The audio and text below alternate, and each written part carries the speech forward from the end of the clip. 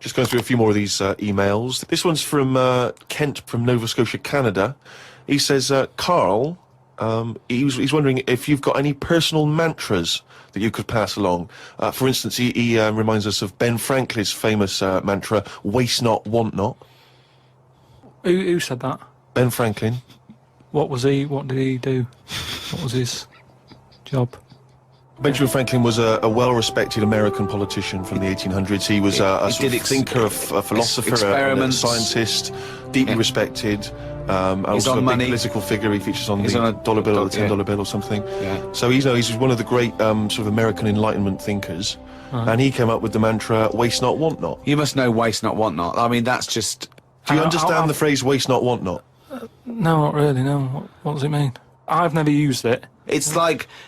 don't throw stuff away because you might need it, and therefore you won't be wanting anything because you didn't throw it away. So he was a bit of a hoarder. If you don't waste food, for instance, then you He's a bit of a hoarder. For God's sake. No, but I'm just saying, you know, he's a man in power. Is that the best thing he ever said? No, I'm sure he came up with many, many profound things. Why is that one he did remembered? experiments in electricity and conducting electricity, all sorts. But that impresses me more, inventing electricity, than someone... He didn't invent electricity. Wait a minute! Don't impress you more than what?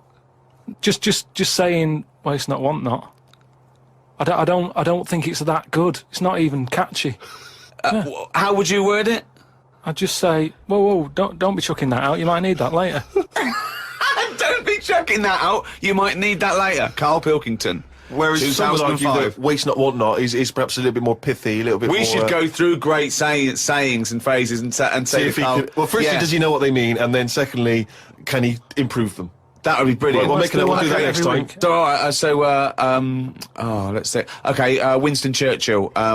Never have so few done so much for so many. What do you think of that? How would you... Do you know what that means?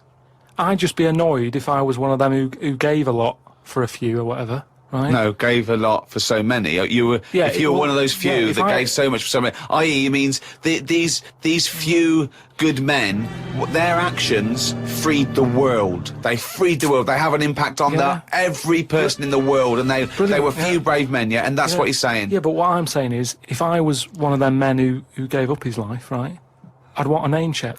I don't want to be bungled in with everyone else who is saying a load of blokes gave it their lives, well done and that, see you later. That's brilliant. Did you just say bungled in?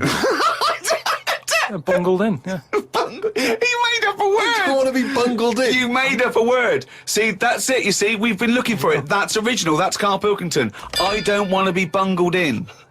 Right, do you know we've chatted about charities before, haven't we? Sure. Yeah. Done a lot of stuff on that, right? Just coming back from Manchester, right? Got off the train, Euston. Yeah. Right? Off the train, walking through the busy bit and stuff. There's this fella stood there, right? Good charity worker. Yeah. Right? Nice looking fella who's got his suit on, a tie and everything, quite respectable and that, right? Look down at his bucket, all money's been put in the bucket and that, right? On the front of the bucket, right? He says collecting for the homeless at Christmas. Now, why can't they do that? What, the homeless? The homeless people. Why is some fella taking his time out, right, his own time where he could be at home? Why? Some of us have got homes to go to. Yeah. Why? Do you know what I mean? What do you think? Just give them the buckets? Well, what are the homeless people doing whilst he's doing that? Is what I'm saying. What have they got on the timetable? Cut out the middleman. Cut out the middleman. What would prevent a homeless person and an entrepreneurial or homeless person just getting a bucket and writing it on there themselves? Could I suggest something? Hunger. Some drug addiction, traumas, often mental illness, just possibly too depressed to get up, put a suit on and go to Euston Station with a nice bucket with some writing on it. And then, right, I was thinking about that, right, and I was walking down the street in London with Suzanne, saw a little homeless, well, I didn't see the homeless bloke, right, I saw a leg, right, sticking out of a doorway, thought, here we go, right, walked past it, right, you're not going to believe this. Go on. Homeless. Yeah. Chinese fella. I've never seen one of them. No, I'm not having a go, right? But have you ever seen... do you know what I mean? That was a shock. I really don't think I have. I think he's got me there. I hate to say it, but I must say I can't remember ever seeing a homeless A Chinese person. Weird, isn't it? I She said, I was at walk past and I said to Suzanne, did you see that? She went, what?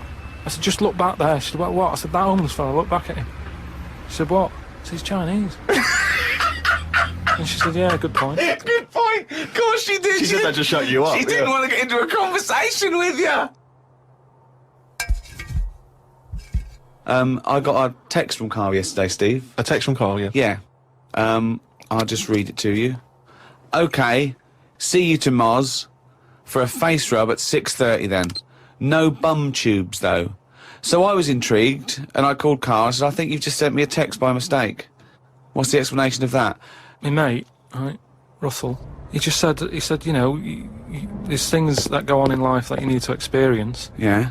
He said, just pop along. And I didn't say yes straight away. What's a face rub? You mean a facial? Where you lay down... You just clean your face with a flannel and that. So you're going to go lie down with another man and have your face Well, no, this is what I was saying to him. There's a couple of questions. I didn't just say yes straight away. I questioned it. I said, well, I'm not that happy with this. So I said, look, there's nothing weird going on here, is there? I said, it's not a house, is it? It's a proper clinic and that.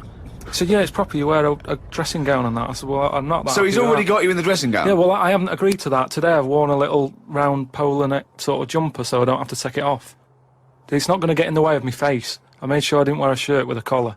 I'm not taking this off. They can put the dressing gown on top of this. Right. I don't know if it's a woman who rubs my head. Don't know if it's a bloke or whatever. Well, the thing is, you get extra, don't you, for your face rub, because your face goes all the way back over the top of your head down to the back of your neck. But all I was, so you've got a big face, haven't you? All I was saying to him is, I'll have the face rub, but I don't know if once you're in there, right, they try and sell you the bum tube thing. What's the bum tube? Is that a euphemism? What are you talking about? The thing where they pop a tube in and put coffee in your belly and it cleans you out and that. An enema? Why would you have that? I don't want it. I don't think Why you not? need to. Just because I think I've said to you before about, you know, you don't need to be that clean inside. You know what I mean? I don't mind washing my face. What occasion do you need where you're that cleaned out? Do you know what I mean? And it's always a clear tube and that, and you see all the stuff whizzing past. I don't understand why it's clear. I don't know why you've got to see what's coming out of you. Like it's, you know, like the generation game, making notes of what's whizzing past. Forget it. I was watching some different TV, saw an amazing documentary. It was called Tribes. This guy, and he goes and lives with different tribes around the world, these small little indigenous people. And there was one, he went to Papua New Guinea in Indonesia, right, Carl? He lived with the Kombai tribe. All right. Now, this Papua New Guinea is an extraordinary place because it is one of the only places left on Earth that hasn't been fully explored. There are parts of it that it's just blank on the map because they've never explored there. They don't know what's there. They don't know what's going on. So, firstly, that must already freak you out. Imagine that, 21st century, they have no idea what's going on down there. But do they need to know if there's nothing going on? Well, they don't know what's going on. There could be stuff going on. No, but there's no chance that they'll go, we haven't been over there, and someone goes and there's like an Arndale centre. Nothing's going to be there, is it? So there's no... Well, no I'll tell you point. what is there, okay? There's these various small tribes. Some of these tribes are still cannibals, eating people from other tribes. Do they know they could move on? Have they got a telly? Or have they seen a telly and gone, I'm not up for that? Or are they saying... It's not the Amish. They haven't chosen But what this. is the difference between the Amish and these people? Well, the Amish are a group of people that choose to live in that way. These people are just essentially untouched by civilization. I mean, they do have interaction with civilization, and people do come there, but they still live in this very, very almost prehistoric way. They did buy a telly, but there was nothing on because there isn't any broadcasters. They couldn't plug it in.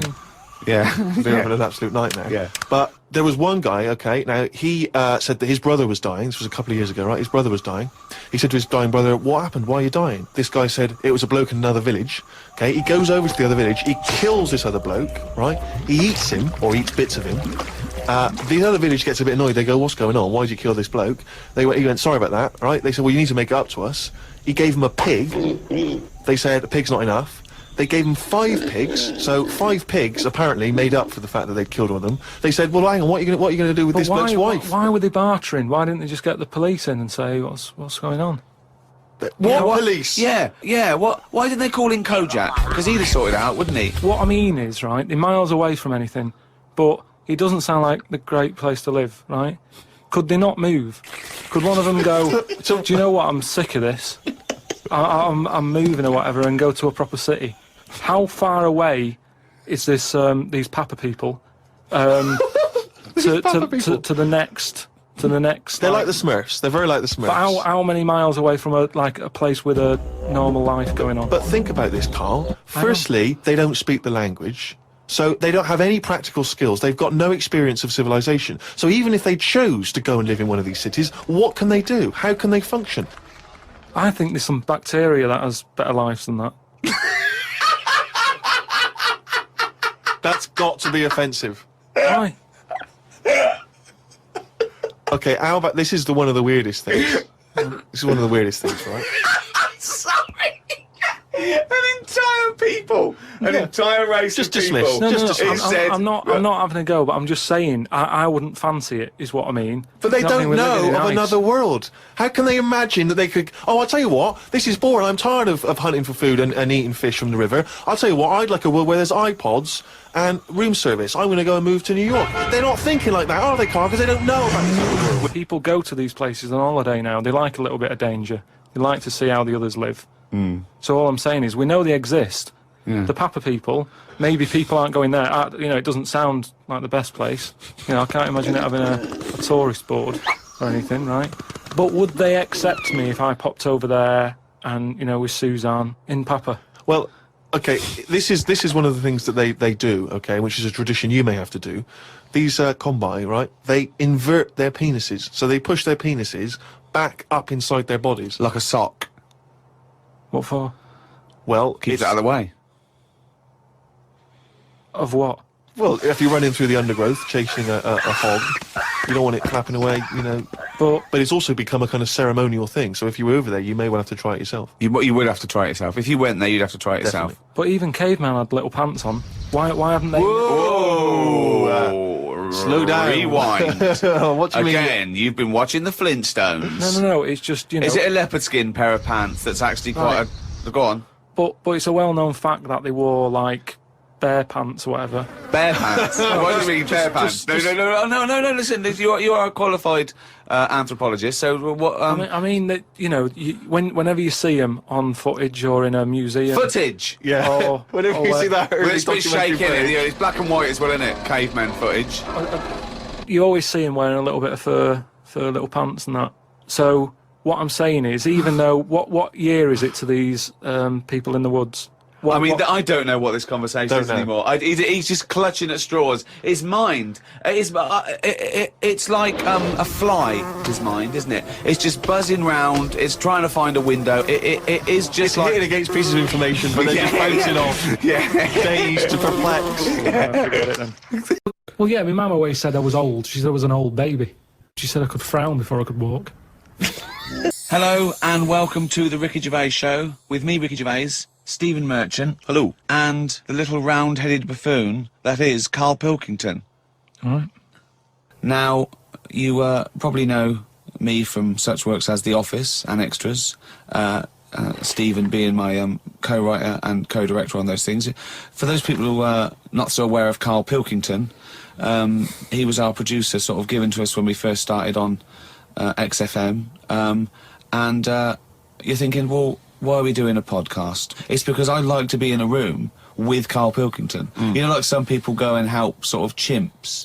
Do they? Yeah. Well, they go to the jungles and things. And help out little sort of endangered Diane species. Fossey or whatever. Exactly. You're very much the Diane Fossey of the Manchester scene. Of the little bald mank world. And Karl Pilkington is an ongoing experiment for me because I've seen him blossom from an idiot into an imbecile. And I want to see it through. Look at the way he's looking at us. Look at that. He's got a perfectly round head. And that's why I'm doing this podcast. Karl, what do you think about all this? It's just, we are living in that sort of era now, aren't we? That you need to be able to listen to stuff on demand when you want it and stuff. I know you're not a fan of the iPod in general, are you? Or any of the MP3 things? You're concerned? I'm warming to it. But this is what's amazing about Karl. Even though he's talking about things like MP3 players, computers, iPods, he sounds like he was found in a glacier and thawed out. Do you know what I mean? And sort of taught to speak. We're a couple of high school guys who found him, and we're trying to ingratiate him in the gang, trying to pass him off as someone from the modern day. But my thing with iPods is, now, do we need them? Do you know what I mean? We're living in that era now where we have invented most of the stuff that we need, and now we're just messing about. They said that in 1900. Someone actually said everything that's to be invented has already been invented. They said that in 1900. And how wrong were they? No, but what came out? At what point? What was invented in that year where they went, right, that's it now? The 20th century. Think what happened in the 20th century. Go on. Well, planes. Yeah, but is that a good thing? Planes and that. Do you need a plane, really? Wouldn't it have been better if we all stuck where we should be instead of travelling about? War. Well, look, war's happening, isn't it? Because everyone's saying, well, now we can fly, we'll go over there. So there were no wars prior to the invention of the aeroplane? Not like there is today. Right. But what I'm saying is, the world's got smaller on it. Everyone's saying that, right? Yeah. You know, the way I was saying to you the other day, you know, we now go to places where we shouldn't go. People go on holiday to places where you've got to have an injection before you go there. Yeah. Forget it then. That's a warning. Don't go there. I'm with you on that. I don't want to enter a country where I have to have an injection to stop me from dying while I'm in that country. Right, I totally agree with you on that. So what happened is, so they invented the plane and it's like, oh, let's go on holiday. And then they go, oh, they die now. Oh, well, you've got to invent something. Let's invent an injection. And then it's like, right, well, what else do we need to go to that place? There's a lot of faffing. So what I'm saying is... Is that a place? A lot of faffing? What I'm saying is, you know, Steve's travelled more than I have. You've been to, like, dangerous places. I've been to places where you need injections, yeah. Yeah, but why? Because it's fascinating, isn't it? You know, do you not believe in that idea of travel broadens the mind? You know, it makes you experience other ways of life, other ways of thinking. It just enriches you as a human being. That's the whole reason people go travelling. Well, since the invention of the telly, you don't have to go that far to see it. You're absolutely right. So there you go then. The telly was the 20th century, wasn't it? Yeah, it's pretty good. So where would you stop then? You'd stop making stuff now? Stop inventing stuff right now? If we're going to invent something, right, forget, like, the traditional way of people having kids, right? The way they, you know, have it away in that. What do you mean? What do you mean? No, you know, like the way that, you know, we have kids and stuff. If it'd be good if what happened was to control it is if man and woman, right, they're born and that, they enjoy their life, they learn a lot, they live to be about 78, I think, by that point. So specific. Yeah, 78, No, yeah. But by 78, I reckon you've sort of got to that point where you go, do you know what, I've done everything I'm going to do. If you haven't bungee jumped by the time you're 78, you're not going to do it. No. You know what I mean? So it's kind of like... Your hips come off. You've done it all now. Yeah. And then you die, right? So, say if everyone had that, they lived to be 78, but then, just as you die, you have a little baby inside you, and as you die, your life carries on. Sorry, how is this happening? Sorry, are you mental? No, but don't you think... I mean, what? I've never heard such drivel. You're saying that, but if Newton said it, you'd go, interesting. That's what annoys me. The point is, Carl, he never would. No, he'd never say it, that's the point. But if you never say it, I don't understand what you're talking about there. How was it? How is there a little baby in a 78-year-old? No, what I'm saying is it's like an apple, where the apple grows and it's got its little baby pips in it, and the apple goes and the seeds are planted and a new one's born. But that's what happens. But that is what reproduction is. Yeah, but I'm saying babies aren't being born left, right and centre. It's controlled so that as someone dies, someone's born. But Carl, stop. Whose responsibility is this? If you don't want to do it, we won't do it. But I'm just supposed to be nature? Has nature got to develop humans so that we act that way? We live that way? Or is this a scientific experiment? He said to you then, he said, look, if you don't want to do it, we don't need to do it. Like, if you were up for it, we'll sort it out. Yeah. We can do that. We'll have a whip round so we can do the research. I just think, at the end of the day, we've got to do something. And is anyone keeping an eye on this and looking at what we can do next to control the population thing? It does my head in that I've got to live in London for work and what have you, and there's loads of people here, and, you know, forget going out on a Saturday night, it's too busy, and you can't move, and they keep... I mean, what annoys me about London is... So your solution is that 78-year-old women have little babies inside them, and as they slip away into death, the little babies... And how is that baby then raised? Who looks after the baby? Because it's a pretty good system, having a baby while you're young enough to look after that baby and make sure it lives to, you know, reproductive age itself. I mean, that system's been working for years. Nature's sort of sorted it out. Natural selection and evolution sort of makes that a good model. But wait a minute, nature. Pop that on hold, because KARL Pilkington's got an idea. Yeah. That's what it was, just an idea. Yeah, well, it was nonsense. But thank you for it. The worst I mean, it was the ramblings of someone you'd find by themselves in a hospital eating flies. This is the sort of thing you find when, if they find maybe a pamphlet or a booklet written by a psychopath. You know, someone, just before they went on a rampage and then turned the gun on themselves, they go through their possessions and they find a book and it's got weird drawings, women with knives in their face, and this kind of garbage. In fact, I saw a similar sort of theory written out on a wall, but it was written in shit. Exactly. Yeah. No, all I'm saying is, I think it's, you know, when people die normally, everyone's fed up about it, aren't they, and a bit down. But if when you pass away, you go, oh, we're going to miss Gladys or whatever, but then there's this new life brought in, it's almost like a bad news, good but news. You're talking about it like someone could pick this idea up and run with it. Like you've given them enough information to do it. How is this possible? Where does she get the baby from? Why does it grow? Why grow it in Gladys's belly? Why not have it in a drawer? But what I'm saying ready to go, just add water. I mean... Who looks after son of Gladys? There is no theory here. There's no... It's the ramblings of a madman. What I'm saying is, though, the body's always changing, innit? From caveman to now, or whatever. In some cases. And they're always finding out more and more. Like I read the other day about how they're saying, do you know, like they say, people have 6 senses. Yeah. There's loads more than that. KARL just had a funny phone call, didn't you? From someone who's telling you all about the little brown, it's called, is it? Little brown, yeah. That's the name of the spider that sits in the bottom of the pool. He said it doesn't hold its breath. It's got an air bubble. I didn't think it did hold its breath, to be honest. And then, as you know, Steve was opening a letter we got, and it's a football song, and it's They Don't Like It Up by the Leatherhead Gimpers. But it's the fact we keep getting sent homemade singles. Wow, that's good, isn't it? Oh, there's another one there. They're both football anthems, though. We don't. Well, do we show any interest in football? Are we? Well, yeah, the World Cup we do, don't we? You're right, Rick. Yeah. I've got a bet on as well. Have you? Chelsea to win 2-1. What today? Yeah. And I've got Chelsea to win 2-1, but Henri to score first. And that's something like 30 to 1 or something. Best of luck. Yeah. Best of luck. Cheers. Brilliant. Right, so spiders. That's the first one we went on, isn't it? So you rude people in supermarkets. Spiders that are either have got enough poison to kill a man or are unnecessarily big. Yeah. Yeah. Go on then. Right. Good. Going well. Right. Next one. Yeah. Stars in Their Eyes. Blimey, it's a popular show. You might alienate a lot of people. Stand it. Why?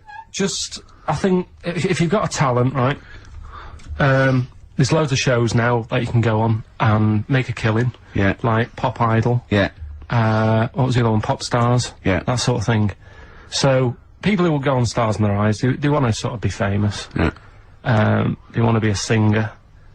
What I don't understand is why go on that show where you do all the hard work, got to do all the graft. Yeah. And yet, even if they win it, you never see him again. The guy who won last year, Chris de Burgh. Ian Moore. Ian Moore. Before last. Brought us now with his own stuff. Yeah, but, alright. How did he sell? That sold well. Exactly. Don't get it. What I like is when, someone doing Edith Piaf, like, wins a heat, and, Matthew goes, well, I don't think you'll be going back to the, cleaning job, will you? Yeah. Yes, you will. Monday. Almost certainly. Monday. She'll be back there Monday. Just, yeah. And just the way, you know, in like the final last week where the guy who was Elvis won, and they're I thought he would though. I thought he was very good. No, he was good. But will we see him again? Do you know what I mean? What is his job? I don't know. He'll be carrying on doing that. There's going to be no change to his life whatsoever. He's very good at what he does, but he's wasting his time on Stars in Their Eyes. So I don't understand exactly what your issue is. You clearly like the show because you watched the final last week. He thinks you agree that people are talented. You think it's a waste of talent to go on Stars in Their Eyes because it's not a vehicle to be famous, whereas something like Pop Idol, Yeah. Pop Stars, even Yeah. Big Brother. Do you know what I mean? Go Yeah. on that. sit in a room all day, have a month off work. Because they're all big stars now, aren't they? No, but what I'm saying is, it's less work to sit in the Big Brother house. Now and again, just sing a song, and people go, oh, isn't he a good singer? You come out after having a month's rest or whatever it is you're having there. Yeah. You come out and there's loads of record companies, like, waiting for you to come out and give you a deal. And what happens then? When you get a deal, when you cut a record, what happens to that record then? Then it's either sells or it doesn't. And actually, what happened to it? It didn't sell. No, none of them did. But what I'm saying is, that is a lot easier to do than all the graft that you have to do on Stars on the Rise and the pressure. What would you rather do? Buy Craig's Christmas record? Yeah. Or, Ian Moore's, classics? Probably Craig, just because the guy on Stars on the Rise really thought he was better than Chris de Burgh. When he was singing, and I think I'm better than Chris de Burgh. No, he was singing, and Chris de Burgh came walking on. Did he cry? And he didn't stop and go, oh, I can't believe it, my big fan. He was sort of carrying on, like, don't interrupt me, I'll have a word with you in a bit.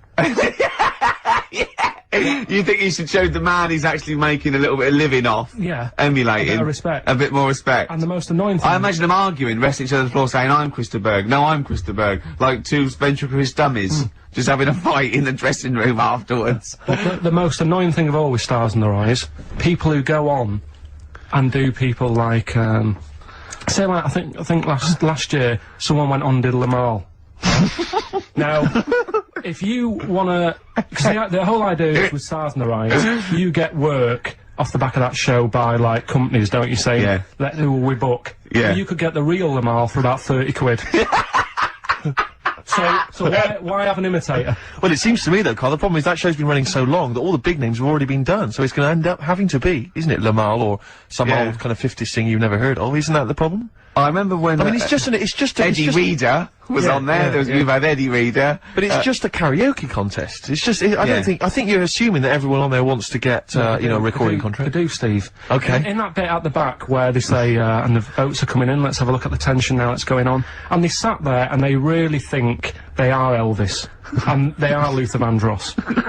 Sat there, and like, if they were all sat there having a laugh... Woke up this morning, looked at your picture just to get me started. Filth. If they were all sat there, sort of thinking, oh god, this is a bit of a laugh, innit? But they're not, you can see that they all really want it. And it's like... So what I'm saying is, who are you putting in room 101? Are you putting in the people who are just there to have a bit of fun? Everyone involved in that show. Including Kelly? Yeah. He's a talented guy. You don't care? No, he's going in as well. He's in there first, and then everyone else, everyone who enters it, the people who go and sit in the audience, everything. But what would you do Saturday night? You love the show, you watch it every week. It was just on when I was getting ready to go out, and there's nothing else on at that time. Sure. And it was the final on Saturday night as well. Yeah, you got to watch the final, you know, live final. Final. Well, who would you do if you went on the show? Moby. I'd probably do... Ooh. It's not that you look like them though, is it? No, you sound like... they wouldn't let me on as Tracy Chapman. I was furious. That's annoying. Because I sound just like her, but they said... No. Bowie. You do Bowie? Yeah. Can I hear your impression? No. Well, come on. No, because you just said if you could go on and what have you, I'm saying that. Well, it's got to be someone you can do. I mean, obviously I'd go on as Will Smith because I can do the rapping. Yeah. I can't do it. I'm not a good singer. I've never really been into singing. I've never done a live singing thing before. Haven't you? No. But if there was a talent show, what did you do? I did Walk Like an Egyptian by the Bangles and I mimed, dressed up as a woman. How old were you? It was when I was still going to school, so it was like... Well, I hope so. 12. And why did you do that? What did you mime to, and why were you dressed as a woman? Where's the logic in this, is what I'm saying, Carl? What sort of act was this? I think I was meant to get hold of some, like, Egyptian outfit. Couldn't. So I looked in my mum's wardrobe, and I had a dress. Dress in a fez, carrying some lizards, that'd do it, wouldn't it? I had some boots and a wig on. And how did you dance? Look, he looks confused! He's suddenly by his own act. He's suddenly confused! The best bit was it was like a proper talent show, do you know where you'd cover it all? Yeah. So I did like the dancing and the miming, and then I also did a bit of magic, right? Where I had like a cloth, right? And I had it over my hand like that, and the crowd were like, oh god, what's he gonna do?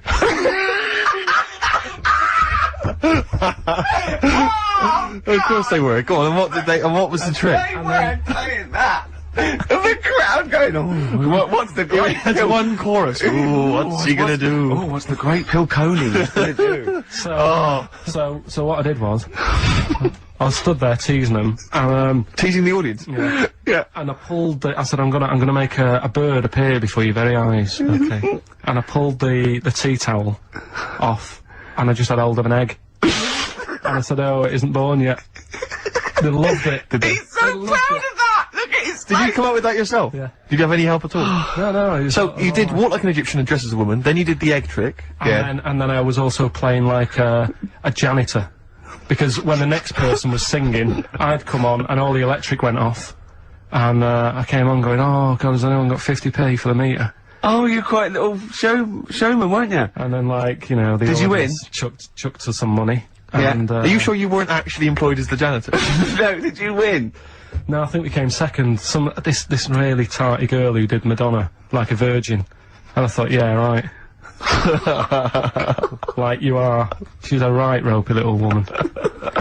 But, So great! Okay, brilliant. so Spy the Stars in our eyes, we better play a track, hadn't we? Now, Carl, I know you're fascinated by the concept of the doppelganger, of seeing someone who looks exactly like you. Yeah. Jake has emailed in, he says, "Carl, if you could spend a day with an exact replica of you, okay, so somehow they've cloned you, Carl, and you've got him for one day, what would you do with this? What would you make him do? What conversation would you have with him? What would you do? Is there anything you could, how would you utilise him for one day?" Well, they'd both say, "I'm not bothered," and that'd be the end of conversation. what would do me head in is, does he think the same way, look the same way, Exactly the dresses? same. Yeah. How would I know which one I was? Because you'd be you. That's amazing. No, no, no. How would I know which That's one I was? incredible. No, because- that is the most stupid thing ever said by a human being. Can we get the Guinness Book of Records on this? Has anyone anywhere in the world said anything more stupid than "how would I know which one was me"? But think about it, this other person's going, "All right, thanks for meeting up and that." And I go, "Hang on a minute. No, you came to me." And then Suzanne would come home and she wouldn't know the difference. And then suddenly you'd start doubting yourself. And you go, "Should I be leaving?" Or, so how do I know if I am that real one, if he knows what I know? But you know who you are because you're experiencing But he'd it. be saying that because he'd say, "Yeah, it is a bit weird, isn't But it, you know Owen, the truth, you idiot. Because How you would I wouldn't- know which one I was? So anyway, But bear in mind, What would you do? You could pass him off as yourself. What would you do? Would you play tricks? Would you, You could be in two places at once. would you do stings? Would you do scams? no, because it would only end up getting me into trouble, won't it? Because people won't believe that there's another one like me. Otherwise, everyone would be saying that when they get caught robbing. They go, "Oh, it wasn't me, it was my doppelganger." It can only... I wouldn't want it, to be honest. It's again, it's a bit of a headache, isn't it? Because he could be going off, going mental, causing all sorts of trouble, and you're going, "Will you pack it in?" And he's going, What are you on about?" But then that wouldn't happen, would it? Because he's being me, so he'd be sat wherever I am anyway. Because he'd want to do what I want to do. So, pointless. But I still wouldn't want it. It's unbelievable. That was a conversation with himself. That was amazing. That was like experiencing what it would have been like if there was two Carls. Yeah, He's having a discussion with himself. We could have left in that time and come back, and he'd be arguing still. What does this mean? Does this mean though that I could just sit at home and not do anything and just send me out on... Yes. And when he's seen something happen, I'm seeing it. No. You're separate people. You're separate people. But then he's not a doppelganger then, Well, is he? you're identical twins then. You found out identical twins and he's got exactly the same input as you. I mean, it's not a real question, is it? It's just a little... Again... But I said to you the other week about twins and that, how I wouldn't like to have a twin. It's alright when you're a kid, but unless you're a Siamese twin, even they don't even look alike, do they? They're just stuck together. You don't go, "Oh, don't they look like each other?" They have different haircuts. They don't carry that thing on, do they? Like normal twins do. Like normal twins, the mums say have the same haircut, wear the same shirt. Siamese twins never look the same. They've just got their arse stuck together. Again, it's a dialogue in his own head. It's unbelievable. Okay, Carl. This is a logical conundrum. To a certain extent, there's a little bit of lateral thinking because, but there is only one right answer. Now, the pressure here isn't to get this right. The pressure is, when I've told you the answer to then understand it. Because when I've explained this to people, I've laid out for them, they still can't quite get the concept. Okay, so, there's 2 doors, Carl. Yeah. One leads to heaven, one leads to hell. Yeah. Okay, they're identical, you can't tell them apart. Okay, 50-50. Right. Obviously you want to go to heaven, I assume. Right, there's 2 guards, identical guards, guarding each door. Okay? Right. The one guarding hell always tells a lie. The one guarding heaven always tells the truth. You have to ask one question to find out which is which, and then go through the door you want. What question do you ask? I've only got one. Yeah. And what, one to both? No, one to either of them. You don't know which one's which, though. So what question do you ask? Why can't I ask, like, both of them one? Because it's because not the rules are you can only ask one. There aren't actually 2 doors labelled heaven and hell, Carl. This is a leap of imagination here. And I've definitely got to answer. I've got to ask them a question. I can't just sort of have a feel of the door to see if there's any heat or anything. They're identical. You stand a few yards away. You cannot tell from the outside of these doors which is which. What question do you ask? I can't look through the keyhole or anything. There's no Get anywhere keyhole. near them. Let's imagine there's a small rope that prevents you from getting anywhere near, rather like outside a nightclub. Yeah. So they stood there. Yeah. They both look the same. They're both smiling. Yeah. But one of them's not really smiling. Really, he's trying to make me make a mistake, isn't he? Well, he's just going to lie when you ask him a question. If you ask him. So what's the point in asking a question? Do I know one of them's going to lie? Yeah. But would they be neighbours like this? Would they be that close? Why? I mean, we're not sure if these 2 guys get on. Okay, it's a logical. Well, I'll tell you the answer. No, I want to see if he can get it. He's almost there. No, he's not almost there. What am I thinking? No, hang on. Right, so you go up and you go. Right, hang on. Well, look. Let's imagine that. Let's imagine Ricky and I are those 2 guys. Okay, right. But we have to. Well, me and Steve will decide which doors we're guarding. Okay. Right. I'm. Look away, Carl. Okay. Right. Then. So we've decided. Okay, one of us is guarding hell and one of us is guarding heaven. Which question are you going to ask and who are you going to ask it to? Right. I'll just say to you, Steve. I'll go. Got some post for God here. That's not a question. That's a statement. Right. You've got some post for God here. But that's not a question. Yeah, but maybe the question's coming. You got some post for God here. Yeah. And it needs to be signed. It's not a question. Still not a question. No, let him finish. Is God in? Because I need him to sign for this post. Is he in? Well, I can answer that as well if you want. Go on. He's in. He's behind my door. Do you want to answer it? Well, yes. Do you want to get him? Just. Well, no, you've only got one question. So you're asking Steve, is God in? What's the answer? Yes. Ask me. Yes. Look, lads, I'm just trying to do a job here. What am I going to do with this? Well, give it to me and I'll give it to God because he's behind my door. Steve? Yeah, give it to me and I'll take it into God because he's behind my door. You're an idiot. Let me tell you the answer. I'm guarding hell, by the way. I'm the devil. Steve's God, okay? So you asked me what Steve would say if you asked him what door he was guarding, and I'm going to lie. I know he'd say heaven because he'd tell the truth, but I'm lying, so I'd say he'd say hell. So the question is, if I was to ask the other one what door he was guarding, what would he say? And whatever the person answers is the door they're guarding. Steve, what door are you looking after? Well, heaven. Yeah. Why should I believe you? Because you don't know. No, that doesn't work. Because you asked me the same, and I'd say heaven as well. Right. So who do I believe? This is where you use your gut feeling, though, isn't it? This is what life's. Well, as opposed to the pure logic that Ricky's just used. I just think because there's a lot of questions in life where you don't know the answer, and you go, "Do you know what? I don't like the look of him." So they're identical. Yeah, but they're still identical twins. You always get a little snidey one.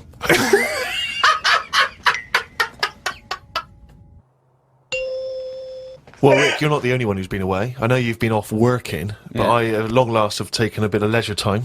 Go on. And you've probably heard of the Rio de Janeiro Carnival. only one of the hottest, events in the world calendar. Yeah. Imagine me down there. Oh, Rio, God. you can imagine, did not know what hit it. Oh, God almighty. Were you like Paul the Party Animal Parker? He would not have been able to keep up if he was with me. God, what did you do? What did you get up to? Oh, let me tell you right now.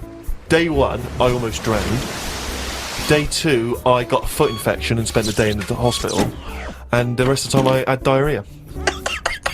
So that was a hell of a time. Carnival. Yeah. I did. I was able to watch some of the carnival on TV, and it looked brilliant. It looked amazing. I didn't actually. It was difficult to make out because the TV wasn't actually in my room. Because in an effort to save money, I wasn't staying in a hotel. I was staying with a bunch of other people in some kind of, like, someone's flat that they let out. And so I had to watch the TV, like, from my window, watching a neighbour's TV. And of course, when they change the channel, often during the juicy bits, I couldn't see anything. And but it looked really good. I'm bunged up at the moment just so I can get through the show. But I've just been on a 12-hour flight, and it is terrifying being on a flight when you know that any moment you could go. Because how the problem is sometimes the toilet's free, and sometimes you got to queue up. And the worst bit is that sort of half an hour just before you land, when they say the toilets are out of bounds now. I'd say I went twice before that in quick succession. The woman sat next to the toilet. She didn't know what was going on, the noises and stuff in there, and because I was really panicky. Oh, Christ. And so of course then on the whole flight, as we're landing, I'm really petrified because I'm thinking I packed a pair of underpants and jeans in the bag in the holdall. Just in case it all went. And I was really, because I hate flying anyway, and I hate landing because it's the most terrifying moment of the journey. Then it really was rumbling, and I was thinking, I got to get out of here. Of course, you know when you're in a hurry, everything makes you angry. The little old lady in front of me who's just hobbling along off the gangplank. Get out of my way! Just really annoying. With your bad hips and your bad legs. Your Zimmer frame. I know you've been through a war, but get out of my way! And just anyone who kind of even passes you, and so I managed to get there just in time. Got into and it all went off. Man alive, it was grim. What's your next one? Okay, number 2. People who don't want to do what the brains would be better at doing. Right, okay, now I'll get around that sentence. Now, tell me again. Brains that don't want to do what their owners are good at. So now it's the brain's fault. Before you said you were going to put people in who don't do what their brain's good at, but now you've changed that. Now you're putting the blame on the brain. Now you want to put in brains who don't want to do what their owners are good at. I like the fact that you own a brain. Okay, now then, I just need a bit more clarification, Rick. Before you ask questions, can you just expand on that point, please, KP? Do you know, like, people decide what they want to do? Right. Don't they, for a living? Mm-hmm. But sometimes they're not good enough. Right. You mean they have a dream and they can't fulfill it because they haven't got the skill or... Yeah, but that doesn't mean they're not good for anything. No. It's just that they haven't unlocked the thing that they're good at. Right. Which is fair enough. You can't always find what's going on. There's a lot going on in the brain. Yeah. There might be something up there that you just never find, which is sad. Right? Right. But you mean you may never discover your full potential because you may never stumble across it. You may never have the means. Yeah. But of course, yeah. I only got into hospital radio because my dad was in hospital, so I found out about this thing and I thought I didn't even know this existed. I want to go. Well, of course. So I mean, there's much bigger issues there that the poor working class people don't get the same opportunities. People in the third world, when you're worrying about whether you're going to live through the next few days, you don't start thinking, I wonder if I can play the cello. Can I refer you back though, Rick? You made an interesting point there, but I fear that's not exactly what KARL was saying. I don't think that his point was quite that profound. Yeah, that's kind of what I meant. Yeah, I don't know. There was something to do with the brain not allowing its owner. Yeah, because that's the bit that annoys me. Fair enough if a brain hasn't decided what it wants to do, because you. What is this? Let him finish. God, this thing about the brain. Shut up. Because being in charge, like the numbskulls. Because it hasn't found its destiny, type thing. A brain but hasn't found its destiny. When someone is good at something, and they know the brain is good at something, but then they don't want to do it, and they want to go off and do something else. Sorry, who's to blame here? The person or the brain? I'm talking like him now. I don't know who are you putting into room 102? What annoys you? A brain that doesn't let its owner know what it's good at, or an owner that won't do what the brain wants to do? I think it's the owner, because say like a bloke who's good at plumbing. Yeah. His brain loves plumbing. His brain loves plumbing. He's sick of plumbing, So he goes off to try and unplumb. No, he's going to do something else. He's going to do something else. He's carpentry. Now they say in this country the problem is we haven't got enough tradesmen. Right. We don't have enough plumbers. Right. There's enough plumbers' brains. I don't know what the fuck that means. Shut up. What are you talking about? Shut up. Let him please finish. Because this is like beds and pillows brains again. have not changed over the years. The brain is exactly the same. But it's the owner of the brain that's in charge. The brain could be going, I want to go for a walk, or I want to go and find something out. But if your body's too lazy to get up and go and see the stuff, the brain isn't going to get what it wants. It doesn't make sense, Carl. Right, you are your this. brain. Okay, you could have a good point if you said this. You could say that everyone's brain has the ability to become a plumber. Yeah. You know, your brain, you know, yeah. But I don't know if it has, you see, because this is the thing. When I was younger, when I first left school, I had 2 jobs I wanted to do. I wanted to be a joiner, right? Or a car mechanic. I had a go at sort of joinery. Couldn't really get my head around it, right? Did work placement at a garage, messed it up, got kicked out. What did you do? Now the thing is, why did you get kicked out? Just because I messed the garage up. What? How did you mess it up?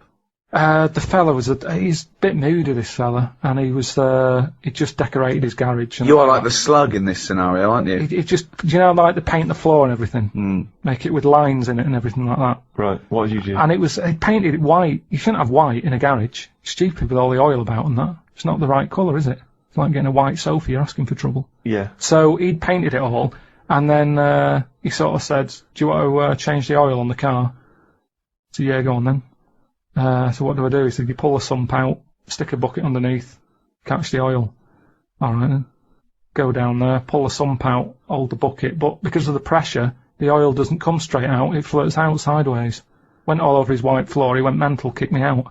Now the thing is, that wasn't really my fault, my brain didn't know. It was showing an interest. No, what? Right, let him finish! Oh God, what does he mean? Shut up, the brain, and my brain. The brain was showing an interest, but at the end of the day, if it hasn't got the knowledge, what can it do? Now, you could say, was that my fault or my brain's fault? No, I'd never say that. People may be in the wrong job. You might not discover what you're really Yeah, but I'm talking at. about, you get people, alright, let's go to the extreme. People with no legs who want to be swimmers. Don't be stupid. Oh God! Oh God! I'm so annoyed. Oh. Is this a big problem? It's madness, isn't it? It's mad that the brain wants to do that so much. The brain's in the wrong body almost. Yeah. Are you with me? No. A plumber who can plumb is annoying when he jacks it in as a living, because there's other brains who can't do plumbing. They don't get their head round it. This means. Look, you must have learned the same stuff at school as me, but a lot of it wasn't interesting to my brain. I wasn't bothered. It wasn't into taking it in. Yet look at me in like editing and all that. I can use all that equipment because my brain's happy with it. Yeah, you found something you're good at. Yeah. Yeah. But why aren't I good at plumbing or joinery or being a mechanic? You're probably not interested in it. I loved it as a kid. People don't do have different brains. People are different. Some people are more higher logic, low emotion. That's what I'm saying. Yeah, but I don't know what you're putting in room 102, because you're saying it's like this brain's wandering around looking for a body, and it goes, oh, I'll choose that body. Hang on, this body doesn't even want to do some plumbing. It's a matter of taste. It's just a matter of taste. It's good to do what you're good at and stop chasing a dream. This is the most complicated thing. You could just put in noisy kids. Like, Ricky, why is this is a brain that... Because someone else would have done noisy kids. There's no point everyone putting in the same thing. But I don't even know what your point is here. For example, what I put in were parents who ignore their kids running riot in a restaurant or on a train. The arrogance of them thinking that, oh, isn't it fun? That there was someone to blame. I was basically putting in bad parenting, or, you know, there was someone, I wasn't going...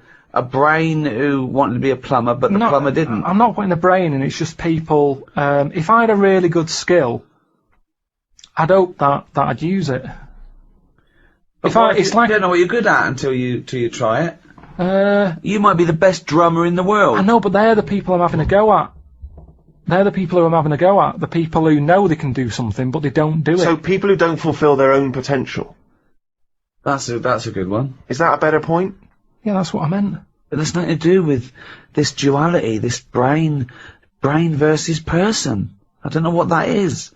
It's a weird thing you've got. A really weird little kink you've got, that you think this brain is another entity that lives in your head, that you own it, and you've got to become the master of it. Like some sort of weird dog. Who am I talking to now, Karl or his brain? We're both listening. Well, I will put in, people who don't fulfill their full potential. Slugs are safe, but people who don't fulfill their full potential, you have got into room 102.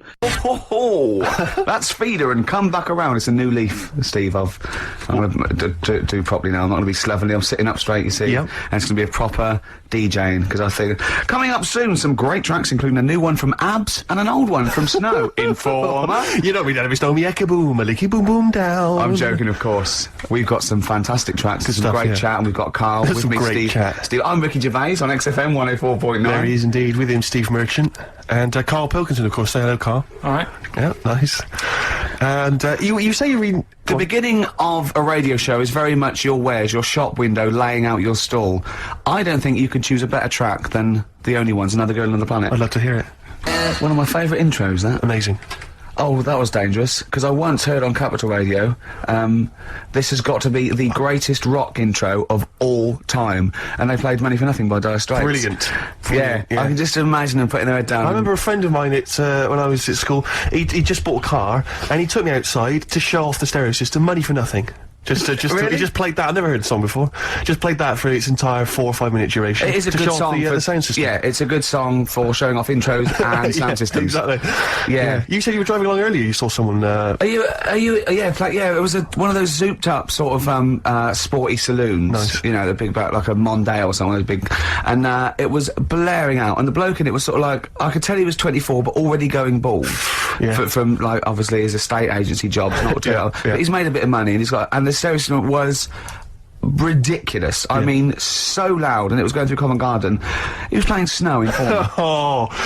Do people remember Informer by Snow? It was a big tune in my I don't know. It's great. Yeah, I always enjoy it. Can I bring that in next week? Can we play Snow next week? Well, you can play a tiny little bit. Tiny little bit of Snow. Yeah. Informer. Do you remember Snow, Karl? Yeah, you loved it. Yeah, big tune. Yeah, loved it. Oh, did you? Big tune from the 90s. Happy song, isn't it? You were saying that you've turned over a new leaf.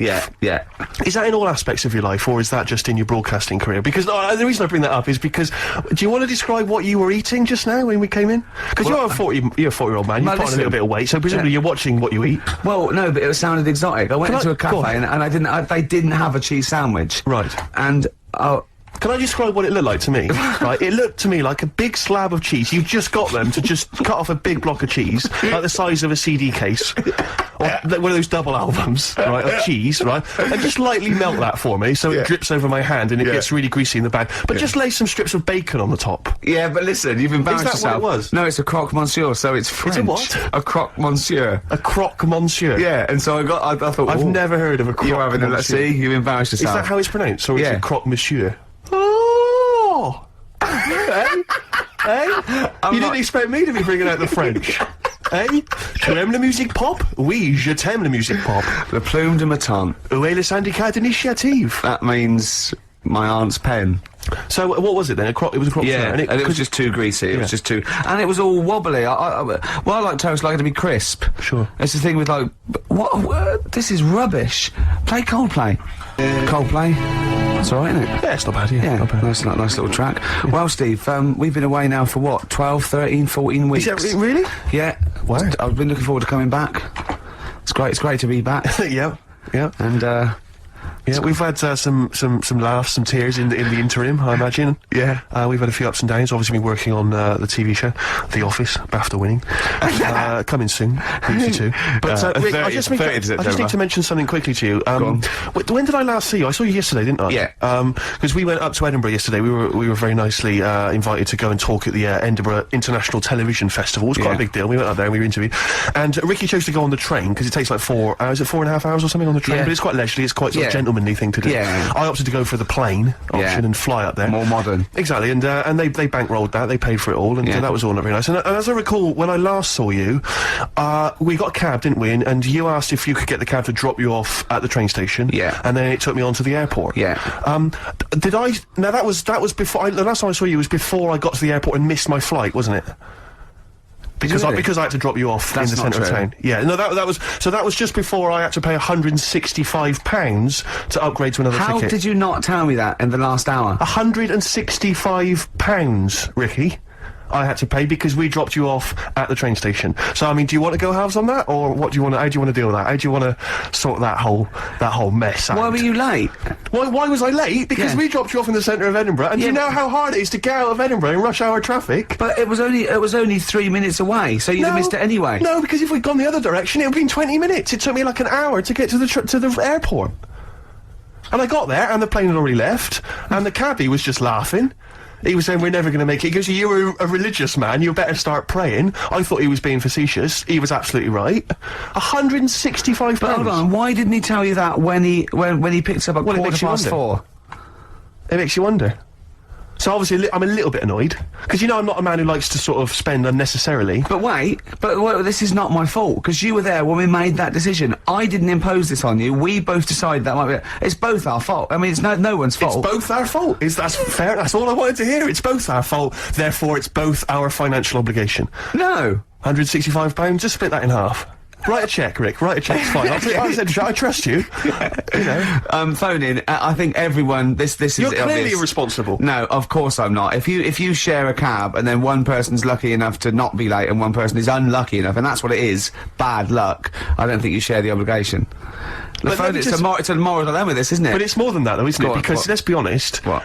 Even if you had known that I was going to get there late, you'd have wanted me to hang around just so you weren't left around waiting for a train on the road. Because you get bored sitting there. So you'd have wanted me to at least got in that cab. I got there way too early. I actually got there I was there about 30 minutes so you made it fine then, that was... Well, exactly, so I mean, I sacrificed me hanging around for half an hour so you could get it at 4:15. And the other thing is this, you were going to get it at 4:15 anyway. Yeah, but I would, if I'd gone the other direction and not dropped you off in the centre, I would have been there in time. Would we? Well, is that true? Well, only God knows. Well, and the cabbie. What I mentioned it to. So... I'll tell you what to cheer you up. I'll tell you what's better than 80 quid. I'll tell you what's better than, shall I? Go on. Music. What, are you paying the whole 165? Listen, look, I brought in a little track here, Bruce Springsteen off the Tunnel Love album, and I know you're a Springsteen fan. I'm a Springsteen fan. We should just qualify this, because a lot of people who listen to XFM obviously a bit edgy about Springsteen. They just think he's this old, kind of ludicrous 80s rocker, the bandana, you know, the flying the flag, which he never really was. No, that was Bon Jovi.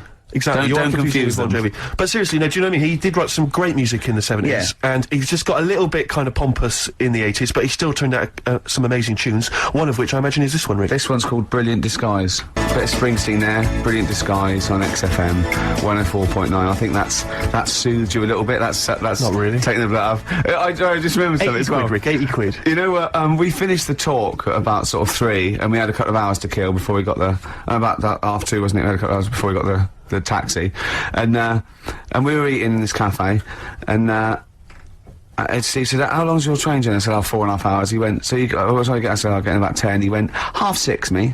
And he's quite smug, and I went, yeah, I said, it was quite a long time. I just started to sort of relaxing over there. He went, yeah, I said, but he said, I think I'm come off better here, because usually you've organised all this stuff. He said, but I think you've chosen wrong here. I said, I think you're right. Yeah. Don't think those words were coming back to haunt me as I was handing over 165 notes. All I was thinking was, Ricky's going to be loving it. In first class, drinking John Smith's and listening to Mercedes Walkman. Yeah, but I handed over my initial card. She said 165 quid then. I went, fine. I handed over the card. It was a Switch card. She said, we don't take Switch. Don't they? I was thinking, what am I going to do then? I don't know what I'm going to do. I don't know where I'm going to get the money from. What did you do in the end then? Well, luckily I had another card. Oh, right. And she managed to accept that one. But I don't know what I'd have done. I don't genuinely don't know what I'd have done. You didn't tell me you had another card. Yeah, I got 2 cards. Have you? Oh, yeah. Yeah, sure. Yeah. And, that is depressing. I was so depressed, because I just kept thinking about what I'd said to you. I've won this time, because normally I'm always, like, legging it for tubes, or I'm just, do you know, where I get stuck in the rain, or and something. I've organised a driver or something. Because when you get me a job, I said, why, it's up to you, it's up to you. You know what I mean? Every man for themselves. But this time it was 4.5 hours, and I was just in that 40 minutes on the plane. There'd have been no problem. Yeah. Unbelievable. I'm so livid. Do you know, I got off because I was not very well either. I'm a bit ill at the moment. I got off the plane, and I thought, well, I could get a cab from the airport all the way back home, but, you know, I've already been stung for 165 quid. Got the tube. Took me forever. Really? I'm not going to lie to you, it took me forever. Also, I got in probably later than you did. Around the 11 o'clock mark. You didn't really? No, it wasn't quite as bad as that. But I was so I'm really depressed, Rick, so I was saying 50 quid has took me right out. I mean, Steve does not like to waste money, and I mean, by that, I mean... I don't like to spend money. No. He had to go out and get a shirt for a photo shoot, like quite an important photo shoot for, I think, the Times, right? Went out, he was buying a shirt, went out, planned it, went short. Came back, $14.99 from Henny's. Henny's, $14.99. He knew where he was aiming, he aimed straight for Henny's, he knew where he can get a bargain. This is a man... But it seems to me that at that kind of price, you can throw them away, Av. You don't even need to wash them, really. You can throw them away using, like, Kleenex. Have you ever thrown one away? No. No. Just scrape off the stains and keep on wearing it, Rick. Remember that time when we went to the casino for my birthday, and I was like 100 quid down, and some people were 100 quid up and 100 quid down. He, after the 3 hours we were there, was down £20, genuinely depressed. I was almost crying. Yeah. Because I don't... Well, it's because it's a mugs game gambling. It really is. Was that where we... Because I went there, it was... there was one time we went there, it was our agent's birthday. That was another time we went there, right? And he was up, and he'd got a win, he was 30 quid up. And so I said, it's your round then. And the round was more than 30 quid. And he couldn't believe it, and he sat down and he went, I can't believe it. He said, and I bought him a present, so I was already down. Yeah. I turned out I was already down because I bought our agent a gift. I didn't see him buy around. And you know that thing where you're buying a round of drinks for people you don't even know? So it's like, what's the story there? Why am I suddenly bankrolling you drinks? It's like, I don't know you people. I'm not going to get any kind of... I'm not going to see you again to sort of reap the benefits at a later point. Because he came in with his most of you are married or engaged, so I'm not even going to pull from it. It's a waste of time. It was just pure generosity. It was something like from Swingers, because he came into the cocktail bar holding 3 chips up worth £10 each and went, hello, like that. Yeah, I was £30 up. That's a lot of money, Rick. You know, Carl, you know that. 30 quid. You don't want to sniff at that. Oh, what songs should we play? We've got lots of songs in. It's hard. Bit of Incubus. Rick, you'll be pleased to know we've already had some responses, and Simon and Mark have already emailed us in this link to something that was on the BBC News website. I don't know if you're familiar with this, but it's a remarkable story. Lion mutilates 42 midgets in Cambodian ring fight. That's just the headline. That's a hell of a headline. That makes me want to know more about the story. Well, that's what a headline should do. Spectators cheered as entire Cambodian midget fighting league squared off against African lion.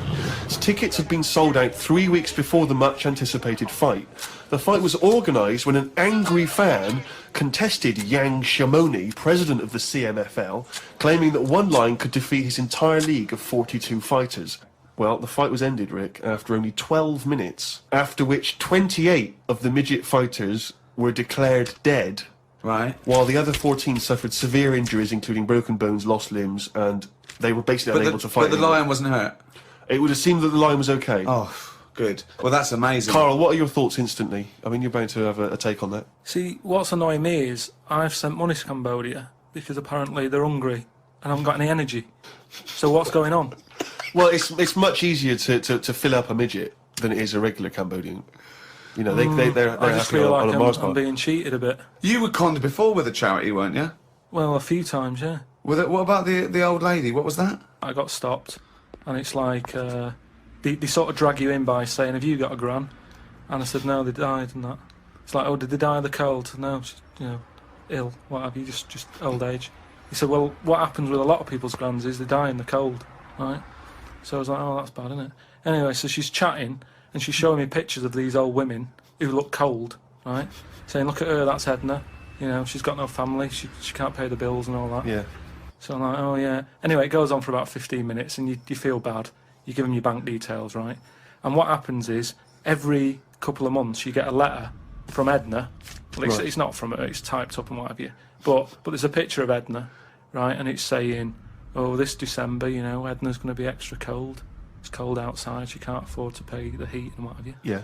Keep going, right? So you keep paying every month like £5, whatever. Get another letter a few months later, right?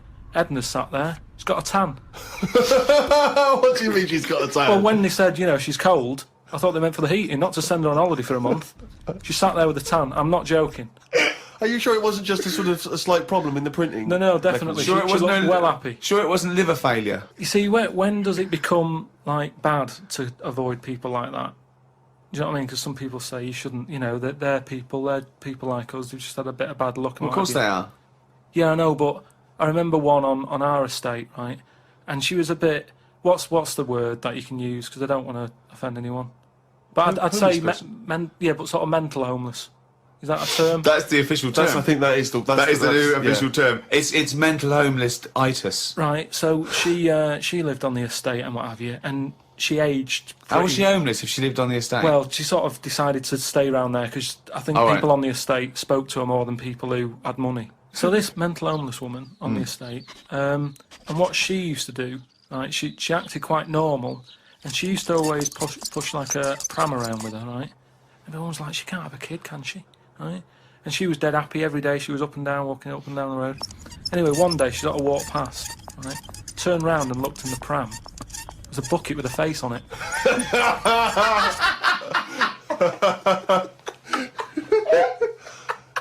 Rick, we've had an email here from a bloke. I think you're going to respect him, because I think you can tell straight away from his name that he's the kind of guy you'd want to hang out with. Go on. I know how much you love fun people. Yeah.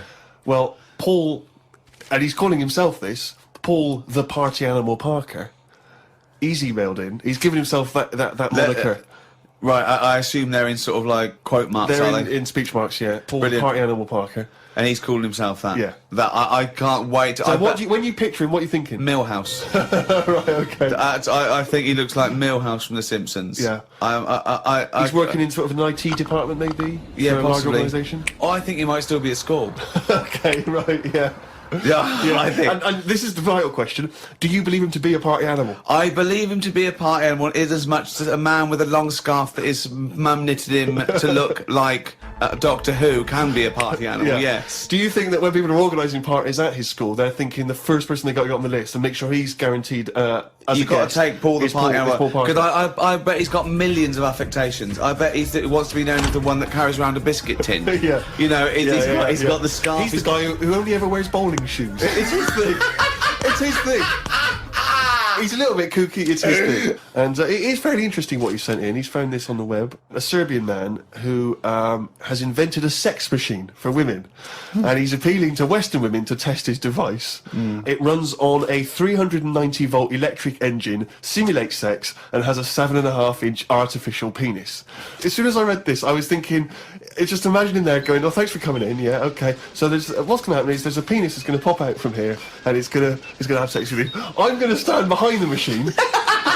I've got to stand behind here. There's a lot of dials and stuff. I don't want to bore you with. Well, why do you have to stand behind it? Just I can't. It's technical stuff. But I got to be behind the machine. But there's no penis on the robot at the moment. It's just a hole. No, don't worry. What will happen is I'll switch the machine on. I'll go behind, and then a penis will appear. Will it be like a metal-looking penis? It will be a robotic penis, but it will seem like it's a regular fleshy human penis. So you've made this sort of like robotic penis look really realistic. It's really realistic. You will not be able to tell the difference between, say, the robot one and mine, for instance. Okay, well, I don't want to see yours. No, there's absolutely not. Because I've not come around here to have sex with a person. I know, you've come around to test the machine. Yeah, and that is exactly what you're going to get. Okay, like a piece of mechanical action. To a lot of people, sex is important, isn't it? You know what I mean? Not to you? Well, it serves a purpose. but what purpose? No. Because you don't want to have kids, so what purpose? Just you know, something to do in the evening. something to do, innit? When the telly's broke. But for years, like they've found stuff, haven't they? Machines from like Roman times that similar to that setup. No machines in Roman times. Like that though, the old sort of knob on a stick machine thing. The old Roman knob on a stick. I'm sorry, but I watch Aqueduct. Time Team every week, and Tony Robinson has never done an old knob on a stick machine. I just think of Julius Caesar sitting down and go, okay, aqueduct, we love that. Thanks for that. Straight roads, good idea. We can see the enemy coming. What have we got there? Well, I'm glad you've asked. Ploncticus. What have we got there? Wanklicus. What I've got here is a Yodi knob. And I've put that on the end of a stick. Oh, stickus phallus. Okay, well done, Wanklicus. No. Well done. You are my new right-hand man, as they say. No, excellent. But they do stuff like that. You've been in the London Museum and that, and they've got sort of sex stuff from years ago. They've got like these metal pants that they used to wear. I don't know what that is. Metal pants. Yeah, sort of. Is metal. that a chastity belt? You mean? They used to make women wear them so that they could. No, but they had them for blokes as well, though. Metal pants for blokes. Yeah, Why?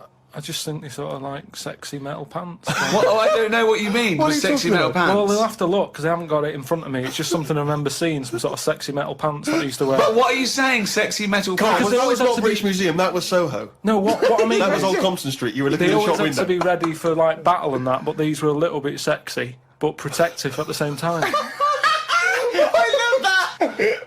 So, Lancelot, are you ready to face the Black Knight? Yeah, what do you think of these? Huh? I just want to look good on the battlefield. Will there be women watching, cheering us on? Well, you're not going to fight like that, are you? What about your I'm going to wear nothing except these sexy metal pants. But what about your chest is exposed? No, well, it's a good chest. I've been working out. Yeah, I know. But what I mean is, you want metal all over. I've actually been lifting up the round table every week. I just work out, do that about 4 times a day. But that machine, right? Why did it have to be a woman, or could they have got a little gay fella in? I don't know. Let me just check. It doesn't actually specify the small print here. I love that. Why do you want to see a little gay fella be... I don't want to see it. I'm just saying they're sort of more... Karl, why do you want... I don't want to see it. Why do you want to watch a gay man get buggered by a robot? I wasn't the one typing in gay machines on the internet, finding stuff out about them. It's not a Steve gay was. machine. You just made it into a gay machine. Yeah, he wanted to pleasure women with this machine. You're saying, can I see a little gay fella get a robotic cock up his arse? You're the one requesting that, Karl I don't want Pilkington. that. I'm just saying that. You're the one that wants to see gay men with metal stuff up their anus. No, what I'm saying is they're more up for a bit more experimentation than... What are you saying? Why is that the case? Why? Why'd you say that? No, they're just, you know, butt plugs and that. I mean, what I'm saying is... What, you can't just say butt plugs and that. I'm just saying that I reckon they'd be up for it. What do you know about saying. butt plugs? I don't know anything about them. I just remember seeing an advert for some once in a sex shop. What are you doing? No, I wasn't. I was just walking past. I was walking past the sex shop and that. And Your eyes sort of looking. Why were you walking past a sex shop? Just because I was on the way to work and that, and I passed one, and there was a little sort of one. It was open early, which I never understood. Right, it was about 8 o'clock in the morning. Right, and Who's rushing out for butt plugs that early in the who morning, needs them now? Right, but I must get a bagel and some poppers on the way to work. But I walked past it, and it had like a little post-it note or postcard type thing, and it was like, pop in now, buy an item, chuck in some free butt plugs. And I didn't know what they for. I'd never heard of them before. But all I'm saying is I've since found out what they do with them. What and do if they they do that with them, then give them a go on that.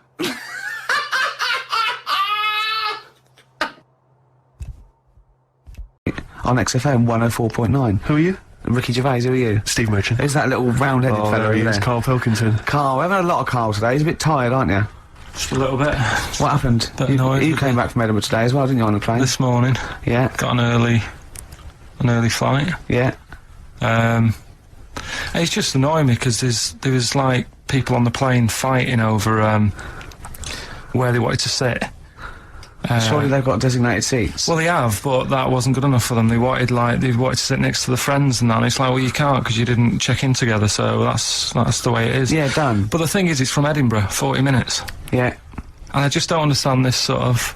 You can stand for that long, can't you? Well, why do you have to sit next to the person anyway, to be honest? I mean, fair enough, if you're going on a long flight, someone to talk to, but for 40 minutes, it really doesn't matter. I never want anyone to talk to. I don't want anyone sitting next to me to talk to me. Why? What are they there for? What? I don't mean people I go with. I mean if I'm travelling alone and I sit next to someone, I don't want them to talk to me. Yeah, but... I don't really know... If I was travelling with you, I'd really not want you to talk to me. Not if you're going to talk like this. Yeah, this... Karl, you sound like you're suicidal, mate. It was just a couple of people arguing. It's over, man. Yeah. The plane journey's finished. Why is it still stewing you up? He paid 160 quid and he's not whinging. He doesn't care. 165 quid. Let's get it right. If we're going to bring it up, if we're going to mention it... And it's like Waterford looks back to him. He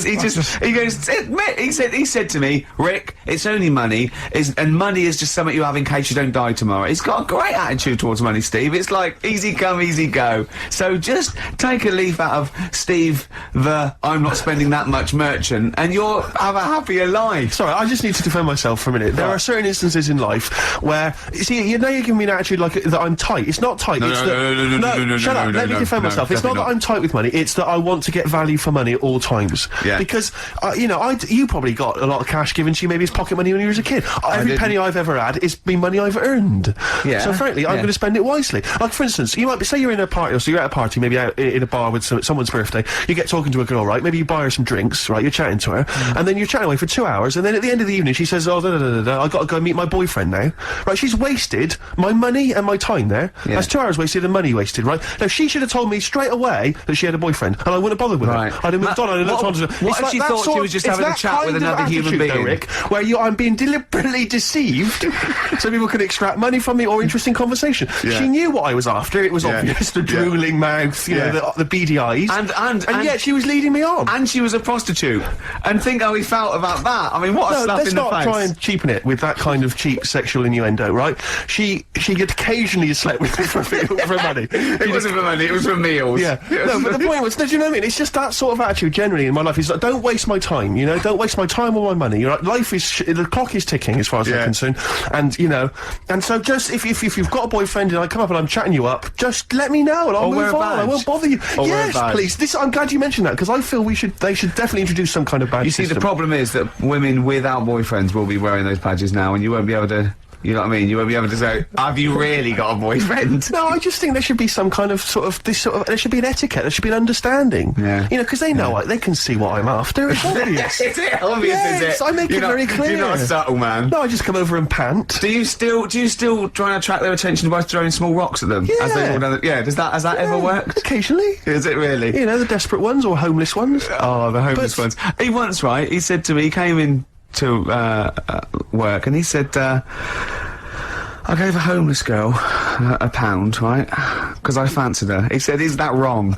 Is that really bad of me? I don't think it is, you see. I don't think it is, because it seems to me if she was an attractive homeless girl and she deserves some of my money. I just imagine him slowing down. I imagine him like going past loads of tramps going, get out of it, get a job. And she goes, hello. But I have to say, I did for a moment just pause and think to myself whether I could kind of scoop her up in my arms, take her back to my place, and kind of turn her life around like My Fair Lady. Oh, yeah, you know what I mean? And kind of teach her to speak properly and dress her up in smart clothes and take her out into sort of society. Yeah. I think that's where your first mistake was. She said, listen, love, I'm up for it if I can hose you down. That was where you went wrong.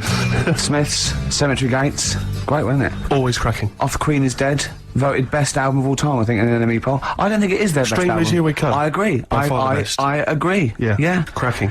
Anyway, Carl, so people are arguing on the flight. How did you enjoy Edinburgh, by the way, anyway? Because I saw you up there briefly with you and Nick Frost, your new mates, Nick Frost and Simon Pegg. You know, he prefers them to us now. I know, apparently, I could tell that from just talking to him earlier. It was just, the way he was sort of looking at them, everything, he was just smiling at Nick Frost. It's his new best chum. You love Nick Frost, don't you? Would you have preferred it, right, if I went to Edinburgh and had to sit with some people that I really didn't like? Would you have been happier for me? No, do you know, but so I had a great time with Simon and Nick, and they're nice people. But he kept going to, oi, Nick, tell Ricky that story. And Nick and Simon, all it was, right, and their ghost stories, he loves them because they believe in ghosts. Oh. It's not just that. Great blokes with a great sense of humour, just because they believe in ghosts. You go and tell him that, he goes, how do you explain that? I was going, well, I wasn't there. What was that one you told me and it was completely wrong? About the... It was, oh yeah, right, it's years ago. Oh yeah. In olden days. Oh sure. When ghosts roamed the earth. Once upon a time, you mean? Yeah. Some doctor or something who was into, like, the way bodies work. They got their head cut off. Who did? The doctor? Yeah, he was doing a bit of an experiment. And he cut his own head off? Yeah. Okay. And it was about, so when my head's in the basket, I'm gonna blink my eyes. Right.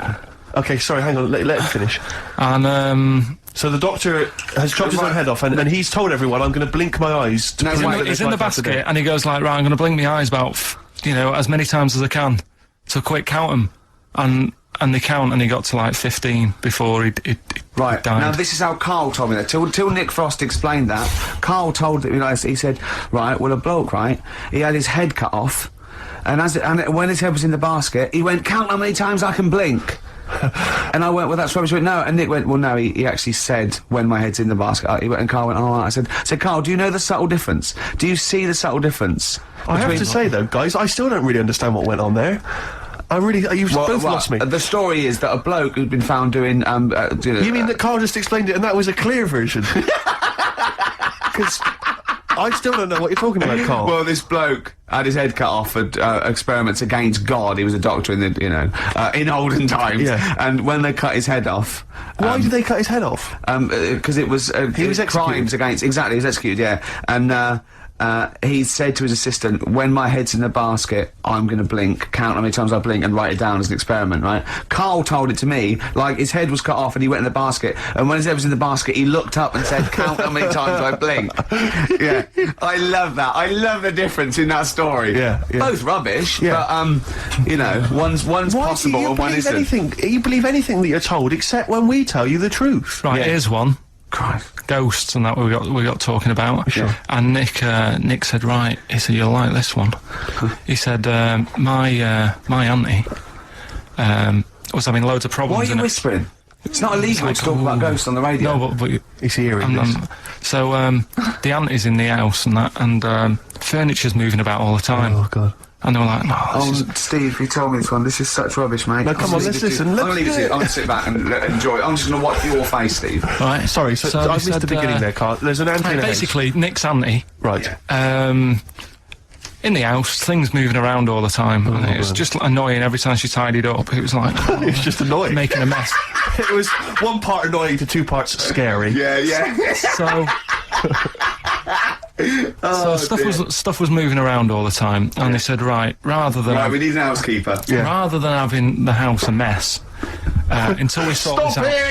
I've got the vicar coming round. Stop moving stuff around. Oh, yeah, go on. They said that shouldn't be in the pants drawer. Let's put all the furniture in one room, right? So just have one room that's a mess, and have all the others empty. Because I love the poltergeist can't really... it can move wardrobes around, but it can't open a door to put it in another room. Yeah. Poltergeist going, oh, I'm just making this room messy. I wish someone would open the door so I could... Go on. Yeah, but... So all this stuff's in this room. So they moved all their furniture into one room? They put, like, the drawers in there and everything, and it was really uncomfortable, because they were all, like, on top of each other. They sat in the room with all the stuff? Yeah, they had to, because that's where the three-piece suite was. Okay. Oh God! Right. All right. Oh God! So they sat there, like, all crumpled up and that, but nothing can move because it's so tight. I think things were trying to move. Yeah, but everything was so tight. It's they just foxed that poltergeist. So anyway, one night they sat there, like, sort of a bit awkward watching the telly and that, and you hear some banging. Yeah. In the next room. So she goes, oh God, what's that? Oh, he hadn't moved in, had he, the ghost? So to some of the empty rooms. So there's this He's moved some friends and family in. There's this banging about going on. No, so she gets up, right? Yeah. And what it is, they had the baby in the next room because there wasn't much room for the cot. Right, so they left the baby with the ghost. So they go into the room where the baby is, and the banging. Yeah. Is like, do you know those plastic balls you get that you can chuck around the room and, like, they go mental? Right. The ones that you chuck once and they keep bouncing for ages. Yeah. That was bouncing around the room. Wow, what, the baby had thrown it? Hitting all the walls, and the baby was there, stood in the cot, sort of laughing. Right. And looking at the ball, and wherever it looked, the ball went. Yeah. And then she said, stop doing that. Yeah. And the ball just stopped. Did it? And it rolled a bit and stopped. Right. So the baby had thrown the ball and it was watching it as it bounced around the room? It wasn't throwing it, it was in control of it. No, the point is, Steve, the baby has been doing it. It's been the baby all along. The baby had been messing with the furniture. It was the baby that had the power. Yeah, it's the baby that had the power. Special baby. It's the baby that had the power. It's the baby that had the power. The power of telekinesis. Right. They were then trying to convince me that telekinesis was not like all the other stuff that I didn't believe in, but that was a science. Right. Telekinesis was possible. Yes. Yeah. It's not like ghosts and demons and all that sort of. Telekinesis is different. Yeah. That's science. But Nick's auntie saw it, and I love the fact that you're telling me that someone else's auntie saw it. So I should be satisfied with that. Yeah. I should be satisfied with that. I mean... No. So does she still live in one room with all her possessions? No, I think... The baby grew out of it, apparently. It grew The baby grew out of it. So it doesn't use its telekinesis powers anymore? Well, no, it's like in Carrie, innit? She was upset for a bit, and then she got over it. Okay, I'm just going to say one thing, Carl. That was a film. Do you want to play a record, or...? What do you make of the, this big problem in the church not wanting, gay people to be priests? Does that concern you? No. No? It's a problem if you're gay, and it's a problem if you go to church and you don't like gays, but I don't go to church. and I'm not gay. There's certain problems that just go over your head. If you were gay, Carl, what would you do? Well, I do what all gays do, I suppose. What's that? Whatever it is they do. I'm just saying. Well, you don't just say what if you didn't. Well, I'm not gay, so I don't know. So, getting gay marriage. Would you ever go through with that? What if I was gay? Well, it's hard to answer, isn't it? How can I answer it if I'm not gay? I don't know what I'd do. Well, no, I might not okay. look like this. I'd look totally different if I was gay. Why? Even though it's me mum's what's it and me dad's cheers or whatever, I'd look different because gays do. You make more of an effort. Look at me. I won't survive as a gay man. Maybe that's why I'm not one. Right, Carl. I'm going to give you a scenario though. Okay, I'm going to test. Would you rather? So you're not gay. Okay, this is the real you, right? Someone put a gun to your head and goes, right, okay, Carl, you've either got to marry a little gay fella. There's a little fella here. He loves you. He's liked you for a long time. He goes, hello, Carl. You go, all right, mate. He's a lovely bloke. I think he lives in Brighton. I think he's in advertising. Oh, yeah. Yeah, he's got a sports car. He's smart. He looks lovely. Pink shirt, white suit. He's great. He's very popular. Got tints. It always looks good. Right, lovely tan. He's about 38. What's his name? His name is Graham. Oh. Yeah. What's expecting that? Yeah, and he goes, hello, Carl. And you go, all right, Graham. And someone suddenly bursts in and goes, right, you've either got to marry Graham. He puts a gun to your head. He goes, right, you've either got to marry Graham, okay? You've got to tell all your family. Well, I'm not going to marry him, am I? What? Whoa, you know the choices. Well, I know one of the choices, and I'm not happy with that choice, so you go with whatever else. Well, no. So what's the other option, Rick? Well, okay. So you marry Graham and I won't be marrying Graham. You do all the things in the bedroom. Why's that happening? Well, you're married now. You're married now and he wants to consummate the marriage. He loves Even you. under marriage, you can't do that, can you? You can say, hang on a minute. Well, no. I don't know why you've married Graham. No, but you want him to be happy. You want him to be happy. He's giving you a lovely house. Yeah, but I'd say, Graham, hang on a minute. You know the score. I'm not into this. No, I went he along doesn't with it know. because you didn't want a bullet in your head. No. Now, if you love me, will you stop doing that? Stop doing what? What you doing in the bedroom? Well, no, just, you have a lovely life. You do your own thing. You do this, right? Podcast, do your little books and that. Little, and Graham goes off, he does his, and he comes back, he goes, oh, I've had a day. You go, what's the matter, Graham? And you just sort of massage him, he's just like, you go, oh. I'll go with the other option. Well, wait, Carl! So you're going, oh, God, he used to have made you some pork chop. He goes, oh, you're a darling, right? It wouldn't work, though, because you're putting two people together who don't want to be together. Well, Graham wants to be with you. Yeah, Graham loves you. Relationship's two-way, innit? And I mean, this is a made-up man, and I know I don't like him. That's just homophobic. No, it's not. He's annoying me. Why? He's a lovely Why is he annoying you? Just the way he looks after his body. I'm not saying he's tanning it, he's having a massage. I wouldn't be doing all that, so it wouldn't last. The relationship wouldn't work. He's talking to you, get on well. No, it doesn't work. Opposites attract, okay? Not to that point, it doesn't. He's good to you. He's really, he's oh God, he's faithful. He's got a good job. He's got a really good job. You get invited to really nice parties. It's just him. I don't like him. Well, that's a shame. He absolutely loves you. That happens, doesn't it? It happens that. I remember being at school with a girl who really liked me, and I was like, it's not going to happen, Sharon. No, didn't happen. The first. And that's Sharon, not Graham. So the chances of me letting this Graham move in. Well, you've moved in with him, right? He's got a lovely, bigger, got a 6-bedroom house. Of course he is. And, you move in with him, right? For first day you go, oh, I'm not happy with this, because you're thinking, oh my God, oh God. First day in marriage, what's it going to go? He goes off, he gives you a peck on the head. What's the option? Well, what's the other choice? Well, you don't know! Yeah, okay. So he comes home, he goes, oh, he's bought you a lovely little ankle bracelet. Oh, that's sweet of him. With Carl. Carl love. Graham, I need a word. I go, what is it? What's up, love?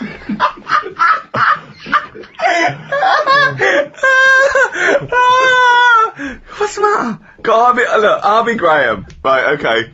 I'll be Graham. What's the matter? You look tense. This is all, we're living a lie here. Well, yeah, but it's just the alternative is so much worse. What's the alternative? Well, what is the alternative, Rick? I think we're all waiting for that. Well, marry a chimp. Marry a chimp? Yeah.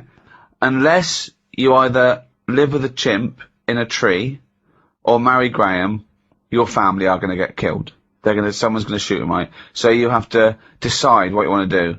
Do you want to go and live in a tree with a chimp and eat nothing but bananas and just live the chimp world? Okay. Yeah.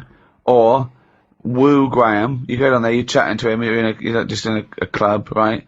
You're there. But who's watching that I'm staying with Whoever Graham this all the evil time? person is right. Yeah. Well, hang But on, where's he watching from? The evil person's going right. He goes to that club Saturday nights. Don't bother going before midnight. He won't be there, right? So you get there, you walk in there. It's 1 a.m. and he goes, "That's him over there in the pink shirt dancing." Okay, Right, he wouldn't like me. he would. You go no. You go. Well, this is it. You've got to win him over. Look at you. Look at your lovely shaved head, hairy arms. Oh my God. I mean, you are more suited to the chimp, but now you'll go down a storm, right? You go down there. You've got a little vest on. Leather trousers. What would you say to Graham? You've got to go over. You've got a bought another pair of trousers and you've cut out the back.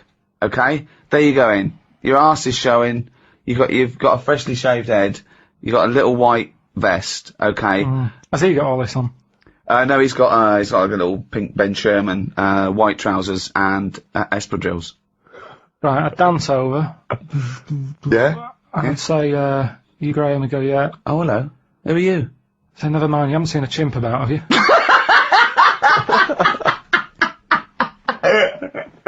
Hello, welcome to episode 2 of the Ricky Gervais Show with me, Ricky Gervais, Stephen Merchant. Hello there. And Carl Pilkington. Right. Oh, yeah, I just feel bad about Graham. I feel sorry for Graham. Don't feel sorry for Well, Graham. he was a nice guy, and he He was so badly treated. took you into his home. He was going to give you everything, and you just didn't appreciate, and was saving your family's life. And you just... Yeah, but I went for the other option. There's no point. All I'd be doing is letting Graham down. And as much as I didn't like him, I don't want to ruin his life. I don't know why you didn't like him. He was just not my type. He's a lovely guy. He wasn't a lovely guy. You didn't give Why him wasn't he a enough lovely time. guy? Just his ways, you know. I mean, you bond with some people, you don't with others. It had nothing to do with him. You barely even had a being conversation with him. Yeah, but you click straight away with people, don't you? You know when you meet someone, you go, yeah, they're all right. It wasn't going to work. If I was to go out with a gay man, Graham wouldn't be the one. Who would be? Who would be? Just someone who wasn't as in your face as him. Well, which Just celebrity? someone, What do you mean in your face? What? just sort of, you know, just the way he was straight away. I wouldn't go to a club to meet someone like that. I wouldn't. Because I don't like doing that as a straight man. So just because I'm gay, I don't suddenly get into house Well, music. if you were going to be gay, what gay man would you want to marry? Probably someone who you don't know is gay. I don't know what that means. Someone who's just quiet about it, just get on with it. So if you were gay, you'd like a sort of straight man. No, because that's not going to work either, is it? That was my situation with Graham. But how do you know if how would you if you were gay? Why would you approach someone who didn't know was gay? Well, so if you're gay, the only gay life you can do is go into a club where it's a racket at 4 in the morning and meeting someone. No, Right then, so that's what but I'm saying. who would be your ideal partner if you were gay? Who would you like? It'll be someone who I don't know is gay, innit? I don't know what that means. What do you mean it was someone you don't know? Because is gay? I wouldn't go out with someone who's really like, oh, hello, and all that, with the shirt open, the Why tie. not? Because that's the equivalent of going out with a woman who's got knickers up her arse, and, you know, it's the equivalent. It's the in-your-face woman and the in-your-face man. I don't want any of you. Well, who do you want? Well, who was your Someone sort of normal. guy? Okay, well, just say what your sort of guy is then. Do you want him to be sort of like a man's man, sort of goes, you know, slap, he sort of like, when you go, do something, you go, you dopey idiot, and he just sort of gives you, No, I don't want that. no, you want someone to go, oh, what's the matter with you? Do you want yourself you better? see, it's that- Well, what do you want? What do you mean, I'm asking you what you want. Petal. I don't Yeah, want what do you any of want that. in a man? I'm asking you what The you want. ones who are just normal, who just talk, they'll go, alright, Carl, how's it going? Yeah, I'm alright, mate, yeah, I'm good. Right? What are we doing tonight? Watching Die Hard, if you want. Go straight to bed after that? Yeah. Oh, now he's straight in bed. I love the fact he went from like not being sure to just like getting a man. But not great. It wouldn't be 4 in the morning. I'd be living my life as I am now, Right. but I'd be a gay man. Yeah. Okay. So Because I'm me, aren't I? So that's Yeah. not going to change. No. Why would it? No. So I'm just trying to. Carl, all we're trying to establish what sort of guy you go for. Okay, we've settled that. If sorry about that. If any people feel sorry for Graham, sorry about that. But that's settled. Now, this will scare you. Now, Carl, you will be a little bit unnerved about this. Have you seen the film Jurassic Park? Yeah. You know what happened there? Well, according to the Sun here, it says scientists are planning to clone mammoths for a theme park. Look at his face. Look at that. He looks like a dog caught in the headlights of a car. He's terrified. I love Carl. He sprung to attention Carl. there. Is that the best news you could have? Man moths.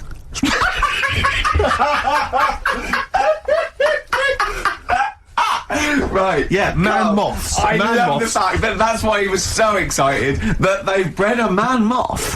What is this? Yeah, it's a human being that hides in your wardrobe and eats the entire jacket in a day. Yeah. What do you mean, man moths? Mammoths. Mammoth, the big hairy cow remember from the mammoth? Ice Age. I mean, elephant. You're not so excited about that, then? You can take or leave bringing back mammoths to life, but a man moth... A man moth is a different matter. Oh, if we'd have never brought that up, he'd have gone and told someone now. Yeah. You know, they've bred an half man, half moth. This is what we That's how mean. things start. This is what we mean when you hear don't- these Are ghost you stories. slightly deaf? Is that it? When you hear these stories, you're slightly deaf. And his head was in the basket, and he went, "Count how many times I blink." Is it? Carl, is English your first language?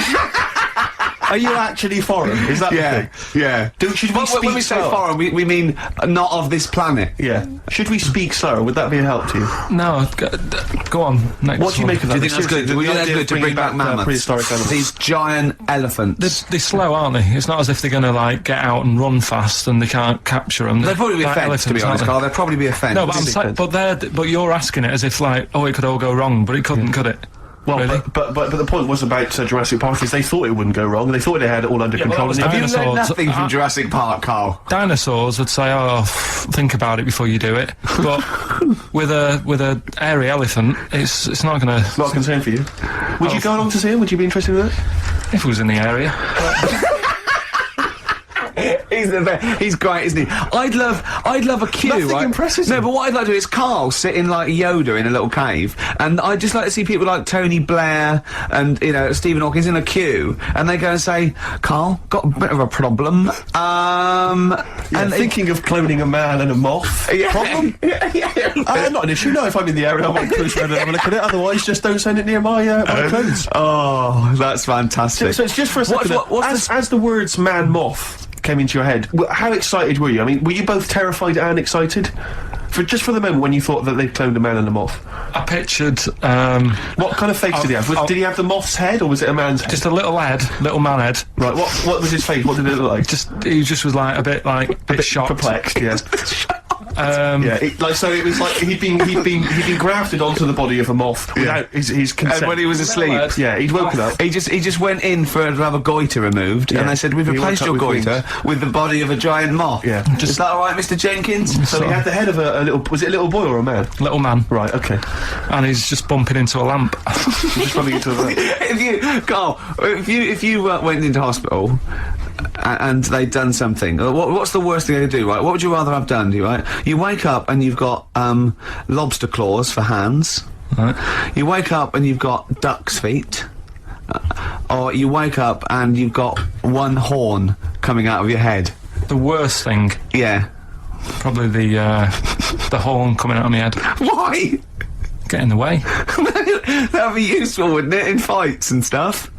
And for like parties, people would play Well, I suppose quoits. the lobster claws would also be quite handy there. Definitely.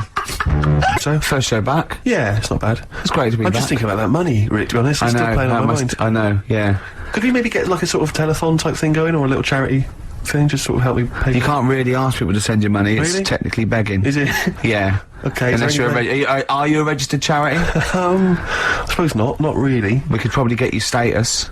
Yeah. But could I promise? I mean, could I pretend to give them something in return? I mean, am I allowed to sell things on the radio? Yeah, you are. Yeah, Yeah. so- Although you probably get in trouble with the authority if you're using it to sort of like to your own. Totally. Not like everyone else doesn't. Not exactly. Yeah. Free lunches and Yeah. sponsorship and God knows yeah, what. yeah. You know what I mean? Yeah. Probably the people that work here, small fry, the scum. Exactly. The nobodies. Yeah. Yeah. But 165 quid it's quite a lot of money. So I mean, if you want to contribute anything, Rick, as I said before, you're more than welcome to. Yeah, no, I would if I felt any responsibility Right. Yeah, or cared. sure. But yeah, I got there too early, which is annoying. What we should have done really was get you your plane and come back because I'd have had time. Do you know, I was going to mention it at the time, but I didn't want to because I knew the answer would be no. So I was off. Oh, Carl. Oh, I've had a great time. I've forgotten how good it was just to have a normal just to have a conversation with you.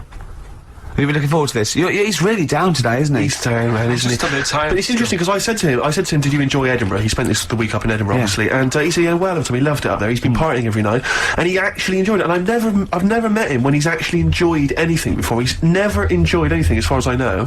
And I'm depressed that we weren't involved. His paper round. He loved the paper round, and this is the first time. He was talking about that the other day as well. About I said, that's what he really thinks that paper round he had when he was 14 was the best job he'd ever had. He still thinks it's the best job because he said he was his own boss. Well, no, you weren't. He went, well, I'll get on my bike and think.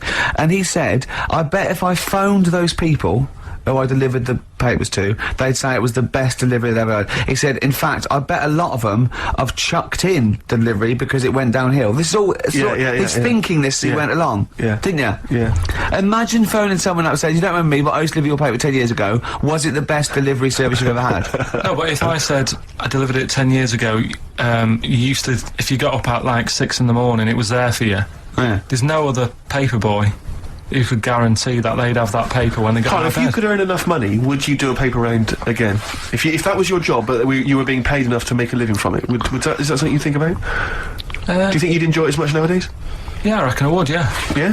Yeah, listen to some music. Sure. £1,000 a week, would you do the best? Yeah. Would you really? Yeah. Is there anyone out there who is willing to test that? Is there anyone who's willing to pay KARL, right, some of them a grand, to take a week off work and deliver papers just for that week? All day, though? It's all day? No. I'll get up and the customers will have their paper. Yeah, but can I tell you what street it is? No, because... no, it's the M25. See, you are being paid £1,000. Yeah, you've got to deliver to the M25. I'll tell you what, let's take the mood down a little bit and play one of the most beautiful songs I've been looking forward to getting. By the way, just play this, to be honest. It's Jimmy Webb's version of Galveston. Galveston there, by the brilliant Jimmy Webb. Who wrote it? Who wrote it? He wrote it. Yes. I mean, yeah. Brilliant Jimmy Webb, who wrote it? It was all one sentence. Yes. Did I confuse you? Again, yeah. With my speech patterns. It's just using the English language is always helpful. But compared to KARL, I'm Oscar Wilde, aren't I? I suppose so. How long to go on our a triumphant return? I think. I think the papers will be saying, Steve. Yes. KARL. I met KARL a couple of times in our sabbatical, and he said to me once. He said, oysters. So I said, have you ever tried oysters? I don't like them. And I went, he said, it's just a thing about swallowing them whole.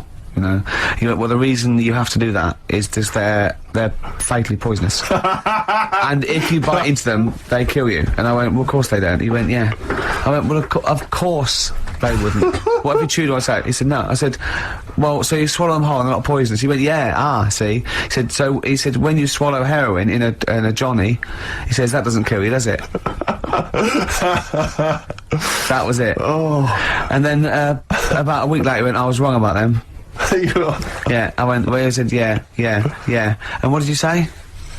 It's if you eat them and then you have some whiskey. They turn deadly when whiskey comes into contact with them. Yeah, when they've had a drink. They get a bit rowdy in your stomach. They start fighting. They can cause rupture. So what are you saying now? Are you saying you don't believe that? Am I saying what? Are you saying you don't believe that? He thinks he's got us here. Yeah, I don't believe that if you eat an oyster, then drink some whiskey, you die. You might not die straight away, but you won't. Eventually, 50 years time. If you've got to keep on drinking whiskey. Yeah, 50, a bottle a day. 50 or 60 years later, he was dead. Yeah. Oyster and a bottle of whiskey a day. Oh, then out of nowhere, 40 years later. Where does this information come from, KARL? If some doctor called up now, and put you right, would you believe him? If it wasn't Dr. Fox, yeah. What about the airy lads growing up with the werewolves and that? They didn't grow up with werewolves. You've confused about three different stories. It's a genetic mutation where they were born with very, very hirsute. There were a couple of kids, yes. They didn't grow up with wolves, and you can't kill them with a silver bullet. I mean, you're confusing two things. There were some kids who were very, very hairy, yes. Yeah. They're in folklore. There were some kids who grew up with wolves, yes. I don't think the two are connected. Yeah. There's no such thing as werewolves, KARL. You believe me, I saw a documentary on it on the History Channel. You'd have loved it. You grew up with a magpie. You know, you don't flap around, do you, and steal people's jewellery? What was the thing you told me about snails? Have you ever had any any post that looks like it's been opened? Occasionally, yeah. Right. Well, what it is, it's not your postman having a sneaky look. A sneaky look. Problem is, right. Slugs. The problem's slugs. Slugs at night. They like nipping about and that. And it gets a bit cold. And in London, like in the country, they go into the grass, don't they? Right. But in London, it's like, oh, what can we do? And they go in letterboxes. Slugs go in letterboxes. Get in letterboxes. It's nice and warm in there, dry and what have you. And these are homeless slugs, aren't they? The ones that have lost their shell. When they're in there, they only found out that they love glue. They've been eating the glue off the stamps. Right. And people have been getting charged for post because it hasn't had stamps on it. It's like, well, they put a stamp on it. Yeah. It's like slugs have been eating it. Sure. And they also eat the glue that's on the actual envelope shutter. And it's a real popular problem, this, that letters are being lost and opened and all that stuff. Yeah. Slugs. Slugs like stealing postal orders and things and cashing them in and stuff. Yeah, again, you know, if there's a doctor, if there's a postman. Yeah. Well, with us two expert witnesses, a doctor and a postman. So Posty, this is a real problem. When we see a slug's trail or a snail's trail, it's glue. That's the glue they've stolen, is it? That's a little. I'm not going to say yes to that because I'm not sure. But we could follow that trail and find them, and they'd have a big sort of big file of letters. Our stamps and there they are, like birthday cards from but £2 notes. Yeah. Oh, that's fantastic. Wow. Slugs. Wow. So, oysters and whiskey kill you, and slugs. Be very careful if you're going to go out this evening, you're thinking of having a whiskey, maybe some oysters, be very, very careful. Yeah, and if you are going to post a letter, please do not use tasty glue. Well, I'm still not convinced by this idea of, the space has got to be filled. You know, people just choose to buy things and fill up their house with those things because they give them pleasure. Most things we've got are junk. If you didn't have junk, all you'd have is a cooker, a bath, maybe a sink, a bed, and that would be it. Anything else, a television isn't necessary, is it? You seem to think that people should live like, you know, kind of 19th century mining community. Well, no, but like a few years ago, people worked this out, didn't they? They all went minimalistic because they said what? Say what? Minimalistic. So one more time. Minimalistic. No. What letter are you starting with in that word? M. Okay. Where are you going on from there? Minimum. Well, it must be minimum. Yeah. So it's what that. Minimalistic. Minimalistic. No. You know what I mean. No, wait. You're popping in an M where there should be an N. Minimalistic. You put in two M's when there should be one M, right? Minimalistic. Minimalistic. Yeah. Wow! Woo! Right. Well, thanks for listening, everyone. That's the end of the first episode. It's gone well. So anyway, a couple of years back, everyone went. Yeah, that was the trend, wasn't it? But we've gone back to being clutteristic. The way I live, like I've said to you before, it's the old 3-month rule. If something's not used over 3 months, chuck it out because it's not needed. So suitcases. What's that? Yeah. Suitcase. No, he uses a suitcase every 2 weeks. He's off all the time. He's off all the time. Most stuff. Clothes. What, if you don't wear a piece of clothing within 3 months, it's gone? Well, why haven't I wore it in 3 months? Well, because maybe it's a suit or a tuxedo and you've not been to any fancy balls. I don't have any clothes like that. I wear the same things anyway. I throw clothes away every 3 months because I get too fat for them. So, you know. But it does seem to me the way you talk, it's like you want to live, as I say, like some kind of 19th century pauper with a big tin bath in the lounge in the one room in your house and all the family bathe in it. And yet you wouldn't be happy with that, would you? Maybe. Well, have I told you before about that's something I said when I was younger. What did you say? When I was younger, I think I was having a bath or something, and I said to my mum, "Oh, remember when I was in like that tin bath in front of the fire?" She went, "What?" And now that's strange, isn't it? That you're saying I'd be happier with that back then. So it's like that was my past life. Well, hang on. Whoa, we haven't finished yet. Whoa. What do you mean? Your mum said what you're talking about. You said. How old were you? I must have been a kid if I'm having a bath and my mum sat there.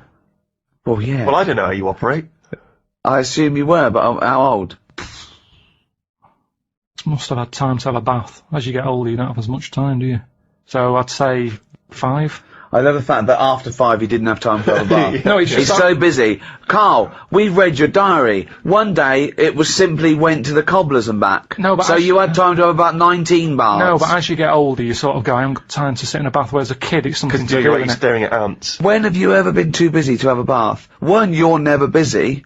2, how can you be too busy to wash? It's like saying too busy to eat. Breathe. Got to breathe last night. Why? I had a bit of work to do. What point are you making? So I'm just saying... This is not an anecdote. You said that I'd be happier back in 1800s or whatever. But what are you saying, that you didn't really have a bath in front of the fire? You mean this was a glimpse of a past life, is what you think? Yes. This is just such a non-point. This is just nothing. If you'd said, well, then I went off to see one of those people who regresses you, and although it was a load of old bollocks, he regressed me, and it turns out I was the king of Sheba. I love those things, people. Everyone thinks they've lived before, right? Did I tell you that, there was a documentary, about these people in, Los Angeles, that they'd lived before and they'd come back and they did a come as you were party.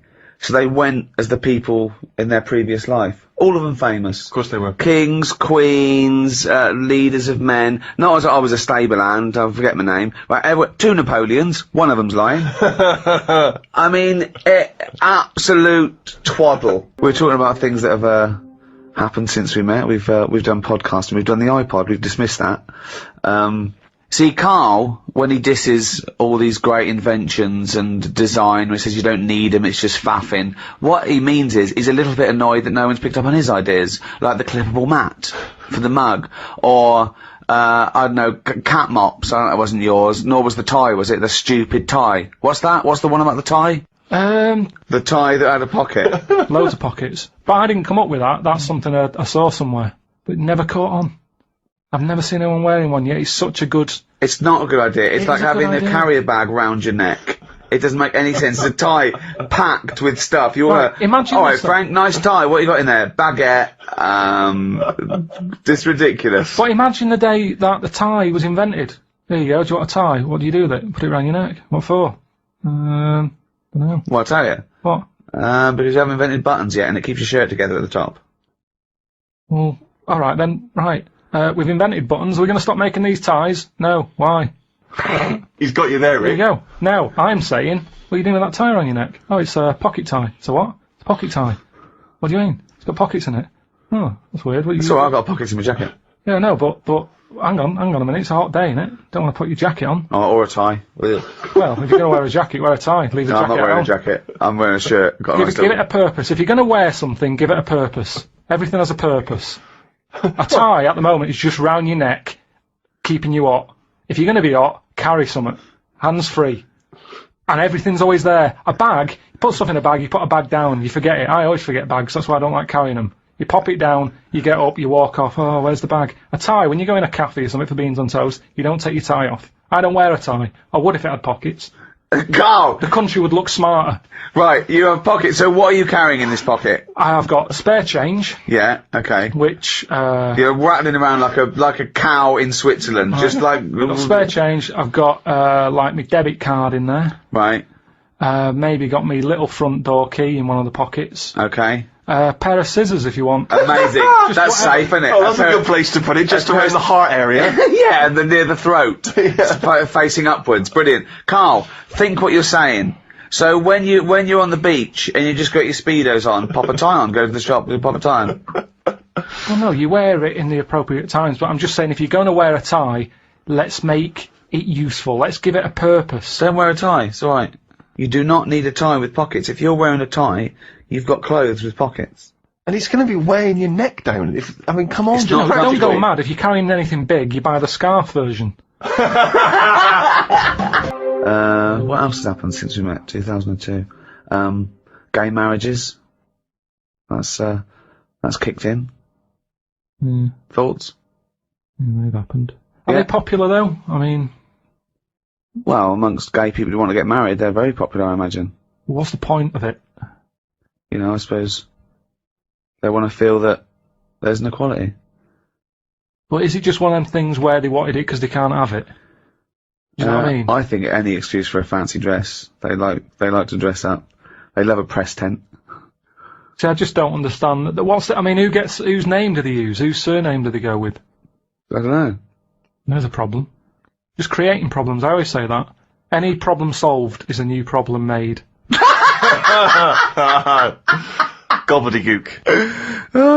Any problem solved is a new problem made. Yeah. Like I said that time when I was in hospital, and, I remember in the 80s everyone was going, oh, there's not enough hospital beds and all that. When I was in hospital with, kidney stones. Yeah. Loads of beds, not enough pillars. So that's the way it works. It's sorted out the bed problem. They give me a bed at night. I was going, I haven't got a pillar. They had to go off and get one. Brought it back, it was still warm. Oh. That has been brilliant. Under a bed head. So that's what I'm saying. It's kind of like, you get all the beds, new problem, where's the pillars?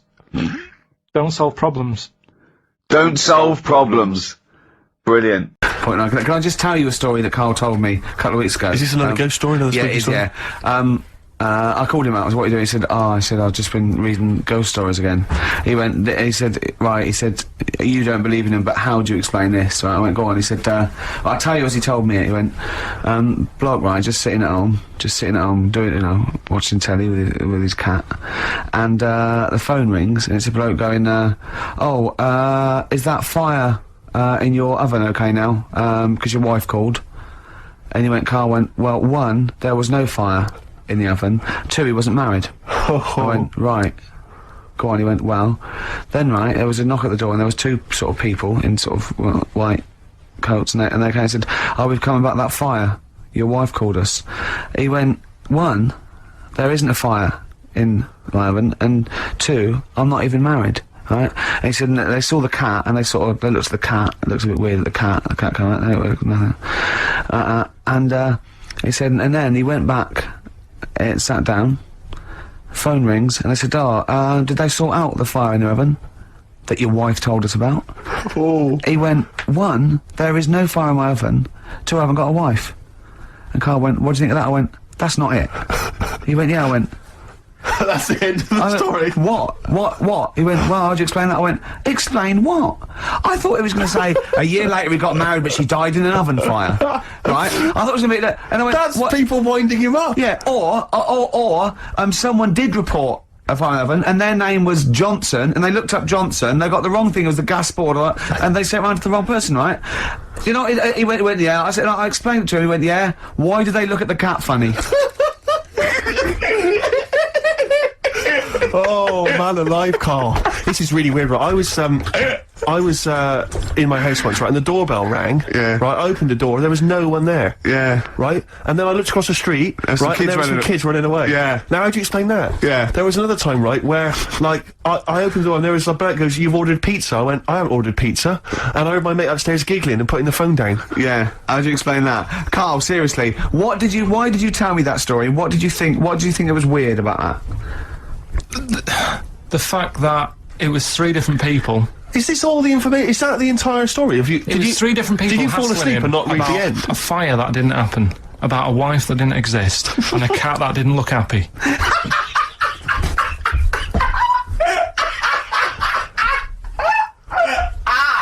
Oh, I'm gonna have a heart attack, KARL. What? I mean, why did they look at the cat funny? Because cats don't like spirits, do they? What? And the other blokes were ghosts? Yeah. Yeah, that's it. So these are kind of beetle about type ghosts. These are ghosts who walk the earth as the undead, just winding people up slightly. That's lovely. That is lovely. Seriously, and a cat that did not look happy. But seriously, why would ghosts wander around just like winding people up? Oh, maybe something did happen there years ago. Some fire. Some woman might have died in a house of a fire or something. Yeah. And it sort of all happened again. Yeah, it's certainly a mystery. If you don't it's a mystery. I mean, I can't. What's this book you were reading? You were reading a book, which is interesting enough. It was the For Tea and Times. Oh, KARL. Yeah. Well, I don't know what to say. Well, I'll tell you this, Carl. There is a track that will spook you right out. This is Warren Zevon from what was it, like about 1979, early 80s? Oh, great track. Werewolves of London. Play this, Carl. But don't be scared. 1978, Carl. Werewolves of London by Warren Zevon. Are you a fan of that? It's alright, Great track, isn't it? Fans of Warren Zevon, maybe if you should know he's got a new album out as we speak. Although, if you're a fan, you probably know that already. Yeah. If you aren't a People fan, who hate him would be interested in knowing that he's got a new album out. Do you believe in, I think lycanthropy, is it not called? What's that, sorry? Lycanthropy. What's lycanthropy? Isn't that werewolfism? Really? Isn't it?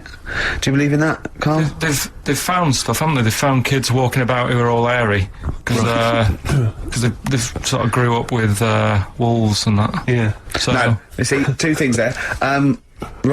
You cannot take on acquired characteristics genetically. So if you grew up with wolves, it wouldn't suddenly make you hairy.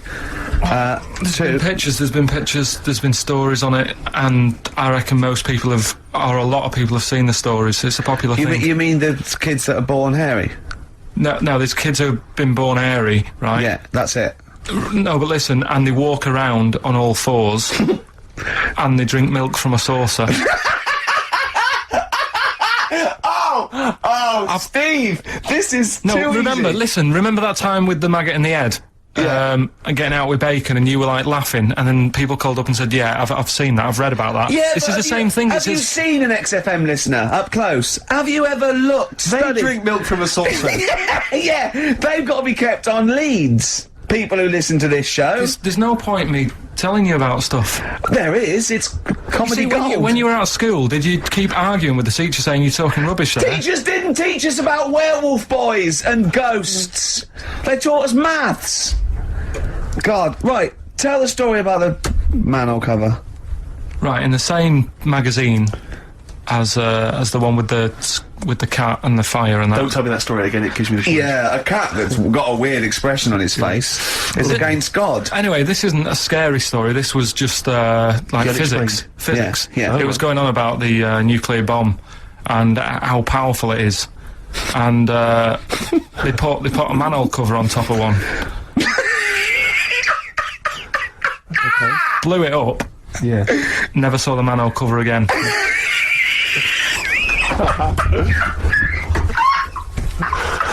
Man alive, Carl. Unexplained. What's going on there? Something weird is happening there. Oh. If anyone has ever seen that manhole cover, please get in touch. We'd love to know where it is. Oh, that's fantastic. What sort of experiment is that? I imagine all these scientists on multi-billion-pound research budgets, they're going, we test everything. What would you do to a manhole cover? Don't know. That's like letting a couple of students yeah, exactly, have control of a nuclear Do you reckon it can Let's send a put this traffic cone into orbit? Go on then, put it on there. I love that. Imagine that. What value is that? I might tell you what we could do. We could put the manhole cover on it and aim it, and then blow the bomb up, and the manhole cover would have someone's eye out. Fire it. See if you can fire manhole covers off the nuclear bomb. Try bangers to a bomb. See if it's louder. Oh God. Okay, listen, Carl, play another track, and then afterwards, can we probe your views on the week's news? If you want. We'll do a bit of a white van Carl session.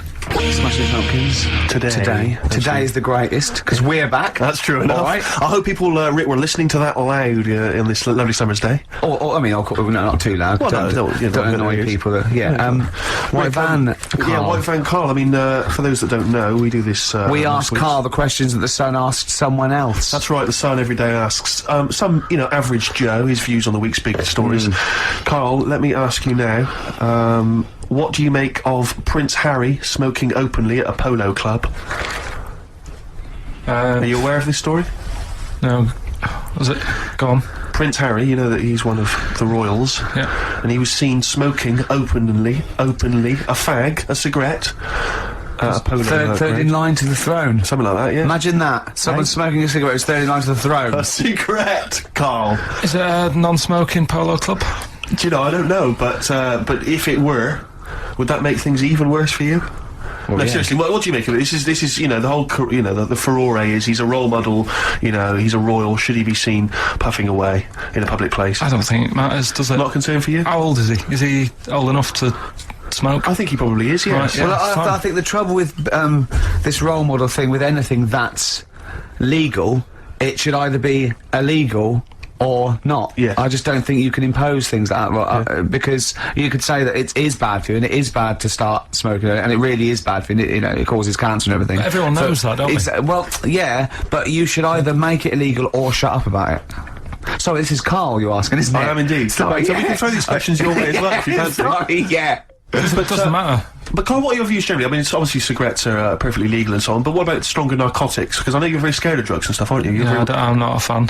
No, what's your concern? What's your worry? Just like you might get into them. It's like you might have them and go, oh, this is all right. Exactly, Carl. Exactly. Although I was talking to you about it earlier, and you weren't very sympathetic about a lot of young people who have perhaps gone to crack or smack. Didn't you describe it as their own fault? Sometimes it is, isn't it? Yeah. I mean, I could have turned to it where I grew up, but I said, well, don't want to do that, it's not good for you. Sure. And I avoided it. You turned to ghosts. So you've got no sympathy for anyone who's a drug addict? It's their own fault, It depends, doesn't it? Sure. Do you know what I mean? You can be an addict if, I don't know, something, I'm trying to think of a nice way that you might most people start on stuff like that because something really traumatic's happened to them. Very few people go out for a laugh one night and go, let's all try it. Sure. So, you know, but, yeah. Just say no, I suppose, is the Just say attitude no, in the end. listen to the cast of Grange Hill. A friend of mine got a gift, or rather gave it as a gift. I don't know if you've been familiar with these. It's a charity organisation, and you go on their website or you phone them up, and you can give someone else the gift of, say, a goat. And it's a sort of goodwill thing, you know what I mean? So you buy an African family a goat that will help them for years. And it's like you're saying, well, I would have bought you a present. Yeah, but I've used that money wisely. Yeah, so it's almost like they've given exactly the present. They've given the goat. Yeah, it's a beautiful idea. But as soon as he told me about it, I thought to myself straight away, knowing Carl's views on charity and giving, I wondered what his views would be. Well, are they happy with the present over there? Like the people who are getting it? You're an idiot. What, you think an African family wakes up and there's a little goat with a ribbon tied round it, and they go, oh, look what Santa brought us. Look, and that mince pie's gone and that glass of milk. You're such an idiot. No, but what I'm saying is, does that family want a goat? Yes. But why? It's not they want a goat, it's they need a goat. Do you think... What do you think this organisation is? Just arbitrarily giving goats to people. They're going to say, oh, I wanted Nintendo. What are you thinking? Well, what I'm saying is, right, let me put myself in their shoes. Well, this will be a first. Got any. But say I'm one of them, right, over there. Right, I'm sat there, it's Christmas Day, right? I open it up, open the present, little goat there, right? Now, if I was one of them, I'd be going, not another mouth to feed. At the end of the day, there isn't enough food to go round for themselves, never mind a goat. Don't they say, like, having a dog and that is quite expensive? Sometimes they say, you know, what with all the injections you've got to give it. Well, I'm assuming it's all above board. The goat's had its injections. That's what some of the money goes towards. It's just a way of redirecting cash. But the thing is, why do they want that goat? What's the main reason? What does a goat give you? Milk. Right. Now, wouldn't it be easy to just send them a bottle of milk? Without all the hassle and the headaches that come with it. That's all I'm saying. And the other thing is, think about the goat. That was happy over here. Suddenly, it's on barren land. No grass. I'm gonna burst! What do you mean? You didn't send a goat from here. I'm saying, who's happy at the end of this, right? You've got a fella who hasn't got a present over here because the mate bought him a goat, right? So yeah, let's do this properly. So there's a tick. He's not happy, right? Then you've got the person who's opened it, who, like you said, wanted something else, right? It's a goat. They go, who's going to look after this, right? So tick, they're not happy, and then you've got the goat going, what am I doing here? Definitely love this, surely. Have you started seeing this now? Virgin are starting plugging Virgin Galactic. I think it's something like 200,000 quid, and you'll get a chance to go in a space shuttle into space. Carl, thoughts? Going to space? Wouldn't it be a fascinating experience to go into space and look back at the Earth? I mean, at what point are you all meant to be happy? Do you know what I mean? You're floating about up there, and because you don't get out, do you? What, you mean to do some duty-free shopping? I'm just talking, you don't go floating about, do you? You stay in your seat. Well, they probably let you move around on the shuttle. Yeah, I know, but I'm talking about getting out. For me, when you go on want to holiday... get out into space? Yes, but that's what I'm saying. When you go on holiday, the flight bit isn't the best bit of the holiday, is it? That's the bit you've got to do. So what I'm saying is you've got to stay on this, and then you go back home. So you don't take luggage, right?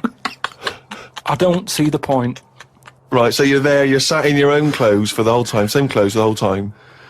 But I don't understand what is the point. I think it's the view. I think it's two things. I think it's the view and being able to be part of an exclusive club. I went into space. It's all that thing about man conquering nature, and you're one of that elite few that have managed to pop up, see the world from a distance that no one else can see it from, and then pop down. All that way just for the view. Yeah. Is it worth it? I mean, there's a lot of other places I haven't seen anyway. Right, before I think about that, I think if you've done everywhere, I haven't been to Scotland yet, right? Right, yeah. I'm not being funny, but do you know what I mean? So just have a look in your back garden before you go looking in someone else's. In space. Yeah. Yeah. What would make it a trip worthwhile for you? I mean, if you did go into space, if we gave it to you free of charge, we said, Carl, go up into I know space. the answer. I know the answer to this, Steve. He's thinking, I'd like to meet some aliens that can talk like I do, and I can understand them, and they can tell me something. Like what? Oh, they met God, he was all right. That's the sort of thing, that's what he's going to say. He'd like them to look like monkeys in spacesuits. Yeah. That would be his ideal thing. He'd like to go to the planet of the apes. He would love They to could go arrange to that. Look, he's nodding. He's nodding. Thoughts, Carl? Well, yeah, that'd be brilliant. What would be brilliant? Seeing a little alien, having a chat with him, find out what's been going on. What's been going on? No, but don't you think that? Like, I mean, if you bought me that as a present, right? Yeah. Either of you, Yeah. I wouldn't be that happy. For me, that's a little bit like. Well, that's annoying because we've got you a trip We to just space pulled and together. a goat. Yeah. Yeah. Do you know how like I am interested in sort of going on another planet, right? Not, Carl, you are on another planet, mate. no, but do you know what I mean? It would be quite sort of interesting. How do you think you'd get there? Well, yeah, you'd go on a rocket and stuff, but what I'm saying is, at least you know when you get there, you're getting out, you're having a bit of a wander. But I wouldn't be happy in just the journey bit of it. That's all I'm saying. That's great, isn't it? But the thing is, right? Because I was looking into it a bit because I was reading about the Virgin Atlantic thing, right? And I was reading something that in 1971, right? 3 of them went up there. There was one bloke in the rocket, right? The other 2 wandered off, had a walkabout, seeing what rocks they can find. And that bloke who was in the rocket, right? He was the loneliest man ever in the world. I don't know what to do. I don't know what to do. I don't know if that's some sort of profound poetry or I don't know. Do you know what I think he's trying to say? He's trying to say he was, by definition, a human furthest away from all other human contact. Yeah, that's what I said. Yeah, okay. Now, you said loneliest. Loneliest evokes an emotion. Yeah. Yeah. But it's like he started crying and writing poetry and listening to Morrissey records. But what I was thinking is, do you think when he got up in the morning, he still bothered to put his clothes on? That's the first thing that came into your mind. No, when just you because pictured him I in always, there. at the end of the day, even if like my girlfriend Suzanne's out at work and that, I'm not happy walking about with everything out because you never know what's going to happen. I just mean, you never know if someone's going to turn up. No, I don't like what I don't like. No, I always pop some pants on or a towel, even if I'm not alone. always. Because I've knocked on your door when you've been stood there with. No, he's taking his trousers off. I did it especially knowing right. that you were there. I've done it especially to annoy you. Right. Yeah, so. But do you know what I mean? Do you think he was walking about the rocket with his tackle out, or did he go, well, no one's watching here? Do you reckon it floats up or down? Well, if you are the man who was up in a space rocket and was for a short period the loneliest man in the world, we'd love to hear from you. We'd love to hear what you did with your time, how lonely you felt, and also did you float around with your cock and balls out? Carl, if you could have a superpower like Superman, what would your superpower be? Can I suggest consciousness? Yeah. Can I have the power of thought? Remember, you've already got opposable thumbs. So cross that one off the list. Oh, go on, Carl. There are so many to choose from. Telepathy, X-ray vision, Flight, invisibility, choose it wisely. strength, intelligence. But why have I been picked? Oh, for God's sake! No, but I'm just saying. It's Rob's question for No, you. but I'd just say, does anyone else want this, or Do you know what I mean? Oh, No, what do you wish you could do that's impossible is the question. Or, what? What do you mean? Because with that comes a responsibility. With enormous power does come great responsibility. So, would you like Spidey senses? Is that what you're saying? Come on, Carl, you know what these superheroes, because they can I know, but it always... freeze things. They're never happy, are they? Do you know what I mean? Spider-Man that wanted to tell that girl that he could climb walls and that, he's like, I can't. Superman never told Lewis and that. Who's Lewis? Who's Lewis? Who's Lewis? Yeah. It's just a pen pal, Superman. Lewis! His little secret chum! Yeah. Alright, Superman. Hello, Lewis. What are you doing? Superman. Who are you? I can't tell you, Lewis. Brilliant. You know, Hulk. He wasn't happy. Hulk, he wasn't happy. It's true. He's got a theme. He has got a theme. There's not many happy superheroes, are there? Leaving aside the superheroes you're already aware of, what superpower do you want? You don't have to fight crime with it, Carl. Let me remind you of some of the other things. Invisibility. All the time, though, or can I sort of turn that on and off? Let's say you could turn it on and off. Would that interest you? Yeah. I'll have that. Right. Okay, and what would you do with this power of invisibility? Just sort of wander about and just not get seen. It's a brilliant power! It's a brilliant... And it's put to such brilliant use. It's brilliant! Well done! And why would you want to walk around and not be seen in that? What would you gain from that? I don't know, you could sort of go in shops when they're shut. So you don't have to go. How would you get in? Just get in just before they lock up. Oh yeah. How would you get out? Wait till the morning. Brilliant. So hang on. So that's your use of invisibility. They found the power of invisibility. You want to sneak into. Never mind. No, hang on. You want to sneak into HMV, right? Wait for 12 hours and then buy something. I love it. Just so that you don't have to be in there with other people. Do you know what? I don't want it. I don't want a power. Why not? Because I just don't think it'll do me any good. I think it's more of a hindrance. I love this. It's like, just think of his presents. We've given you a trip into space, and the chance to be invisible. Not happy with any of them. Yeah. What he wants is a voucher for HMV. Yeah. He just wants some tokens for a record shop. Well, yeah, my mum always said I was old. She said I was an old baby. She said I could frown before I could walk. Hello and welcome to the Ricky Gervais Show with me, Ricky Gervais, Stephen Merchant. Hello. And the little round-headed buffoon that is Karl Pilkington. All right. Now, you probably know me from such works as The Office and Extras, Stephen being my co-writer and co-director on those things. For those people who are not so aware of Karl Pilkington, he was our producer, sort of given to us when we first started on XFM, and you're thinking, well, why are we doing a podcast? It's because I like to be in a room with Karl Pilkington. You know, like some people go and help sort of chimps.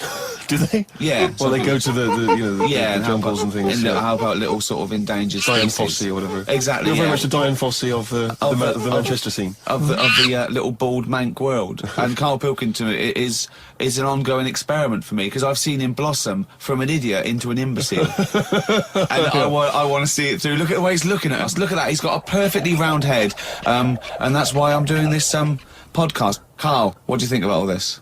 It's just, I mean, we are living in that sort of era now, aren't we? That you need to be able to listen to stuff on demand when you want it and stuff. I know you're not a fan of the iPod in general, are you? Or any of the MP3 things? You're concerned? I'm warming to it, but... This is what's amazing about Karl. Even though he's talking about things like MP3 players, computers, iPods, he sounds like he was found in a glacier and thawed out. Do you know what I mean? And sort of taught to speak. We're a couple of high school guys who found him, and we're trying to ingratiate him in the gang, trying to pass him off as someone from the modern day. But my thing with iPods is, now, do we need them? Do you know what I mean? We're living in that era now where we have invented most of the stuff that we need, and now we're just messing about.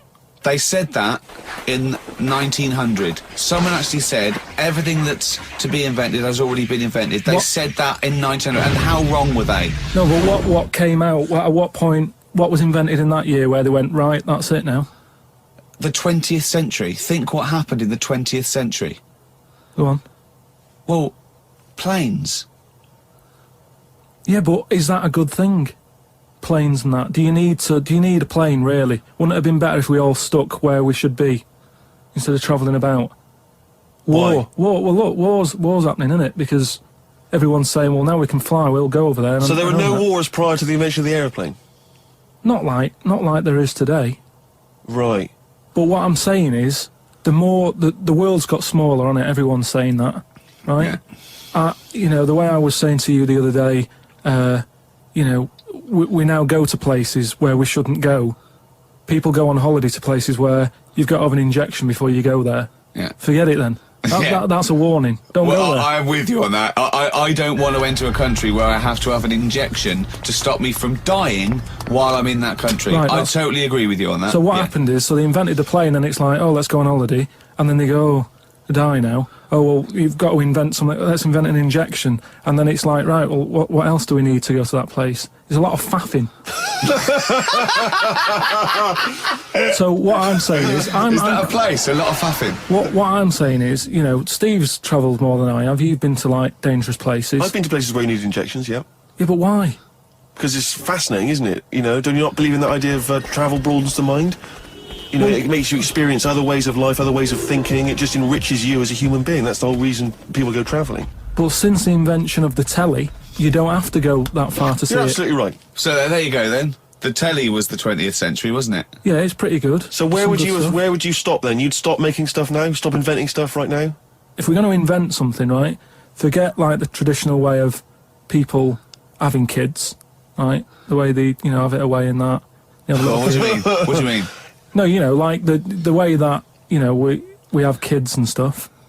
If it'd be good if what happened was to control it is if man and woman, right, they're born and that, they enjoy their life, they learn a lot, they live to be about 78, I think, by that point. So specific. Yeah, 78, No, yeah. but by 78, I reckon you've sort of got to that point where you go, do you know what, I've done everything I'm going to do. If you haven't bungee jumped by the time you're 78, you're not going to do it. No. You know what I mean? So it's kind of like... Your hips come off. You've done it all now. Yeah. And then you die, right? So, say if everyone had that, they live to be 78. But then, just as you die, you have a little baby inside you, and as you die, your life carries on. Sorry, how is this happening? Sorry, are you mental? No, but don't you think... I mean, what? I've never heard such drivel. You're saying that, but if Newton said it, you'd go, interesting. That's what annoys me. The point is, Carl, he never would.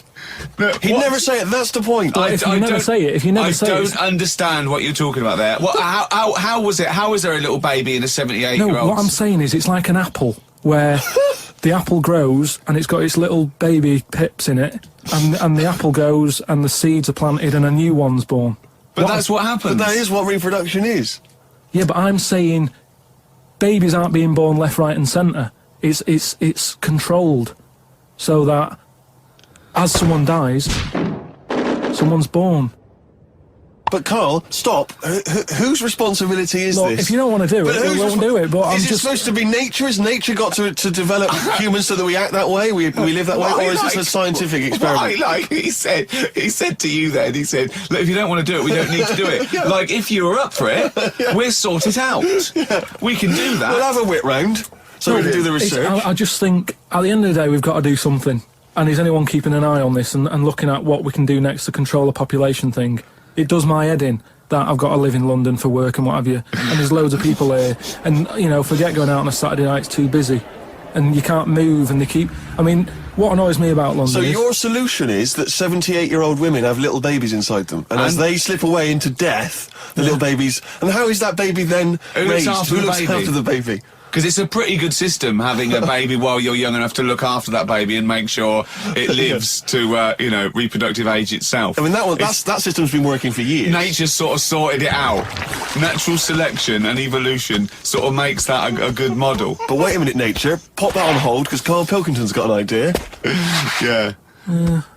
That's what it was, just an idea. Yeah, well, it was nonsense. But thank you for it. The worst Yeah. I mean, it was the ramblings of someone you'd find by themselves in a hospital eating flies. This is the sort of thing you find when, if they find maybe a pamphlet or a booklet written by a psychopath. You know, someone, just before they went on a rampage and then turned the gun on themselves, they go through their possessions and they find a book and it's got weird drawings, women with knives in their face, and this kind of garbage. In fact, I saw a similar sort of theory written out on a wall, but it was written in shit. Exactly.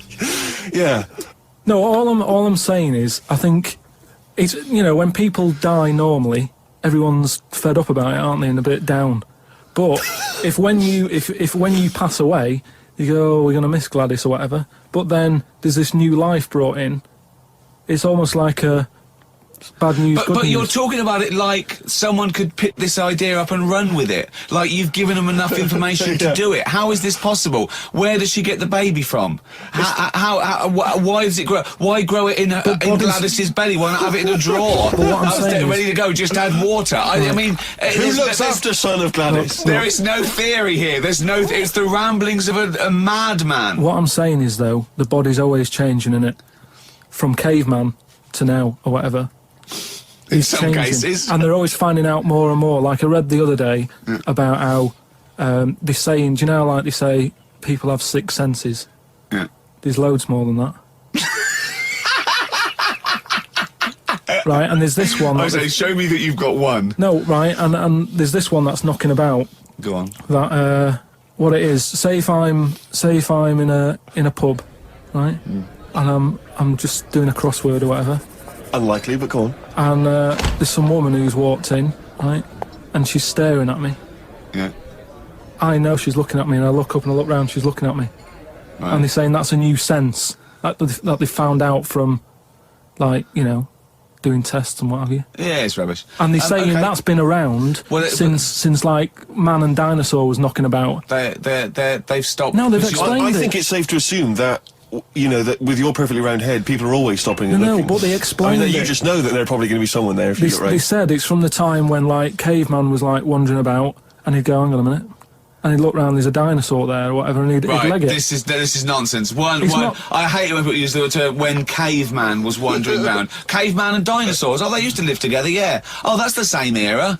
Yeah. What have you been watching? Raquel Welch? What do you mean? Well, what do you mean caveman wandering, knocking around with a dinosaur? You know the Flintstones is only partly based on fact. Dinosaurs and man did not coexist.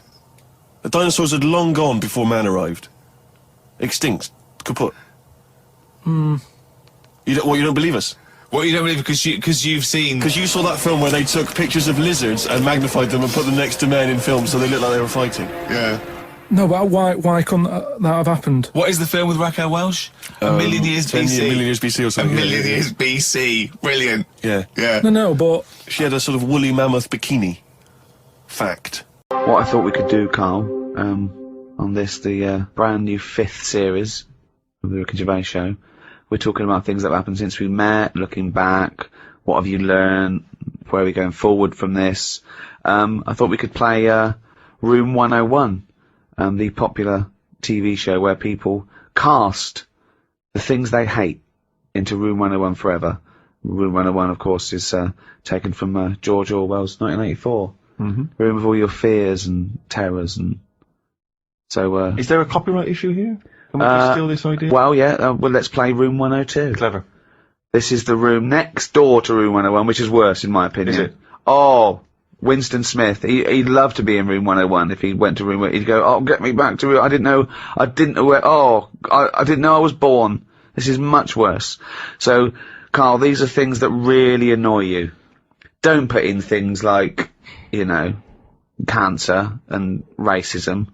I mean, that goes without saying. They're already in there. They're already in there. All the terrible things in life here. This is just your little bugbears, the things that really annoy you that, you know. Well, I actually did the real show and I put in things like, lateness. That's my bugbear. I can't stand it. I think I put in, parents who let their kids run riot. Parents who think that everyone is interested in their kid as much as they are. I remember I was talking about this family, right? They were passing the baby around in a restaurant, and it was like being sick, and they were all shouting about it, and I was thinking, oh, and I got onto, oh yeah, they were breastfeeding it, and at one point I went on this sort of like digression about a friend of mine who moved to the country, and the woman next door, sort of this hippie woman next door, about 40, you know, the one those sort of like blonde grey hair, you know what I mean? Shave your legs and stop wearing flip-flops. Yeah. And they said, oh, we're just neighbours and we brought you round a rice pudding. And they gave my friend a rice pudding. And she went, oh, it's made from breast milk because I'm still lactating. And I went, thanks very much. And of course she went and they threw it away and washed the dish and gave it back to her. And it annoyed me. The arrogance of coming round and saying, it's rice pudding made by breast milk. Get out of here, you dirty hippie. Is that what you'd have said though if she'd arrived? No, I'd have said, "Oh, do you know what? I'm breast milk intolerant." No. Well, I remember the next day it went out on television. A journalist said, "Oh, Ricky Gervais showed his misogynist side." No, I stand by it. I stand by it. I don't eat strangers' breast milk. I'm saying about it totally natural. Well, it's not okay. It's a cum sandwich. It doesn't matter if it's natural. It's fucking disgusting. Don't make me a rice pudding out of breast milk. You know, I'm not a fussy eater. Sure. Well, you are. Yeah. But no, I know what you mean. Surely you draw the line there of a stranger's breast milk. Oh, yeah. No, absolutely. Any kind of jizz plan. Jizz plan, do you know what I mean? That's giving you an example of the sort of thing that one might put into room 102. Yeah, people who try and make you eat their breast milk disguised as rice pudding. It's quite a specific fear. Yeah. That one. Graham. Oh, come on. He doesn't deserve that. Slugs was in there. Slugs. So, then there's, you have to put a case forward, and me and Steve decide whether slugs go in, or whether they stay out, whether they've got a purpose. It's just because I'm having a problem with slugs at the moment. There's a lot of slugs coming in the house. Why? Dunno. They can get where, like, water can't, you know what I mean? Because they're boneless, aren't they? So any little gap. So is water boneless? There's not many bones in water. No, that's what I said. Yeah, but you're saying they can get somewhere that water can't.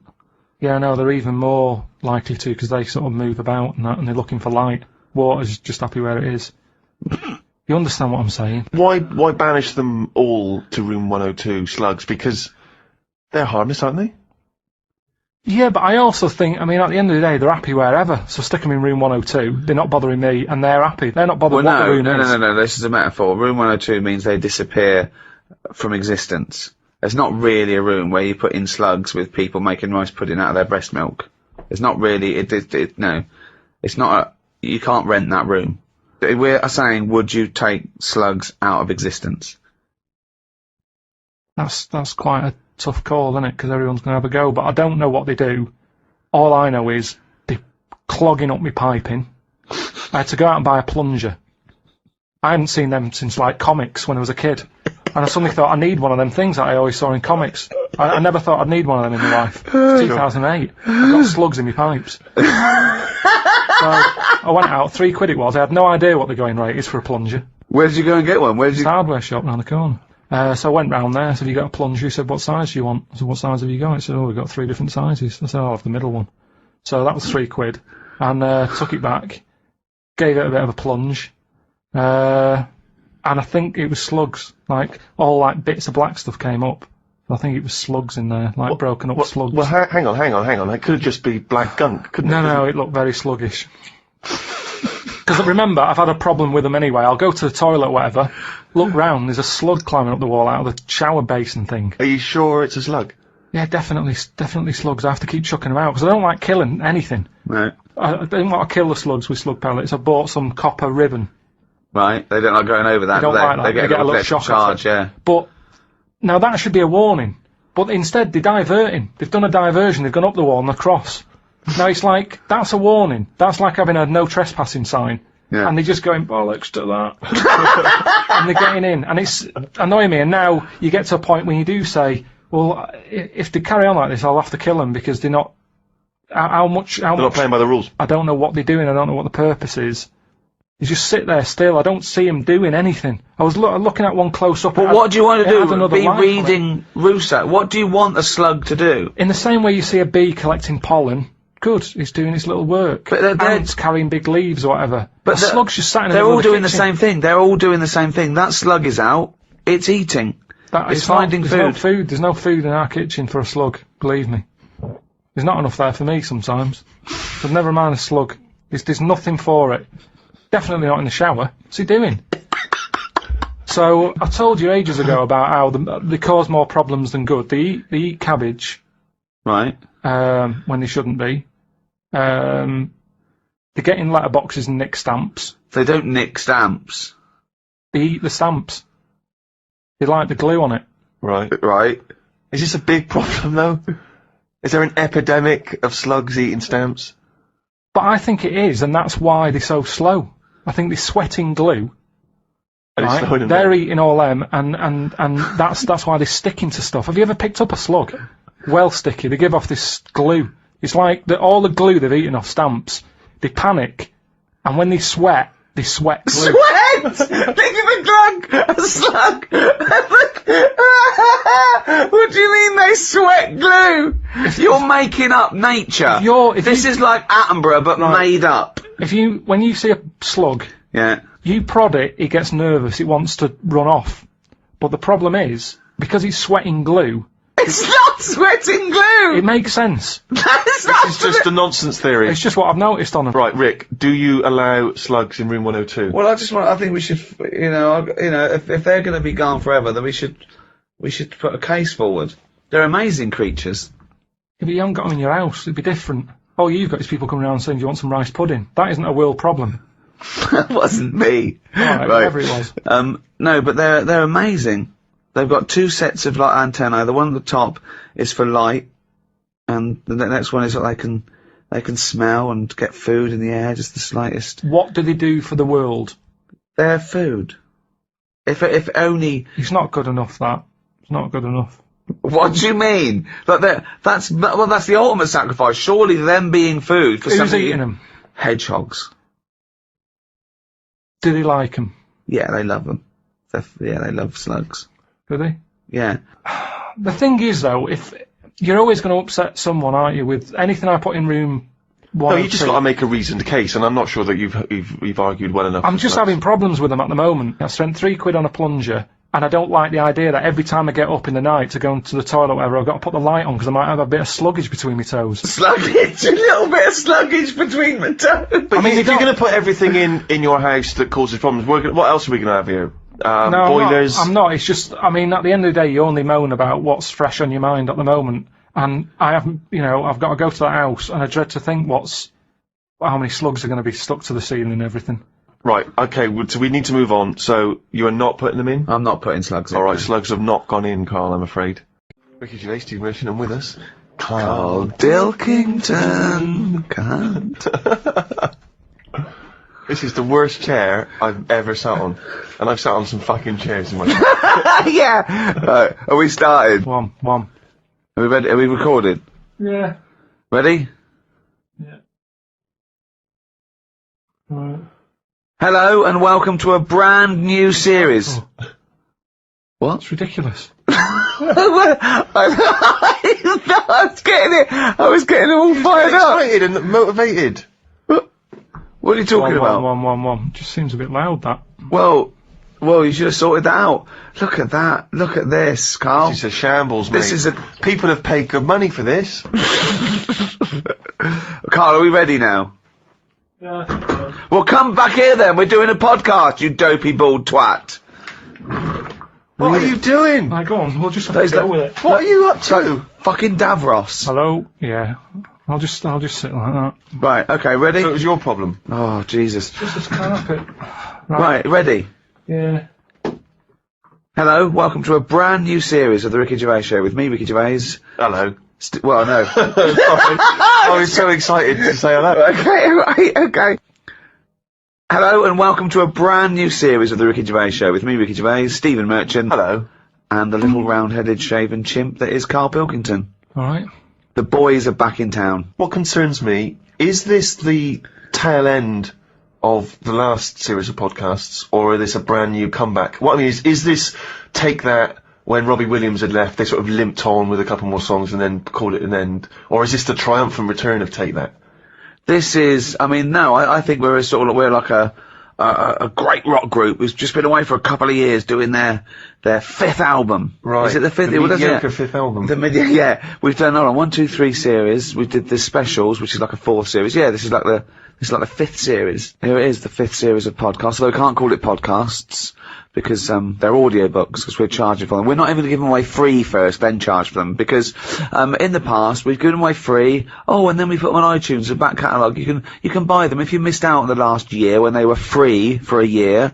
Now you can pay £1. People are complaining. Last time we gave it away for free, like a year later, we sort of put it up there. People can buy it. They're going, oh, this one's free. Well, yeah, it was once free. So we did our bit. We gave it to you for free, and now we're charging everybody to get. You should have bought it for free. We can't do any more. If everyone did that, I mean, it would just be a better world, wouldn't it? Give it away for free, maybe, and then charge for it if you're too late. So we're not even going to give this one away for free, because they annoyed us, didn't they, Carl? Yeah, a little bit. We actually did a bit of planning for this as well. We thought we're going straight to a paid audiobook. Let's plan it. Let's not just come in here and shambles. We've booked a studio. We're in a nice little studio in West London. Our own little... It's all to ourselves, isn't it? Yeah, We're just... Look at the chairs. Look at the chairs. Yeah, Steve didn't get a good chair, but... Yeah, I got a rubbish chair. Look how big I am. I have a giant sat on like a kiddie's chair. And you've got... Look at you, you're almost half asleep. As usual. Carl, I don't know why you need a good chair. What do you mean? Why do you need a good comfy chair? Look how you're sat. This is You could be perched on a stool, you could be perched on a box. Why don't we swap chairs? Well, why do you want to, what's wrong with you? Because look at it! Is this how you normally behave? You always get your own way at home? Is this how it is? Yes, in my house I do normally sit in a chair that I find comfy. Will you be happy if I swap chairs? Yes, I had to get him a special chair. I bought some chairs for the office. I bought them. He went, oh, don't like this one. So I went and got him another one. It was actually cheaper than the one he had. He said, yeah, I like that more. Well, there you are. That's a lovely happy ending. You ended up saying... I didn't give him a happy ending. I did not give him a happy ending. He just sat there and we worked. There was no happy ending. If you get this, will you be happy? I think I would be happy. What do you mean think? It's like Goldilocks. Are you going to be happy with this or not? Well, why don't you let me try it on for size and see how we get on? This is... I feel guilty charging for this. Well, let's just try it. How's that, sir? Is that okay? That's a nice chair, actually. Well, you're going to move the chair, so you're going to sit... Oh, no, it's the whole dynamic. No, I'm going to move the chair, don't worry. Yeah, you got to you can't... It's got to be me and Steve one side and the little round twonk the other. There you go. Right, okay, we're going to start any minute now. We had a little cup of coffee. There's some Kit Kat in the fridge, isn't there? Right. We thought we'd feed Carl a little Kit Kat later, because he's like, he's there, he's sort of pressing the buttons, he's keeping an eye on the computer and everything, and it's like a doctor. A doctor doesn't swab his own forehead, so what I'll do is I'll get a little Kit Kat later, I'll dunk it in Carl's tea, and then I'll feed him a little Kit Kat. Look forward to that. Yeah. How fussy was Carl as well with the tea? He talks about you with the chairs. He was looking at what tea bags there were. I went, oh, PG tips. Oh, okay. It's a bit strong, PG. I can't believe you've got a favourite tea bag. What's your favourite tea bag? Twinings English breakfast. Can you really tell the difference? Yeah, I can. I've done like a little test on it, because my mate was saying, oh, it's rubbish, it's all in your head. And he had a selection of tea bags. We had nothing else going on. He said, right, what I'm going to do, I'm going to make 3 teas. And he used Tetley, PG, Twinings. Straight away I got the Twinings, straight away. Party time? Yeah. Party time in the Pilkington household. Oh, man, I like it. Oh, when was this? How old were you? Oh, it was just going back a few months. I was like a Jilly Goulden, just sort of having a little... You can tell by the smell of a PG, because it's strong tea, that. Very strong. Twinings is quite fresh and light. Tetley was just the one in the middle. Can they get their money back? If they have paid for this, can they get their money back? And I'd like my money back. Illegally download it with the this people isn't for the thing, is it? We're just having a chat. Oh, we can tell, like the tea bags, we can tell the quality podcasting from the rubbish, can we? We'll take this out. If this is still in, then it didn't go well. Right then. So let's start now. Let's start. Right. Concentrate.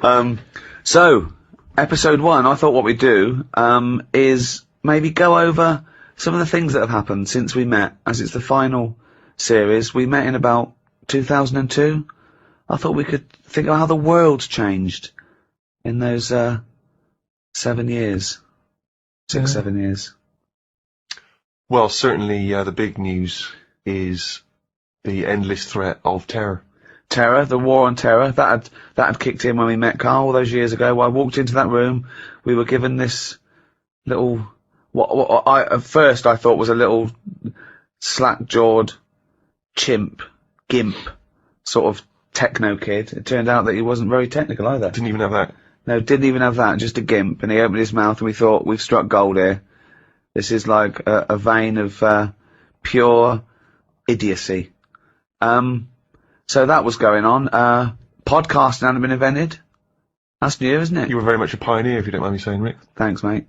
The iPod, we've talked about the iPod. Karl not impressed. I think it's just an amazing piece of design. No, it is. It's good. Yeah. I've always said it's good. Now I've got one. I was listening to it on the way here. Yeah. But all I'm saying is... How many songs have you got on it? Because you said there's only about 3 songs you'd want to hear. Well, what I've probably got about... We got about 400 on it now. That's right. But there's no sort of filler. I don't just go putting full albums on it. No. I handpick. Yeah.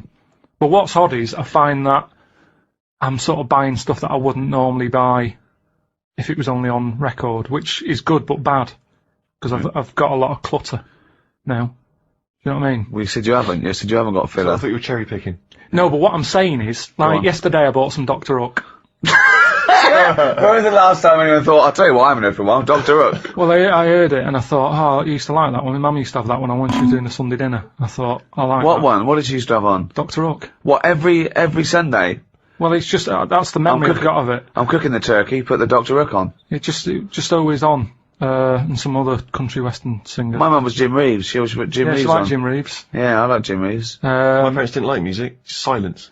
Oh no. In my house. It was, constantly, never put record on. Oh, wow. At our house, Suzanne does her head in when she comes round to mum and dad's house, because there's music on in every room, all different. And my mum's got into this fella called Roger Fender or something, some country western singer, and it's on all the time on loop, the same song. She said the sheep across the road has started to sort of hum to it. It's on that much. Brilliant. Think of looking over and seeing some sheep humming. No, it's Roger just, Fender, whoever he is. I think that's his name, but yeah, so I've bought some Dr. Hook. Yeah. And what I'm saying What did you buy? What Dr. Hook did you buy? It's called, If Not You, it's called. Oh yeah, good. Yeah. And I wouldn't have bought that if I had to go to a record shop and... Well, no, it wouldn't be available. They'd go, what are you talking about, mate?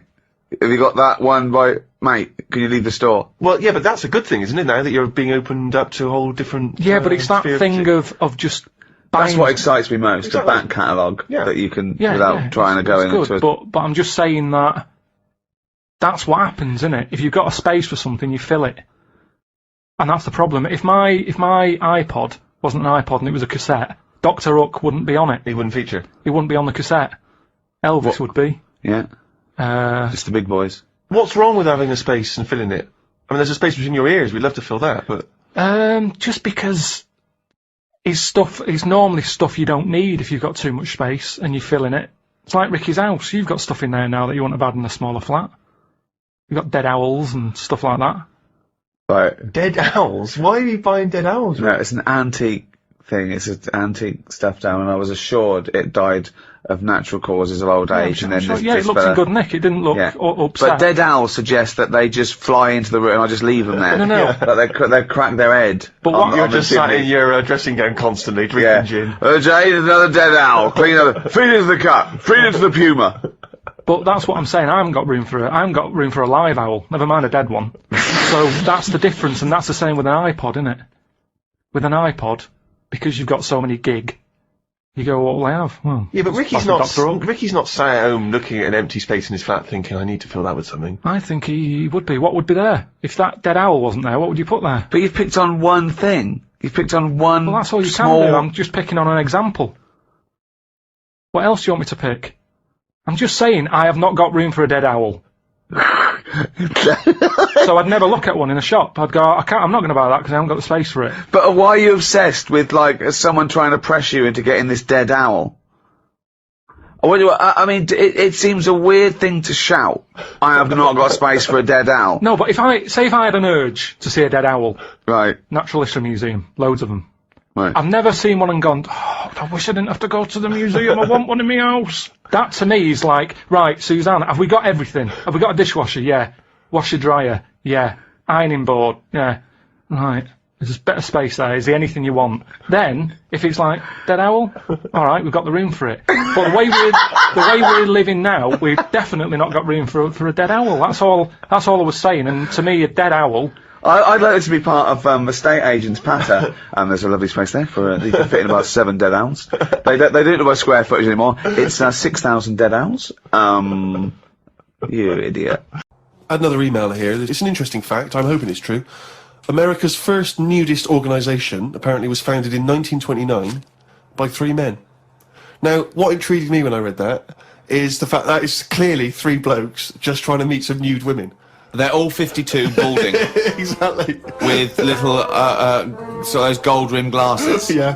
Yeah. And they're just wandering around, and it's all quite saggy down there, and they're just knocking on doors saying, we've just set up an organisation, it's perfectly above board, completely legitimate, it's a nudist organisation.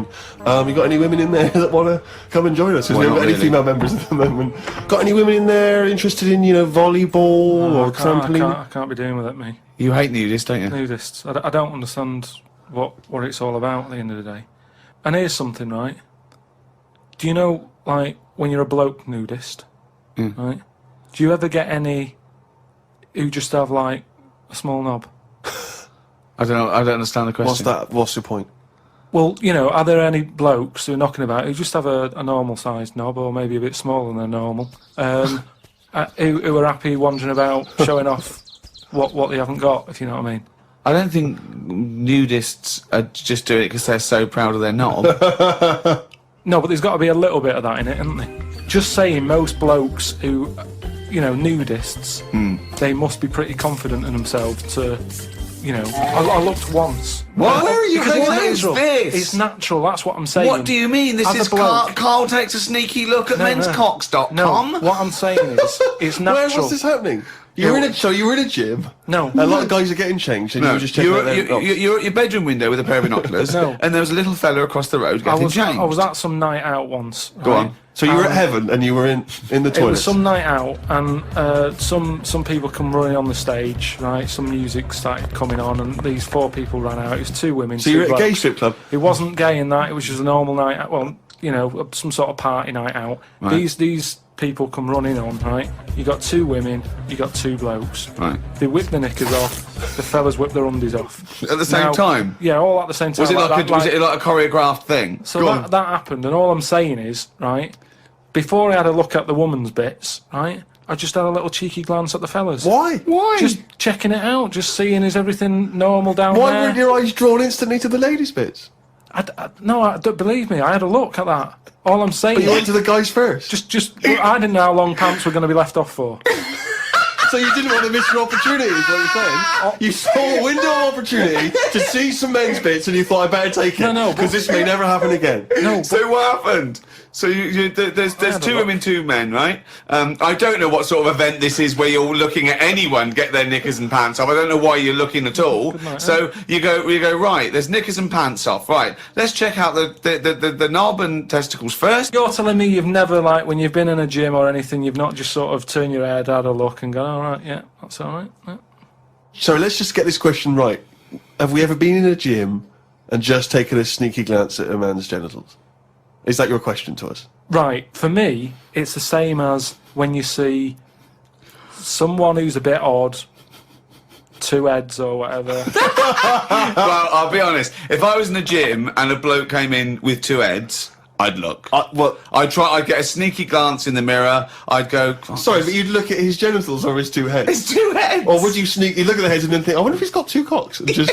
I'd have to have a look there. If I'll tell you what, and now I admit it, if I'm ever in a gym and a naked man with 2 heads walks in, I probably will check out the genitals as well, just to make sure that he's got 2 of everything. Can I tell you the thing that always freaks me out? I do sometimes go to the gym, and I live in North London, and the thing that always freaks me out is if there's an elderly man, often quite short.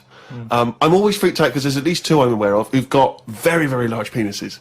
And I always find that really disturbing, because sometimes you can't help but notice, because it's like Godzilla coming through the change room. Do you know what I mean? So that I do admit, that's the only instance where my eye has been naturally drawn to it.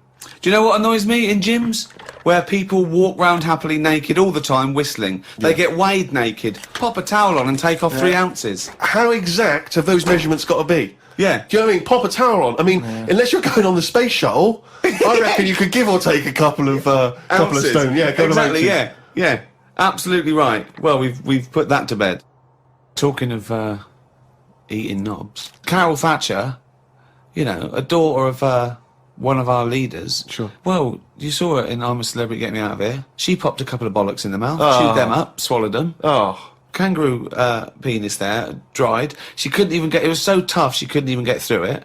And then she, eventually she eats it. What was it, like a pepperoni? Yeah. And she. What do you think of that, Carl? What, eating that sort of stuff? Yeah. I mean, I watch it. I like those little trial bits, right? Yeah. But what I don't think people realise is, right, it is hard eating a little kangaroo knob. Right? Really? How do you know? No, it's just, you know, you think about it and you go, oh, couldn't do that, right? But what they never mention on the TV programme, which I think takes it to the next level, right, they're eating that at like 7:30 in the morning. Sure. Right. Which for is worse, innit? Yeah. Do you know what I mean? If I was there and Ant and Dec said, right, Carl, eat the knob, I'd go, hang on a minute, give us a few hours, let me get some rice and that on my belly and just sort of fill me up a little bit more. I'll pop back at about 6:30 this evening, Right. have it ready. And I'd be happier then. It's just that thing of, you know, You you've been at the- you don't want to eat animal genitals on an empty stomach. So what are you saying? You could I'm saying, like, I could eat a knob at night, but just cut that there. We'll loop that. If any DJs are listening, No. just take that quote. I could eat a knob at night by Carl Pilkington. Maybe do a dance remix. Yeah, Just I think maybe you're sort of a house producer and you could maybe get some kind of high energy beat going and then we could just send that out to some of the gay clubs. I'm sure Yeah. it'd be really popular. Please, anyone send us, you know, that looped with a nice little, you know, funky house beat. Carl Pilkington saying I could eat a knob at night. it is hard eating a knob. So what are you saying? You could. I'm saying, like, I could eat a knob at night. I could eat a knob at night. I could eat a knob at night. I could eat a knob at night. I could eat a knob at night. I could eat a knob at night. I could eat a knob at night. I could eat a knob at night. I could eat a knob at night. I could eat a knob at night.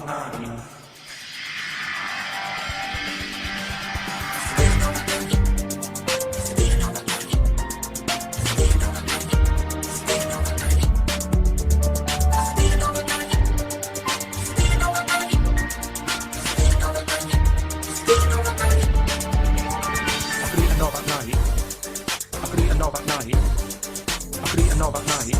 I could eat a knob at night. I could eat a knob at night. I could eat a knob at night. I could eat a knob at night. I could eat a knob at night. I could eat a knob on a stick. I could eat a knob at night.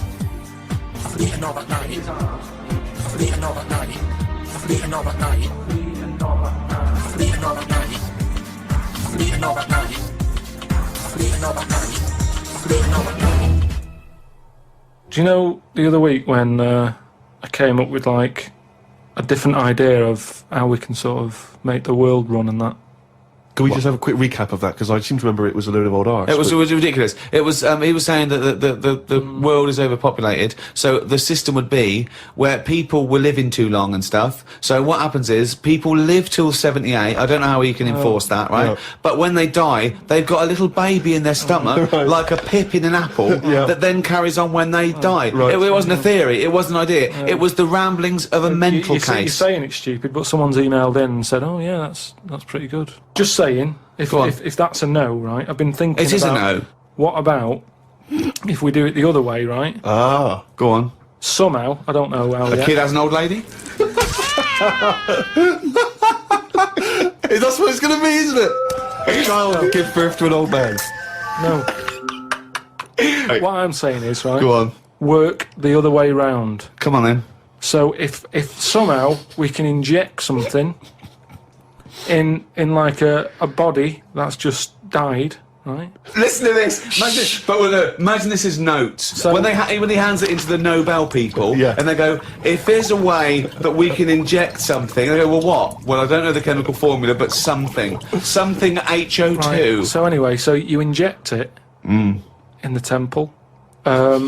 He's narrowed it down to the temple. So what happens? She sort of wakes up, Amazing. right? And she works the other way.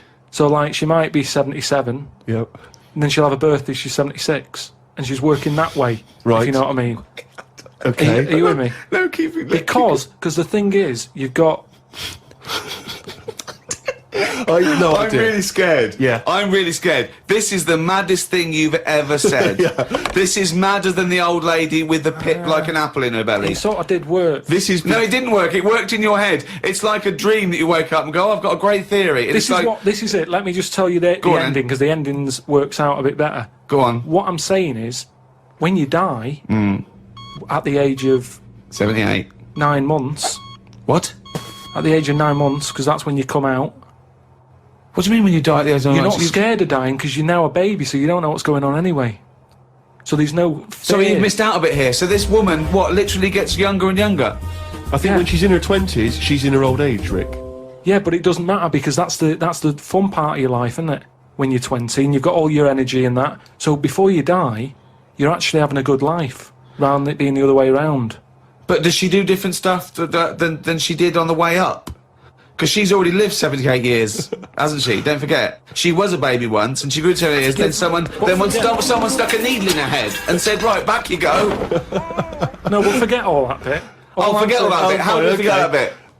What I'm saying So is... she died and she doesn't remember all her... This is a new life, is it? Let me just leave you with this. Right, you're talking shit. Explain yourself. But aren't the family getting younger as well? What's happened to the family? Forget it then, we'll leave it as it is. No, leave it as it is, shall we? Can we all agree on that, guys, now? Should we agree to leave it as it is? Is that alright? Because I don't want to hear any more from the diaries of Charles Manson. No, it's I mean, you're a fucking maniac. Oh. Anyway, next time we're going to live, check that out. That is true. Anyway, we've got 3 tickets for the three pairs of tickets for the Fall who are performing tonight at Kentish Town Forum. If you'd like to win them, here's a question for you: which Radio 1 rival station, which Radio 1 personality used to be a member of the Fall? If you know, then you can get in touch on 08700 800 1234. Or it's ricky.gervais@xfm.co.uk. Is it Chris Miles? I don't want to give it away. Is John Peel? I don't want to give it away. Okay. I don't want to give it away. Okay. But 2 words for you. Emma B. It is indeed. We're just looking at the Polaroids, the test the photographers do, and I'm not all happy. no, do you know what I mean? Though it's like I kid myself. I must walk around. It does take mirrors and photographs. And I go, oh no, yeah, I forgot I look like that. Yeah. Do you know what I mean? Sort of like you look at that. Like a tree Look trunk. at me, Rick. There. That's always with me.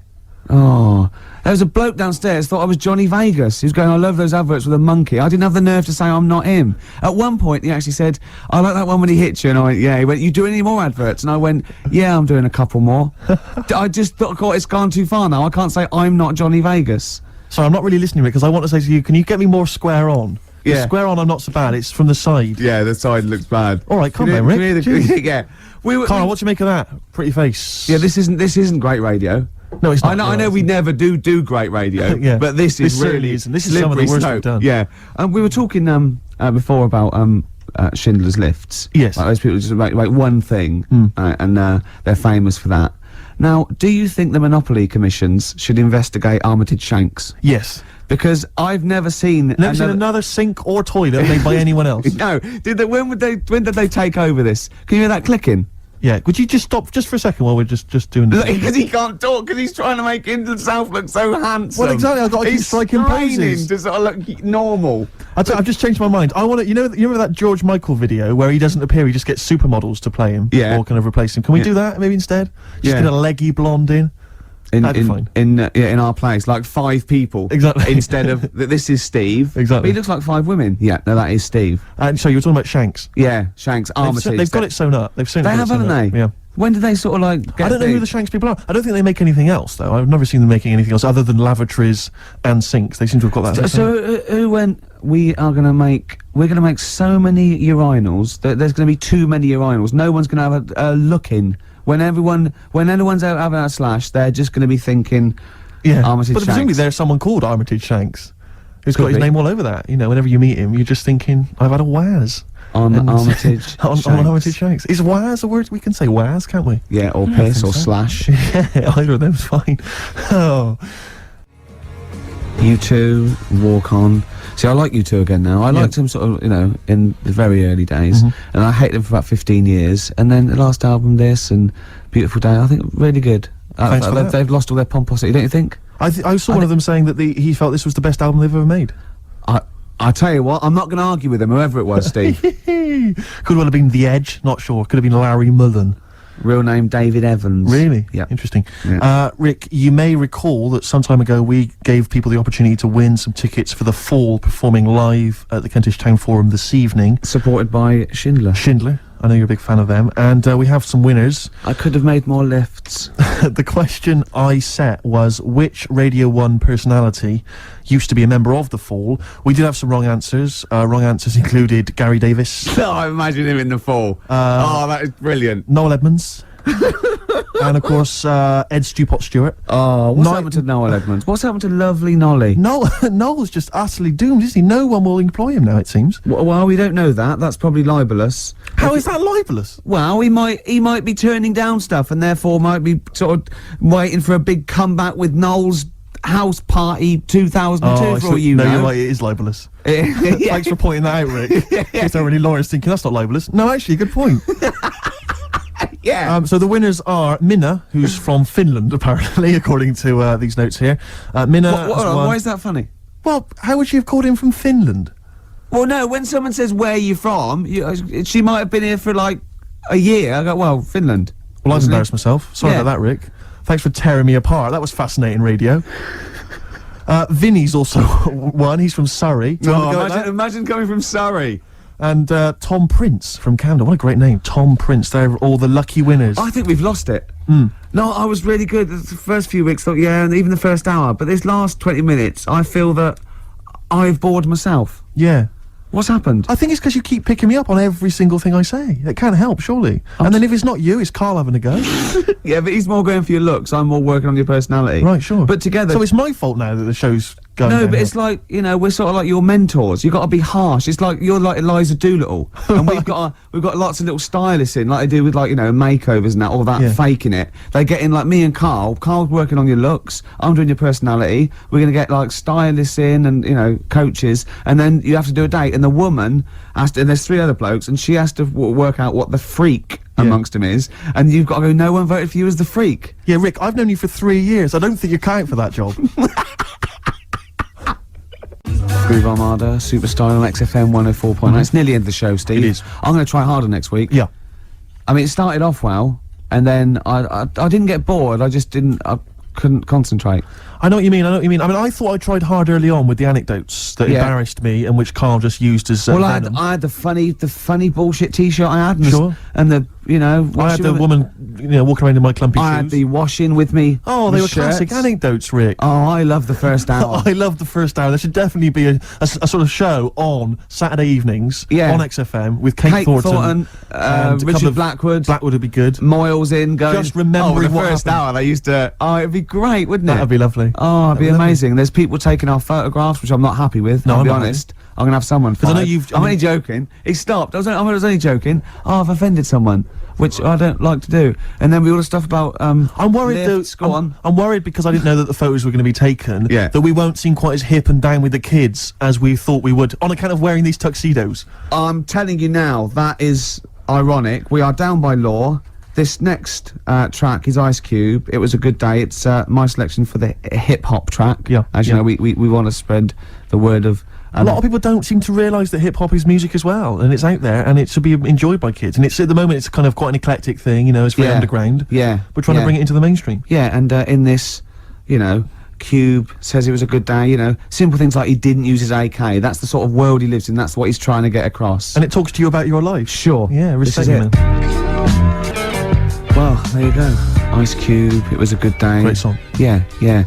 Well, you've got a great song coming up as well. I have indeed. It's the song for the ladies, Rick. We'll leave people with that. Have you seen the film Magnolia? I have. It's one of the most underrated movies. It didn't get a single Oscar nomination. It's absolutely fantastic. Breathtaking cinema. Yeah, it's made by the fantastic. guy that made Boogie Nights. Absolutely fantastic. Tom Cruise is in it, loads of people. And the soundtrack is entirely written by Amy Mann. Now, I don't know if she's normally the sort of person they play on XFM, but she's a singer-songwriter of great skill, I think. Yeah. And this is a song that features in one of the most breathtaking moments in the film. It's amazing when they all sing. Yeah, it all brings it together. It is you know, we won't come across, obviously, no, here, but it nevertheless is a good song. song. It's called Wise Up. We'll be playing that in a second, but otherwise, Rick, that's it, isn't it? That is it. What will you be doing tonight, Steve? What are we doing tonight, Rick? Probably gonna be, staying in. Yeah, yeah. Oh, yeah. Yeah, what, and doing what? Watching some telly. Oh, yeah. That's not all if I know you. Did I see a couple of cans of weak lager in your carrier bag? I did sneak them in, yeah. You're not going to drink them both tonight, are you? What are you, my mother? Okay, chill out, do what you want. Will you be sleeping alone again? If I play my cards right. Will you be having a little tug just to get yourself off to sleep? I'll probably have a couple of tugs. If there's something saucy on Channel 5, I will. XFM 104.9. Here's Wise Up. Amy Mann, enjoy it. Since you've been gone, by Rainbow. Since we've been gone, Steve. What's been going on, mate? Well, so much has happened, hasn't it, in the world? You know, politics and stuff. There's been an election and the like. I'm Ricky Gervais, with me Steve Merchant, and our producer. I say producer. But yeah. KARL Pilkington. Alright.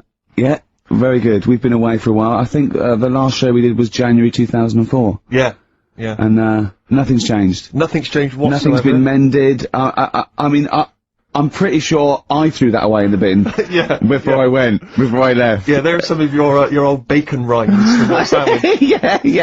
The spare ribs on the floor. Yeah, nothing's changed at all. Oh, no, that's not true. The listenership changed. It went down slightly, didn't it, on the last radio? Well, I don't know. I don't know. Is that what happened? Did it go down slightly, KARL? A little bit, I think. I don't think Excellent gets new listeners, because I think what happens is, the reason it goes down just very slightly each time is that their old listeners die. Yeah. You know, Definitely. old Cure fans dying of... Yeah, you know, smack addictions. Yeah, gout. Yeah. But anyway, well, I haven't listened to this station for a year and a half, so that's increased by 1, Yeah. which is probably quite a high percentage. Exactly. I mean, I suppose that my question, I suppose, to you, Rick, would be, you know, why now? Why have you come back now? You know, I was a bit bored of sitting at home. Right, you know. Okay. Yeah. Because we're just here for 6 weeks. 6 weeks. Well, we're standing in for Adam and Joe, aren't we? Yeah. Yeah. The tables have turned. I remember when they were standing in for us, but yeah. I don't know. But the only reason I'm here is because my housekeeper cleans between 1 and 3. Oh right, that's a good idea. So I just got to get out of the house. And are they listening to XFM? Well, no, she doesn't speak English. You know, I'm not made of money, Rick. You know, if I can help out, you know, a young immigrant lady, then I will do. And there are so many things I can do for her in so many ways. Yeah. But her, you know, picking up my old tea towels and stuff is ideal. So that's why I'm here. But all I'm worried about is I think people kind of associate with the name Ricky Gervais. They associate a certain level of quality. You know, your live stand-up DVDs. There's a level of quality. You've put a lot of work into them. You've honed it. The TV work you've done, likewise. Should people expect the same from the radio show? Definitely not. No. Definitely not. Those things, you know, you sit down, well, you know, we sit down, we write them for a long time, write them for a year maybe, then film them, we worry about everything. This is, I'm not even sure I'm talking into the mic at the moment. I was actually doodling, as you saw there. Yeah. I'm eating a sandwich as we speak. Yeah. You know, although we do like music, that is true. That's absolutely right. Should we play some great records? Let's play a great record now. U2, City of Blinding Light. I'll tell you what, I love U2 now. Yeah. I honestly hated them, sort of everything from Boy up to about, I think, Beautiful Day, when that came out. I thought, oh, that's alright. Listen to the album, listen to this album. I love them now, Steve. It's a turnaround, isn't it? Well, yeah, it's that kind of musical insight that I'm looking for throughout this show. Really. I sound like Dr. Fox then, didn't I? Some of your tastes and wants and needs. Dr. Fox. What's happened to him? Is he off air now? Because that's one of the reasons I put no effort into this radio show, because, you know, we go to the Golden Globes the same month, we do nothing at the Sony, and Dr. Fox actually said, that's because you're not very good. I like the fact that the Dr. Fox criticisms really hit you quite hard. You know, you really took that Still talking about it a year later. Exactly, you know, you've got to let it go, Rick. Yeah. But then again, you know, he's a medical man, and... Yeah, well, you know, you've got to believe him a bit. That's his opinion. Exactly, yeah. Yeah, I could have done without the rectal examination. I think he could have just said, you're not very good. Exactly. Try and enunciate. No, I know what the problem is. Or let's have a look down here. Exactly. KARL had to go to one of those, well clinics, didn't you? No, I haven't gone. Why? Because I'm not happy with it. What? I'm not happy with the whole... Well, it's just... The people know what them places are. We'll give you a whole... Have you heard of them? Yeah, I've had one, yeah. They check everything. Which, you know, Suzanne, my girlfriend, was like, you know, you're 30 odd now. When was the last time you went to the doctors? And I haven't been for ages, because No, I never go. I never go unless I think I'm honestly gonna die there on an agony. They can always find something. Jane made me go to one of those things, those booter things where they do that. It's a couple £100 and they give you a complete head to toe, don't they? But head to bottom is what it is. They do the old finger up the arse thing.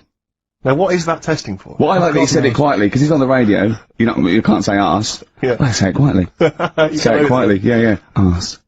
Yeah, arse. That's what our mistake was, because we got a complaint upheld, didn't we, for saying, and I'm talking about a male chicken here, which is a cock, as you know, and we said that word, right? So if we'd have gone cock, we'd have probably gotten away with it. You can get away with murder. If you just, If you just whisper it very So go on then, I'm not going because I'm not having that done. I don't understand what they're going to find up there. That's your head. No, but why can't we just? I mean, it's the heart that I worry about the most. Do you mean that in a kind of romantic sense? No, I mean like they'd have to have a long finger, wouldn't they, to check that out? They go, "Is something wrong with your left ventricle?" Yeah. Now, this thing about the doctors, they hold your testicles and they make you cough. Yeah, they don't hold the testicles anymore. They just put it sort of like by the side of them. And what's that testing for? I don't know. I think it's something to do with if you got something wrong with your diaphragm or something like that.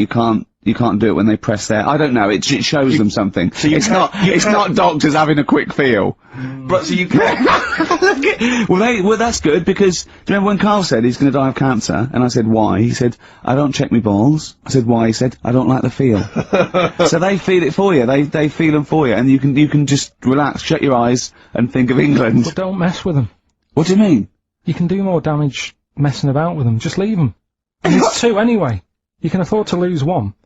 Yeah, I don't think that's the point. I think the point is it sort of spreads, doesn't it? You know, you've got to check the. I mean, I'm not saying if don't do it because they spend a lot of money saying to people, have a quick feel if you've got the time, what have you. But I don't worry about it. Leave it alone. Why, out of interest, why do doctors stick fingers up your arse? Check the prostate. Check the prostate. Yeah, because if it's swollen, it could lead to all sorts of problems. Again, they're not having a laugh, Carl. They're not going, hang on, look at this bald little mank fella. But there's no nice way. I'll feel his balls, stick a finger up his arse and send him home. 300 quid, please, on you go. What about me art? It's fine. And they're all laughing. Roger, Jeff, stand behind that two-way mirror. yeah, what's this? I'm not going anyway. So. Really, you're not going because you don't want... No, I'm not happy with that. It doesn't even matter, it's not the fact he's a stranger. If it was someone who I knew, it'd be just as bad. That'd be worse! Imagine that! At a dinner party. Oh, God. Oh, look, hello, Roger and Selena. Do you mind? Roger, do you mind? Would you allow any of the celebrity doctors to do it, though? Dr. Dre, Dr. Fox, any of those. Doctor Who. I just don't understand in this day and age. Would you allow Christopher Eccleston to stick his big northern finger up your... Do you want a song on anyway? What? Beanie Siegel. I love this track. Oh, it's very urban for you, Rick. Beanie Siegel. Feel it in the air. Beautiful track, isn't it? Well, it's wonderful on a lovely summer's day like this as well, Rick. It's the ideal choice. On that one. Well, I'm a little bit worried that if there are any new listeners, very unlikely, that they may be familiar with our work, but they might not know the wonderful little gem that we found just there, a little rough diamond in the mud. Yeah. KARL Pilkington. Yeah. Just working here, just working away as a little producer, a little sound man, wasn't he? Yeah. And he was, and we gave him his opportunity, didn't we? Mm. It's like Cinderella, wasn't it? Yeah. And he grasped that opportunity, didn't you, by the horns, and 3 years later, you're exactly where you started. So, good work.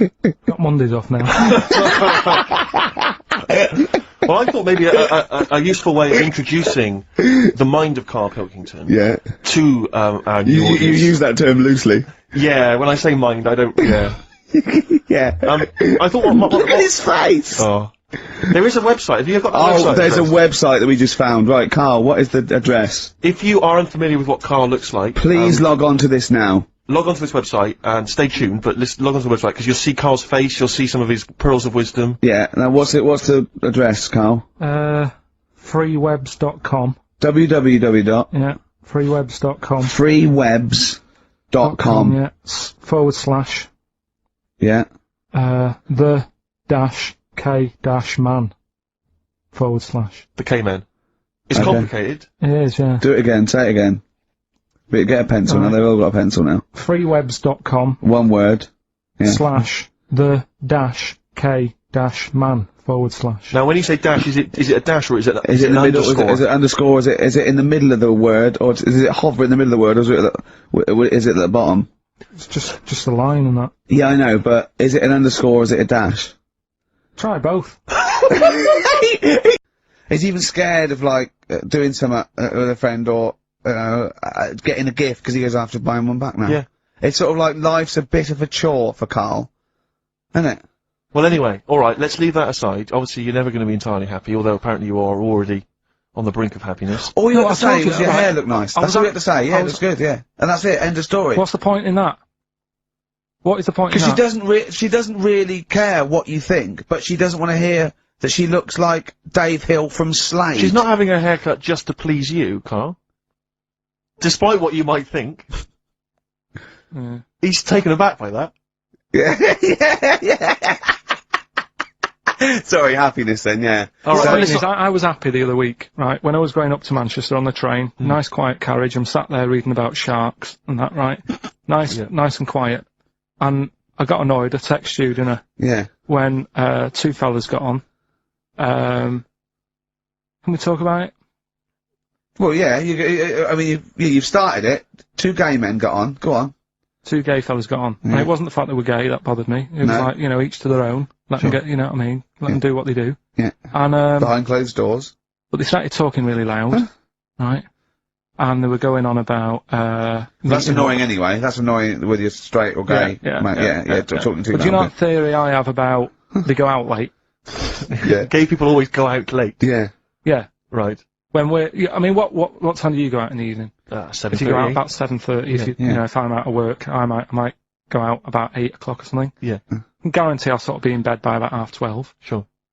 At that time, they're still sort of ironing the jeans, right? And the funny thing was, I've always said this, right? Dancing along to ABBA. You sort of said that's rubbish. I'm sat on the train reading about sharks. These two are talking, and they're going, "Oh, we can't wait to get there." And his phone goes, and he goes, "Hello," and on the end he goes, "Anyway, I'll see you at 1 then," right? Right.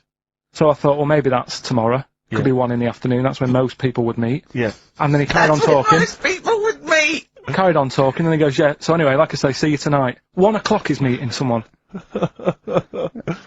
Yeah. I don't know You were why you go livid. out that late. Do you remember when his favourite record of all time is The Killing of Georgie? Sure. He said, would he have been killed if he'd have been back at a decent time? There's a no fair mention point. of the time in Sure. this song. And then the funny bit was, actually, that did make me laugh, right? When he'd finished talking on the phone, he said to his partner, right, "Oh, there you go, let's have a little chat." And the fella said, "Who was that?" And he said, "Oh, it's Dave." He said, "Which one's Dave?" He said, "You know, the one with the shaved head." I thought, in the gay community, Yeah. that isn't a good description. No. Do you know what I mean?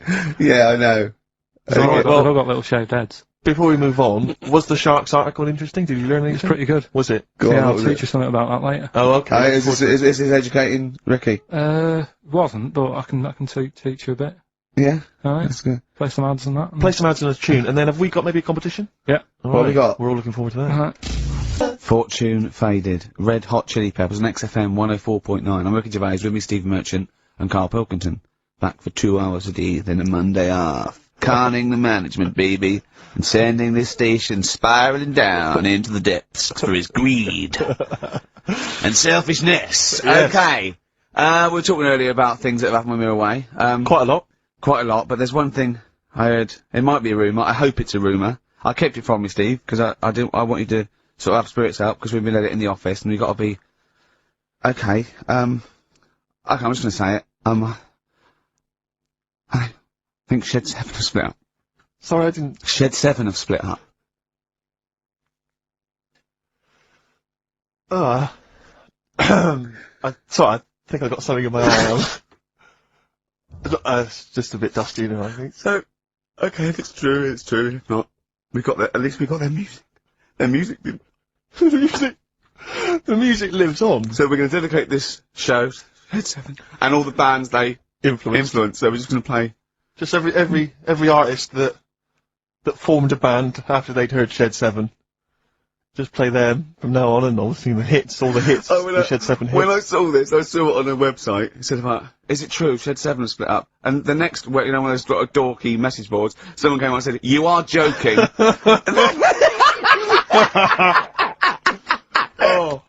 Oh dear, what else has happened? I just pray that it is just a rumour. It's just a rumour, yeah. Then get in touch. Just call in if it's true. Well, no, call in yourself. Well, Shed, if Shed's listening, yeah, and he's not busy, he's got Mondays off now. Call in and say what was the split all about? Tell you what I read about. Sharks, monkeys, or jellyfish? It's 10 past, isn't it? We haven't done a little bit of knob news. No, right? We haven't done knob news, no. But it's been 3 months. It's been 3 months coming. There's this thing. I don't know the full story. I don't know how it happened, right? But little Russian fella. Yeah. He was sort of having sort of emptying his bladder, right? And somehow electrocuted himself. Right. And sort of did a bit of damage. How did he slashed onto some live wires or something like that. So did anyway, damage to himself or to an electric fire or something? No, to himself. To himself. Yeah. And so the doctor didn't slip and curling tongs went up his arse when he was pissed, because that's happened a lot. Yeah, we've all been we've all shoved the old curling tongs up the arse when having a piss. Right. So I can't even be bothered. No, go on, we're interested. We're interested. Oh, no, come on, we're interested. You can't be bothered. You get Mondays off. Do some work. All right. So anyway, so the doctor says, "Oh, it's not looking good. We'll have to take that off." What? He's like, Novectomy? Yeah. Really? But the funny thing is, right? Nothing funny about that. They've done. You're doing me head in. Just tell the story. Just doing me head in. Oh, you can chill out on Monday. I've only got 15 minutes, but I'm going to talk to you every Saturday. I'm going to get the money's worth out of this, because you get Mondays off, and I can't bear the fact someone's getting away with something like that, because it's terrible. So you're going to stick this out, or you're going to have to work Mondays. So take it on the chin, right? Okay. Just finish the story. Yes. I command you. Just do it. Anyway, so he said, you know, will you be able to sort me a little knob out? A prosthetic cock, yeah. But they put him out for the operation. Yeah. He woke up. Yeah. Right, and he's thinking, oh, thank God that's over and done with. Yeah. They've only grown it on his arm. What are you talking about? You twat. Shut the... You're an idiot. What do you mean they've grown it on his arm? Apparently, like, that's the way they do it. Oh, yeah, but to then put it on... That wasn't a mistake. It wasn't doctor going, did it go there? Some bloke I didn't do a degree. Are you a real doctor? Yeah, yeah. No, but why put it there? Because it's got to grow. It's got a graft there, so they can control it. To the skin tissue. But on your arm. Well... But they're going to remove it from the arm itself. What do you mean on the back? On your back? Somewhere, well, we can't wear a t-shirt. Yeah, but you could... He's in hospital! This way he can still have a little tug, can't he? But they'll leave it there for quite a bit. It's not... Do you know what I mean? It's not going to be like, oh, it's just there for a few days. Yeah. It's there for a bit. That's not good, is it? So he's got a cock on his arm? Yeah, what's up with that? What do you mean, what's up with that? Well, I mean, we could say it's a thumb or something, couldn't he? Yeah. But they remove it. Be good for hitching. If you had a knob instead of a thumb and you went hitchhiking, just tickle it. They can see it like a mile down the road, couldn't they? Posting.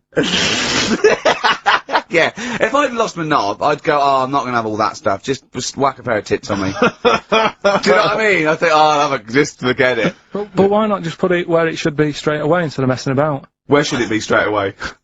You know. On the forehead.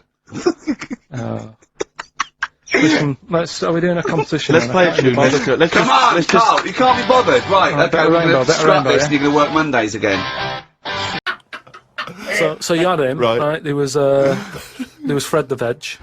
Yeah. Which is... I assume it's because he was at the same IQ as you. Or he was in a coma. Yeah.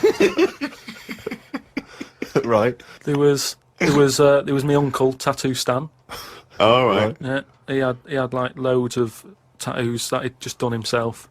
Oh my God. The problem was, because he did his tattoos himself, the ones on his left arm were really good. Because he was right-handed. On his right arm, rubbish. Right? So there was him. Great. And there was Jimmy the Hat. Jimmy the Hat? Yeah. Did he always wear a hat? No, he didn't. That was the point there. that he never wore a hat. That's amazing. Brilliant. How can you pick up on someone never wearing a hat? How would you ever notice? I'll tell you what, I've noticed something about Jimmy. What? Go on. He doesn't wear a hat. why was he not called Jimmy the Parrot? Because he never carries a parrot. No, that's just the way. I mean, that's how they work it. I mean, Here comes Jimmy Three Legs. Why'd you call him that? He hasn't got 3 legs. I didn't really have one apart from like I had a CB. You know, like when you'd go on a CB radio and have a chat to people. Oh, this was a craze in the was it late 70s, early 80s? Sort of early 80s. And it was just short band radio, wasn't it? Everyone had these little handsets and they'd speak to each other in the sort of local area. Yeah, it was mainly. I think it started off with like lorry truckers drivers, and isn't it? that. Yeah, truckers. Yeah, because there was that thing from like about 1970. Convoy. It was Convoy. Yeah. Yeah, so I had one of them, and the handle. I had 2 Handle different names. means your nickname. Your Yeah, name. there's loads of code stuff. Yeah. I had a couple. I had there was Pilkio one, because Right. like I say, there's a lot of Pilkingtons and that in Manchester. So if someone wants Pilkio 2, it's open. Do you know what I mean? They can have it. And then Like it's people scrabbling. I want a Pilkio one.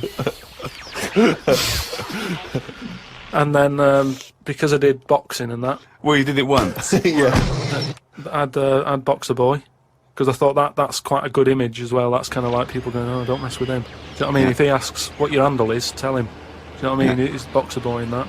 Yeah. So just had them 2, and I used to just go on there and. Pointless. What is the point of this? Well, you just meet people, don't you? And you So- don't meet people. You say, "What's your handle?" They go, "Box Boy." What's yours? Rubber duck. All right, cheers. No, It's but then ridiculous. you'll say like, then you go, oh, what's your 20? What's that mean? That's where are you? Well, why don't you say, "Where are you?"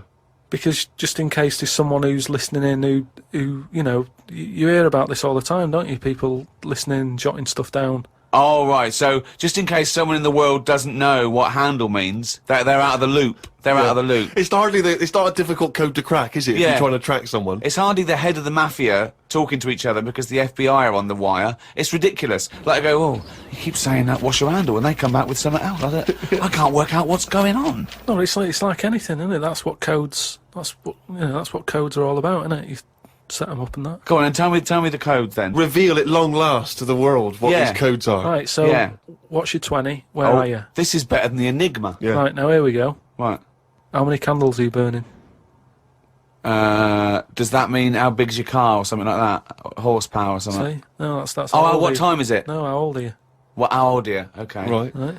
How many candles are you burning, of course? Yeah. So what's the answer come back? You go, I'm 15. 14. Brilliant. That code, there's no one going to work that out. I wish you'd have kept a diary of this, because this has been fascinating. Now and again, someone will come in and go, side on, right? What's that mean? And that means, like, there's someone sat there listening into this chat and going, this sounds interesting. Yeah, no, it doesn't. Unlikely. Yeah. And they want to join in, so they sort of go side on, you go, side on, bring it in, right? And they go, all right. How many candles are you burning? Yeah. What's your 20? That's it, goes round again. Yeah. See you later. What's your 20? How many candles are you burning? Oh. And, I mean, it seems to me that what you should have done is made a note the first time, so that when you then speak to them again, you don't need to ask them those questions. Can I just confirm that you're burning 15? We do, of course, Rick, every week get thousands of emails. Emily from New York has asked KARL this.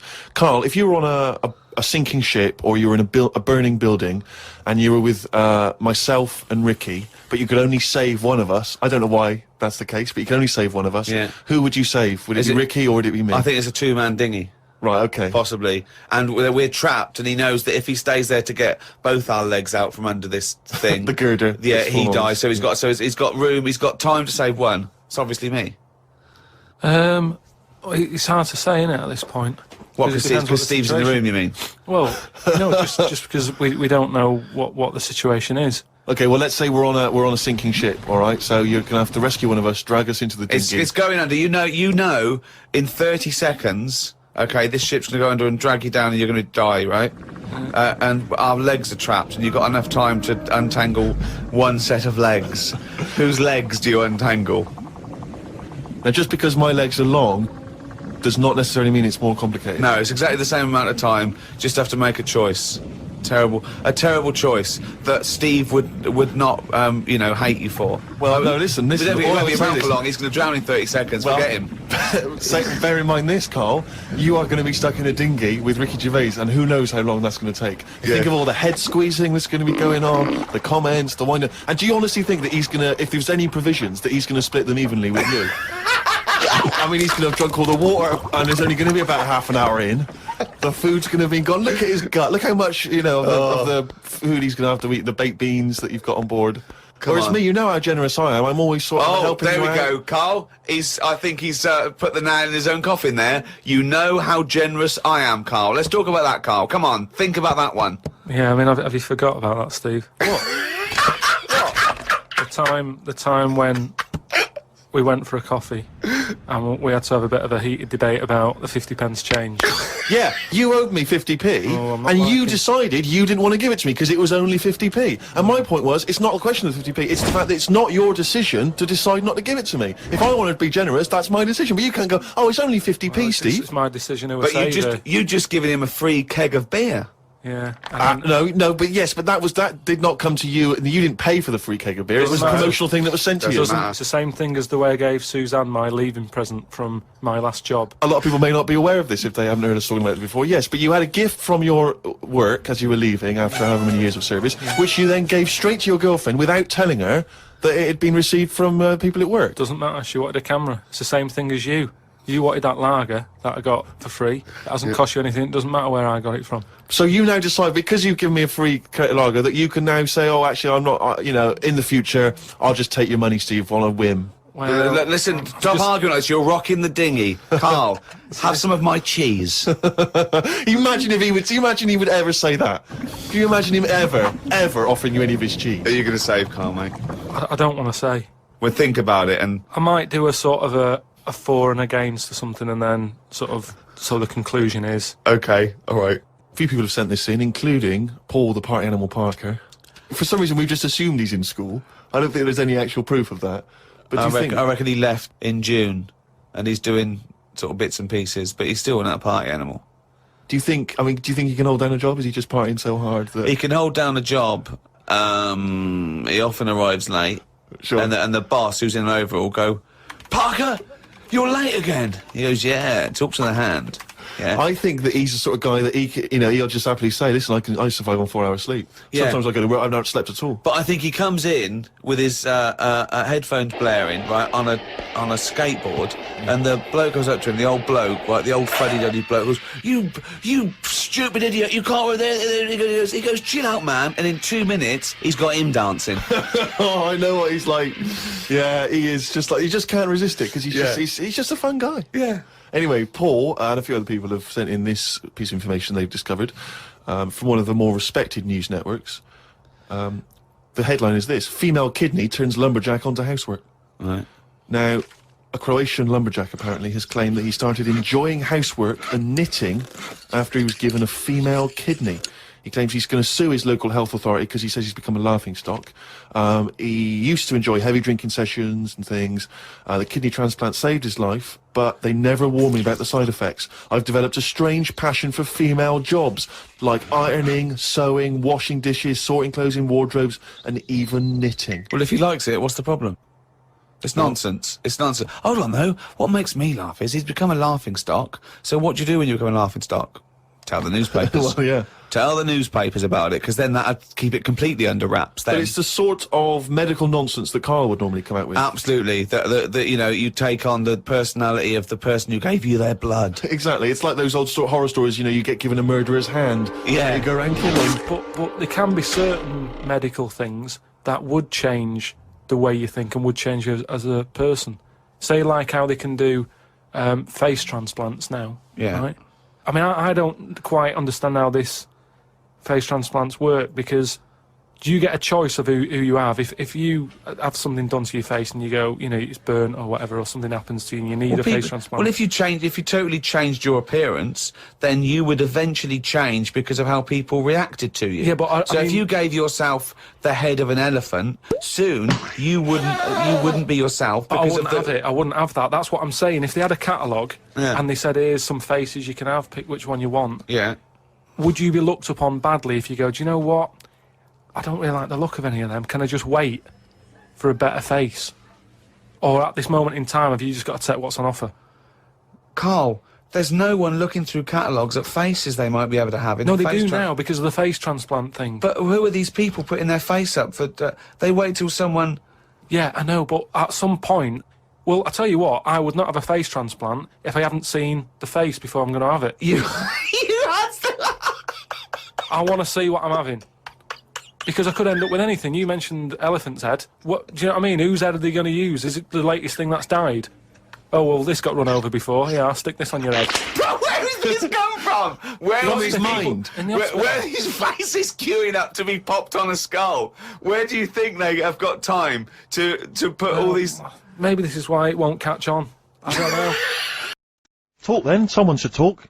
It's obviously already a shambles. Can you believe that? I'm amazed that we're back on the air and it's already a shambles. What are you doing? What? What are you talking about? I'm talking. No one was speaking. The record was ending. No one was speaking. It was just. Well, I might shut off. Already, I might shut off. It's like nothing's changed. Boys are back in town on XFM 104.9. We're back then, haven't we, Carl? I'm Ricky Gervais, with me Stephen Merchant and Carl Pilkington. I'm not coming back. I'm definitely not coming back. Oh, care someone, care that I'm not coming back. Rick, I seem to remember the end of the last time we were on. What was that, 3 months ago? Yeah, 3 months ago. Carl said he's never going to do the show again. There was nothing that was going to bring him back. Yeah. He didn't enjoy it, wasn't going to do it.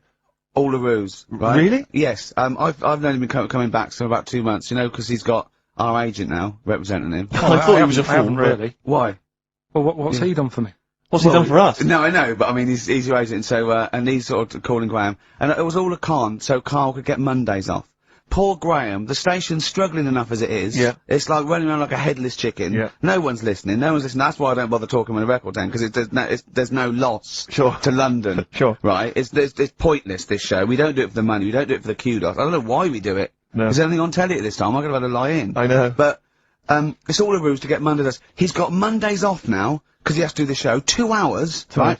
And he's still getting paid, and it's all a con because he knows that he's holding him over a barrel, and it's like, oh, we've got to keep Carl happy. Right? I had Mondays and Tuesdays off before Duncan got involved. No, but you know what I mean, though? And it's like, poor Graham, who's the MD, in charge of the thing, probably pulling his hair out, worrying about the station, right?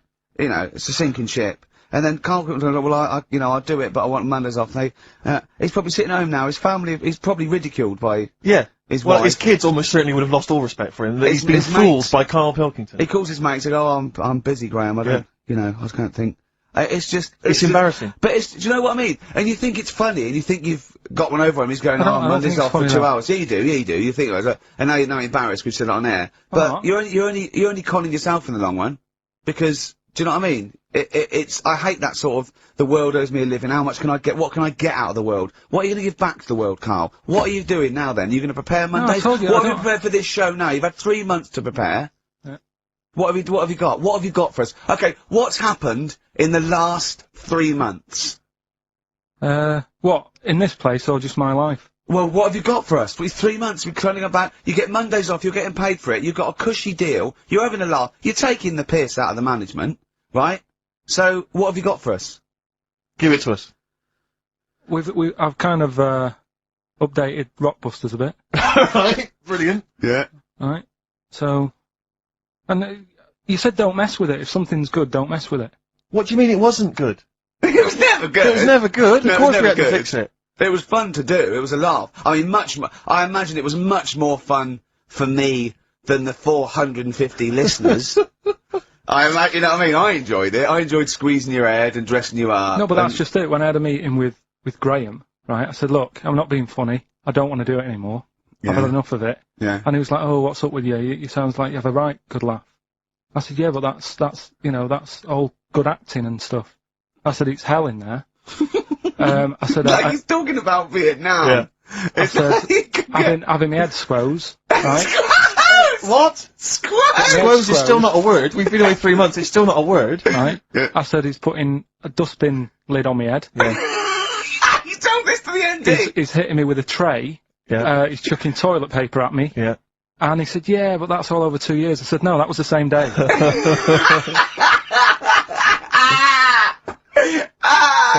Okay then, what has changed in 3 months? They're listening, they've been listening for 6 minutes now. Come on, give us something. Bit of Nickelback. What's happened in 3 days? Well, 3 months? What, in my life or in here? Nothing's happened here, nothing's changed here. Right. But, I don't know, do you know last time we were on? Yeah. Right? And, I was telling you about the woman over the road, where I live. The one that walked around naked? There's a woman who walks about the flat naked, This is when, Carl was watching a woman naked, then she looked at, saw him looking, so what he did, this is the genius he did to get out of this, he pulled his pants down, so he was naked too. His girlfriend comes in and goes, Carl, what are you doing? He went, I can't tell you now, but don't look out of the window. Yeah, go on, sorry. That woman, she's bought some blinds. Nickelback, Someday on XFM 104.9. How old's the bloke from Nickelback? He looks about 40. It reminds me of, you know when a kid's made up a fate to look like a lion? Yeah. Do you know what I mean? It's like the Wizard of Oz lion. Yeah. But, you know, good tune. No, I'll be controversial. I think rock rules the world again, Steve. Well, I'd hope so, mate. I'd hope so. Do you know what I mean? Are we going to hear some rock later in the show? We're going to hear lots of rock. In fact, I might even play a little bit of Rainbow. Blimey. Just to, you know, we've got the darkness, but Sure. I want to remind them where it all came from. Yeah. You've heard the Liz. Yeah, yeah. You're going to hear the Bow. Cheers, mate. Thanks for that. No, just high five. Yeah. So, Carl. Yeah, keep it real. Here we are then. Oh, Back. incidentally, before we carry on. on, I just thought, it's weird, I was reading some of the fan emails and stuff we've got, and one of the things a lot of people like, it divides the listeners, is your laugh. It's interesting. Some people love it, they find it infectious, they find it adorable. I mean, close up in a small space, like a kitchen Terrifying. or something, it's annoying. Like, Carl was annoyed, because I squeaked in his ear earlier, didn't I? Sure. Why did I laugh? He was on the toilet. I think I squeezed his head again, didn't I? And he said, no, it's not 1 o'clock He doesn't yet. like the squozing. The squozing head. But, Yeah. but He's it the squozing one. The funny thing is, right, we were out a few weeks ago with a mate of mine, right, and he went to squeeze my head, right, give it a squoze. Sure. And I was like, don't do that, you know I don't like it, right? And Ricky said to me, mate, yeah, he doesn't like having his head squoze. As if it's like Marmite. As if some people love it, Yeah, yeah. and some people hate it. Sure. Yeah, okay. Well, anyway, That's it, there was a little taster of the laugh. That was more the kind of deep, throaty laugh, the belly laugh. But there's that kind of high-pitched squeak that you do. When I've got to get air out quickly, because Exactly. I'm going to burst. Sometimes I laugh so much that my liver and all they try and get out of it, so I have to get it out really fast, like a siren. Right. Do you know what I mean? Is that how you explain the fact that you're quite fat? Yeah, That's just laughter waiting to come out. Yeah, Every time you laugh, you become a svelte young thing, like Brett Anderson. Oh dear. Well, anyway, it reminded me of the game that you and I used to play in our very early days of XFM, when it was literally Make Ricky Gervais laugh. Make Ricky Gervais laugh, which was a Lovely. great game. I think. I remember the first one. It was that fella drinking a pint of beer. Yeah. I remember the very first time. It never. I tell you what, it's not what great. though? Ant and Dec do it now. They actually. It's very similar to Make Ricky Laugh. It's called Make Ant Laugh. Interesting. So many of our great ideas have been stolen. Yeah. Or stoled.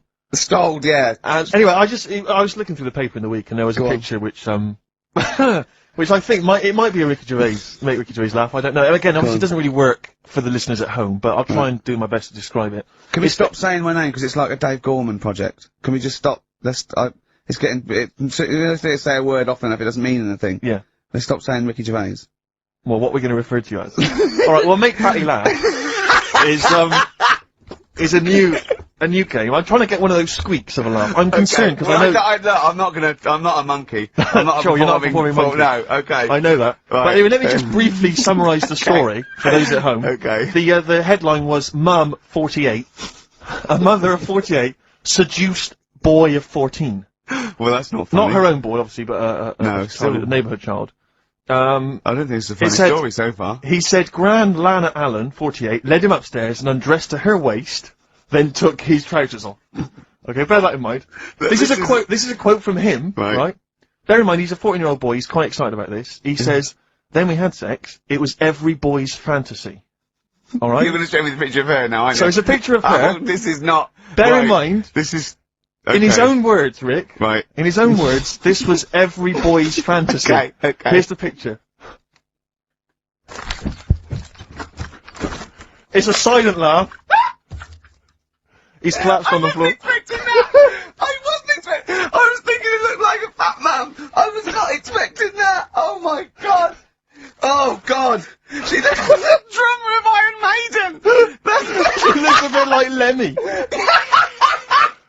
I'd tell you she looks like, she reminds me of most. Did you see those? They've got one with a fag on as well. No, I know. It's just that's it with them out of makeup though. Carl, have you seen Every Boy's Fantasy? You should see.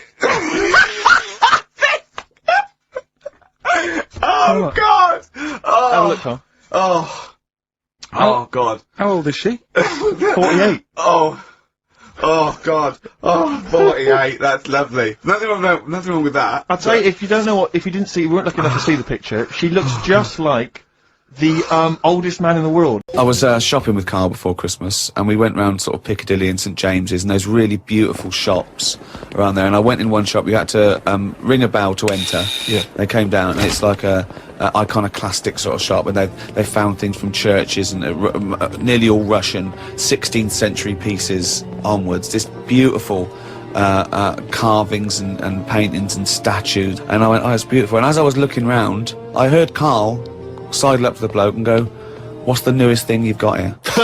Yeah. Sure, that's his first thought. I mean, that is the wrong question to ask of a man who's clearly in antiques. Yeah. Proud of the fact he's got 16th century iconoclastic Russian stuff, to ask, what's the newest thing you've got here? I mean, what sort of question is that? Oh, I don't know, probably the doorbell. I don't know, what does he want out of my shirt? What were you thinking? hoping for? I think it's an alright question, because he was saying there's loads of old stuff in there, and he kept going on about the old stuff. So what was to say? Well, what's the newest thing you've got? And what was Do you know what he said? The other question he asked him? He said, how often do you get new stuff in? And I said to him, why did you ask that? He said, well, I was thinking, if you got antiques and you sell it all, what's left? Like someone's going to sell all the antiques in the world because they're not making. He said, because they're not making any new stuff. What does that mean? They're not making any new stuff. But I know for a fact no one's ever going to go in there and buy the lot anyway. I mean, I've never seen anything like it. I'm not at any point in my life, and I don't think it'll ever happen, will I go, I need some old Russian wood. Because it was brilliant. No, it was, Steve. No. It was beautiful. It's amazing stuff. There's stuff. There's these things from the 16th century of sort of like saints and monks, and they're carved. But and there's loads of it. It's just all piled up. No one's interested. If I was him, I'd go, do you know what? I'm into this, but no one else is. Close shop. Because seriously, it's just piled up, piles upon piles of like old bits of wood with pictures on it and that. But just think of a man 400 years ago that carved this, you know... No, but nobody wants it, do they? I've never heard anyone say, you know, oh, look, it's my birthday coming up. I'll tell you what I'd love. What? A bit of old Russian wood. It doesn't happen. That's what I'm saying. I've never heard anyone saying it. Like, I've never overheard someone saying, you don't know where the Russian shop is, do you? And this is in London, where the rates are high. There was this thing, right, Steve? Them old drawings on, like... It was like a panel from a church that someone had painted, right, yeah. and I think it was like, you know, from sort of like 1590 or something, yeah. And it was this, a picture of this, this saint, wasn't it? So 1590, it could be from any time, really. So there's this one there, right, leaning up against the wall, and most of them in there was that Stalin bloke, right? But there was this little... Right, can I just start with there? Lenin.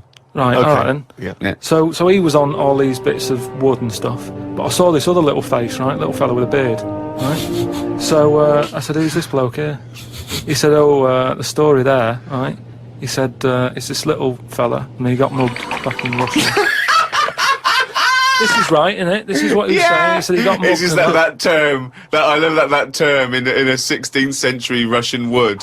Oh no, I'm being mugged. So he got mugged. He got happy slapped. And he said, I've had enough of this, right? Yeah. And he went to live in the woods, right? Made like a little shed, stayed there. People went to visit him, and like, if you got a problem, you knock on his door and you go, oh, I'm sick of it. And he'll sort of say, yeah, I know what you mean, I've moved out of the city and what have you. And he'd make them feel better, and then they go again. Now, why has that man got a plaque? If he was around now, there's no way he'd have a bit of wood with his face on it, is what I'm saying. If someone had got fed up with living in London or New York or whatever, and they go, I'm going to go and live in the woods, people wouldn't visit him, and he wouldn't get a piece of wood with his face on, is what I'm saying. But this man is selling it for about, I think it was about 750 quid for this bloke's head. But the chances are that this is either a well-known Russian folktale, or it may even be a piece of classic Russian He's literature. a saint. He was a saint. Okay, He was well, in which canonised. case, But everybody was a saint years ago. That seems to be, like, thrown about, doesn't it? Who's a saint now? Name him one now. Yeah, this fella lived in the woods in a hut. Oh, yeah, that's Saint John or whatever. He's not a saint. He's done nothing. If anything, he's sort of said, I can't be bothered with living in a city with everyone else. Everyone else has got to put up with it, but I can't put up with it. I'm going to live in the woods. Well, if you can't put up with it, you're not good enough, are you? You've got no stamina. And yet he gets a plaque, is what I'm saying. It's annoying. Who would you like to see get a plaque in the modern world? Who deserves a plaque, in your opinion? Probably like nurses and that who do a lot of bad things that I think I couldn't do that, carrying lungs about and all that. No, but I couldn't do. Do you know what I mean? That's one job that my mum wanted me to be a doctor. Whoa! What was she thinking? Oh, what's her expectations like now? Apple didn't fall far from the tree. Oh, when did she start giving up that dream? At what age did she start going, Carl, you don't need to study your books anymore. Go and play with the worms in the garden. When did she sort of like let you off that dream? Is it the day that she caught you with a spoon up your nose? But anyway, talking of emails and that, right? Nick, who's emailed from Australia, right, Melbourne, he's been going on about dolphins and that, problems with dolphins. What problems? He's just saying when that wind happened, there was like a bad wind thing going on. Hold on, wait a minute. What bad wind? In America, they had that Hurricane Katrina. Yeah. Right. And there was like a little bay with dolphins in it, and right. that, with all guns on them and stuff. What? Whoa. They use dolphins, don't they? They say they're an intelligent animal and stuff. Yeah. And they've got them all like, you know, they've all had the training. They're all like ready for battle and stuff. Right. Got like rifles on them. What do you mean rifles? How can they hold a rifle? How can they hold a rifle? No, it's sort of on a strap and that. What do you mean it's on a strap? I don't know what they kit them out with, but they're just ready for war. Whenever what are you talking about? Listen though, that isn't the point. Don't worry about it. Oh, we leave that one, do we? That's not the point, so let's leave it. So they're swimming about. Yeah, with rifles and berets. Whatever they've got on. Yeah. Right, ready for battle and stuff. Yeah, ready for battle, yeah. The wind comes in. The wind comes in. Hurricane Katrina. Makes a wave and that. They get out of the little bay. Yeah. Still all kitted out. With all the, you know, weapons. You're talking bollocks. Steve, do you want to look at the email? Well, there's no way. There's loads of dolphins now swimming round, kitted out with guns and that, with a strap. How can a dolphin hold a... Whoa, again, you've been watching Planet of the Apes. Oh, he's trying to talk to us. What's he saying? He's saying, go ahead, punks, make my day. Look, you're talking shit. It's just news to say if there's dolphins, you know, if you see a dolphin in that, don't go, oh, it's friendly. Because there's some with weapons now. So I'm just reading it out on email. That'll cover it and that. So bollocks. We've got a little email straight away, Carl, from Nikki in Beverly Hills, California. She says, Carl, you rock. I hate it when Ricky and Steve ridicule you. I checked out your picture. Although your head is not normal, that's no reason to ridicule you. You look gimp, but I never judge a book by the cover. Cheers. That's all you've got to say? Well, it's only because I've got no hair, though, isn't it? That's why it gives that effect. No, it's perfectly round your head. It's perfectly spherical head. Your face is slightly too big for it. It almost goes over the sides. Perfectly round head. Pug little nose, funny gimp eyes with no expression, hangdog look, like a little mouth, like a little lamprey, not formed, not human formed. The way your expression is like you've had a lobotomy. Your head goes weird at the back. It's got a little nod in it, like it's really strange, your face, and you're stupid. We've had a lot of emails saying that. I mean, I think he's just paraphrasing, but... talking of emails, you know, a couple of... I can't remember which show it was, but you mentioned, Carl, that you'd only recently seen a Chinese homeless person. Oh, yeah. And it really surprised you, because you'd never seen a Chinese homeless person. And I actually went along with that. I've still never seen a Chinese homeless person. Well, now, I can just tell you now that there's a few responses from Los Angeles, people saying there are quite a lot of Chinese homeless people over there, because apparently there's a huge homeless community in Los Angeles. So definitely, if you want to see them, Carl, that's the place to go. But we've had one from Vancouver, Canada, from a girl called Amy, and Amy herself is Chinese, and she says that she realised herself that she'd never really seen a Chinese homeless person. And although she says that apparently Vancouver has the first or second largest Chinese population in Canada, she'd never seen them, and she actually went for a walk around the Chinatown in her area looking for them, and she could not find any on that particular day. So, again, Canada, obviously not a place to go for a Chinese homeless. It was just a point, though. I don't want people sort of... Well, hold on, though. Wait, I'll stop you there. Hello, Ricky, Steve and Carl. I live in New York City and have seen a Chinese homeless person. Not only is he Chinese, but he is also a midget. He's been living on the streets for the last 30 years. He used to dress in rags, but thanks to a coat drive, he's now wearing a fancy Adidas jacket, right? Now he encloses a picture. He says he gave him $10 to take the picture, and I've seen it, and he's a little Chinese midget fella. I'm just getting a bit worried that people are going out there sort of looking for these. Because you know, that's what you requested. No, but all I was saying is, I saw one. I didn't start saying, excuse me, can you just give us a smile, I'm taking your picture. Do you know we've what I had mean? loads of pictures of people. I know, and it worries me a little bit. And I mean, it's not too bad about the one who took one of a little midget one, because, you know, if he kicked off, it'd be quite easy to sort of hold him back. But I'm talking about fully grown. So is that your warning to people? Don't be taking pictures of fully grown Chinese homeless? Well, yeah, I'm just saying, you know, don't be messing about going up to strangers and that and annoying them and stuff, right? Put it down! Have a go. That's the sort of level we're talking about! Well, already you've got some insight into the mind of Carl, don't you? Yeah, absolutely, yeah. But I thought what we should do is we could hijack... Imagine that! Imagine Bill Gates! Yeah, or a teacher in an exam. Pop down both. Multiple choice! Yeah. Yeah. Right, okay. But anyway, yeah, if you're a reader of the Weekend Guardian, you know there's this thing called the Q&A, which they give to celebrities and thinkers and the like. And basically it's a series of questions they pose to people each week, and it's the same questions, and it gives little insight into people's minds, the way they think. So What thinker, philosopher is in this week's? it's the lead singer of Feeder. So, you're in good company, Carl. No, I like Feeder. No, fine. I love Feeder. So, Carl, I'm just going to fire a couple of these questions at you. We'll maybe drop them in throughout the course of the show, just to try and get a sense of who you are. So, here's the first question. All right, you got your thinking head on? Go on. You Wurzel. What is your idea of perfect happiness? What, for me, or...? Already... No, Ronnie Corbett. No, but what...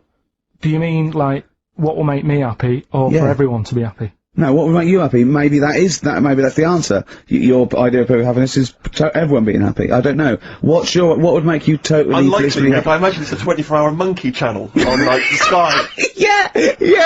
Okay, go on. A What's your idea never-ending of perfect popsicle. Right, go on.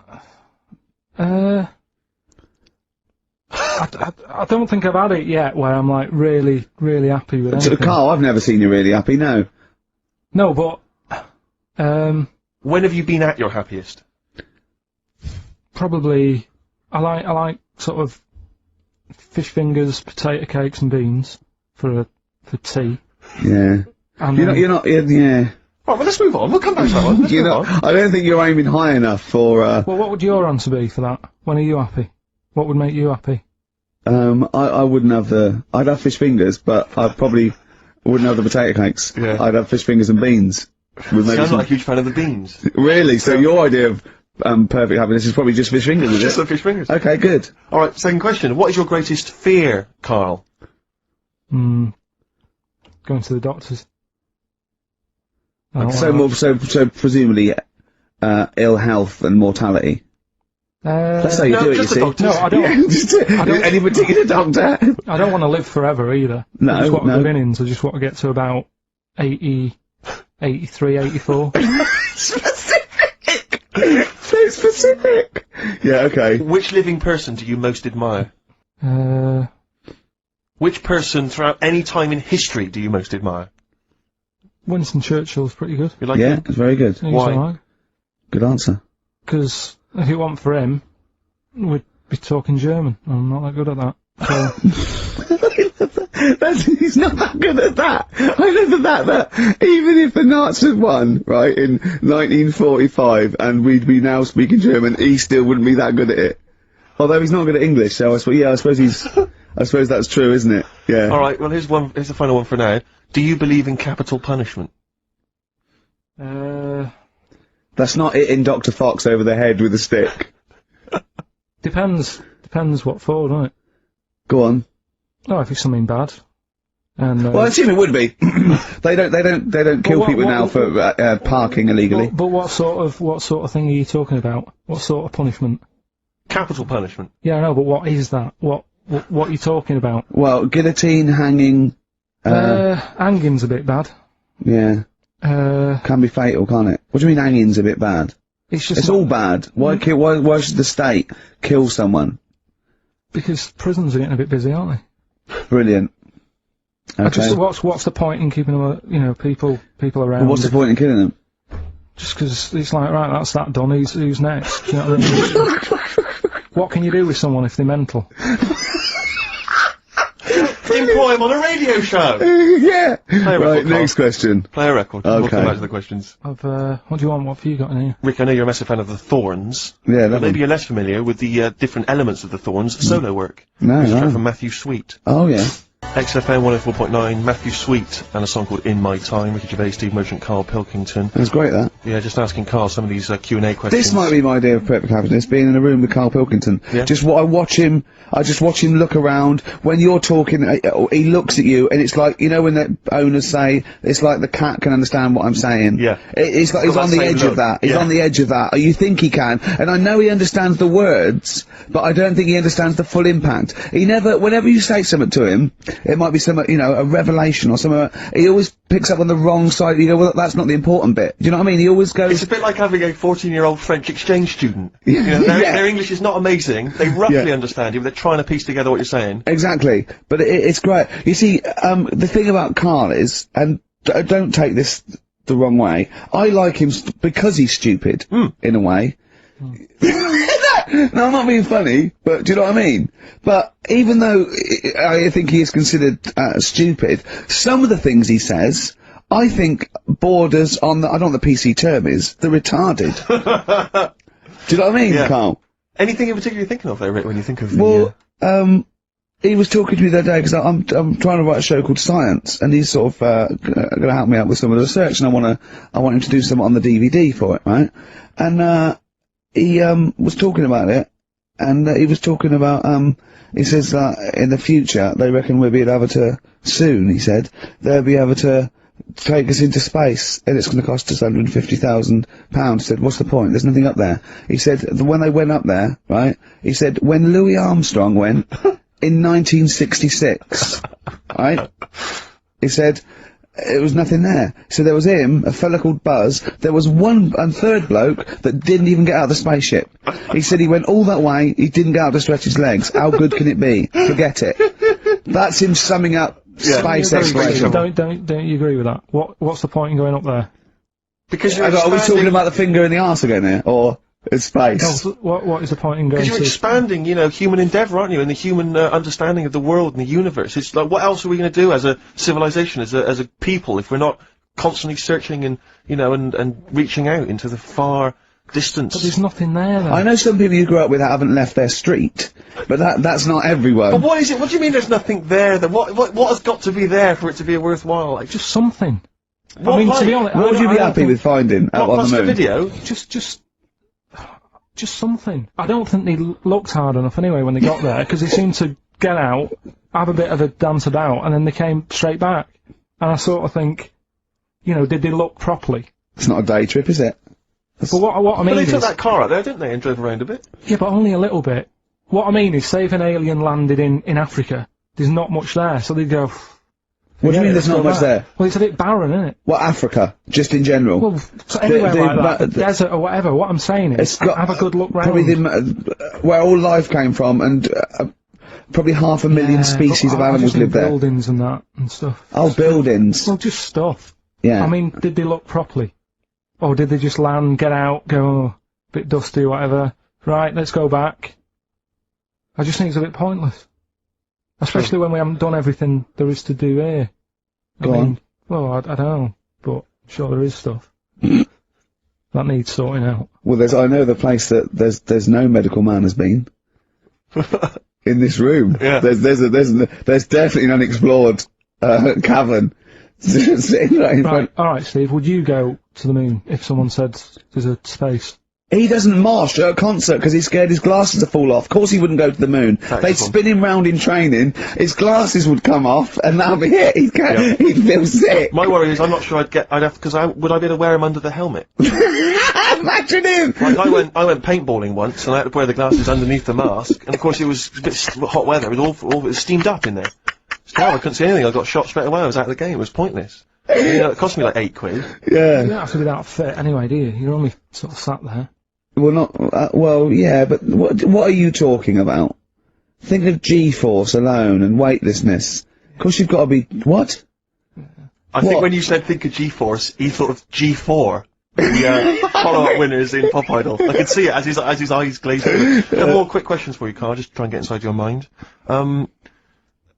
What is your greatest regret?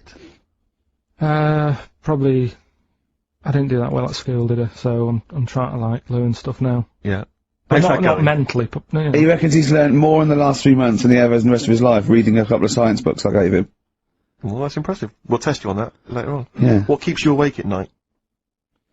Well, I live in sort of central London, don't I? So it's brilliant. Traffic and that. I think they were thinking more of what fears have you got? What worries do you ponder the expansion of the universe? Do you worry about it? There's no point, is there? There's nothing I can do about it. So what, with you, it's the little Chinese fellow across the road?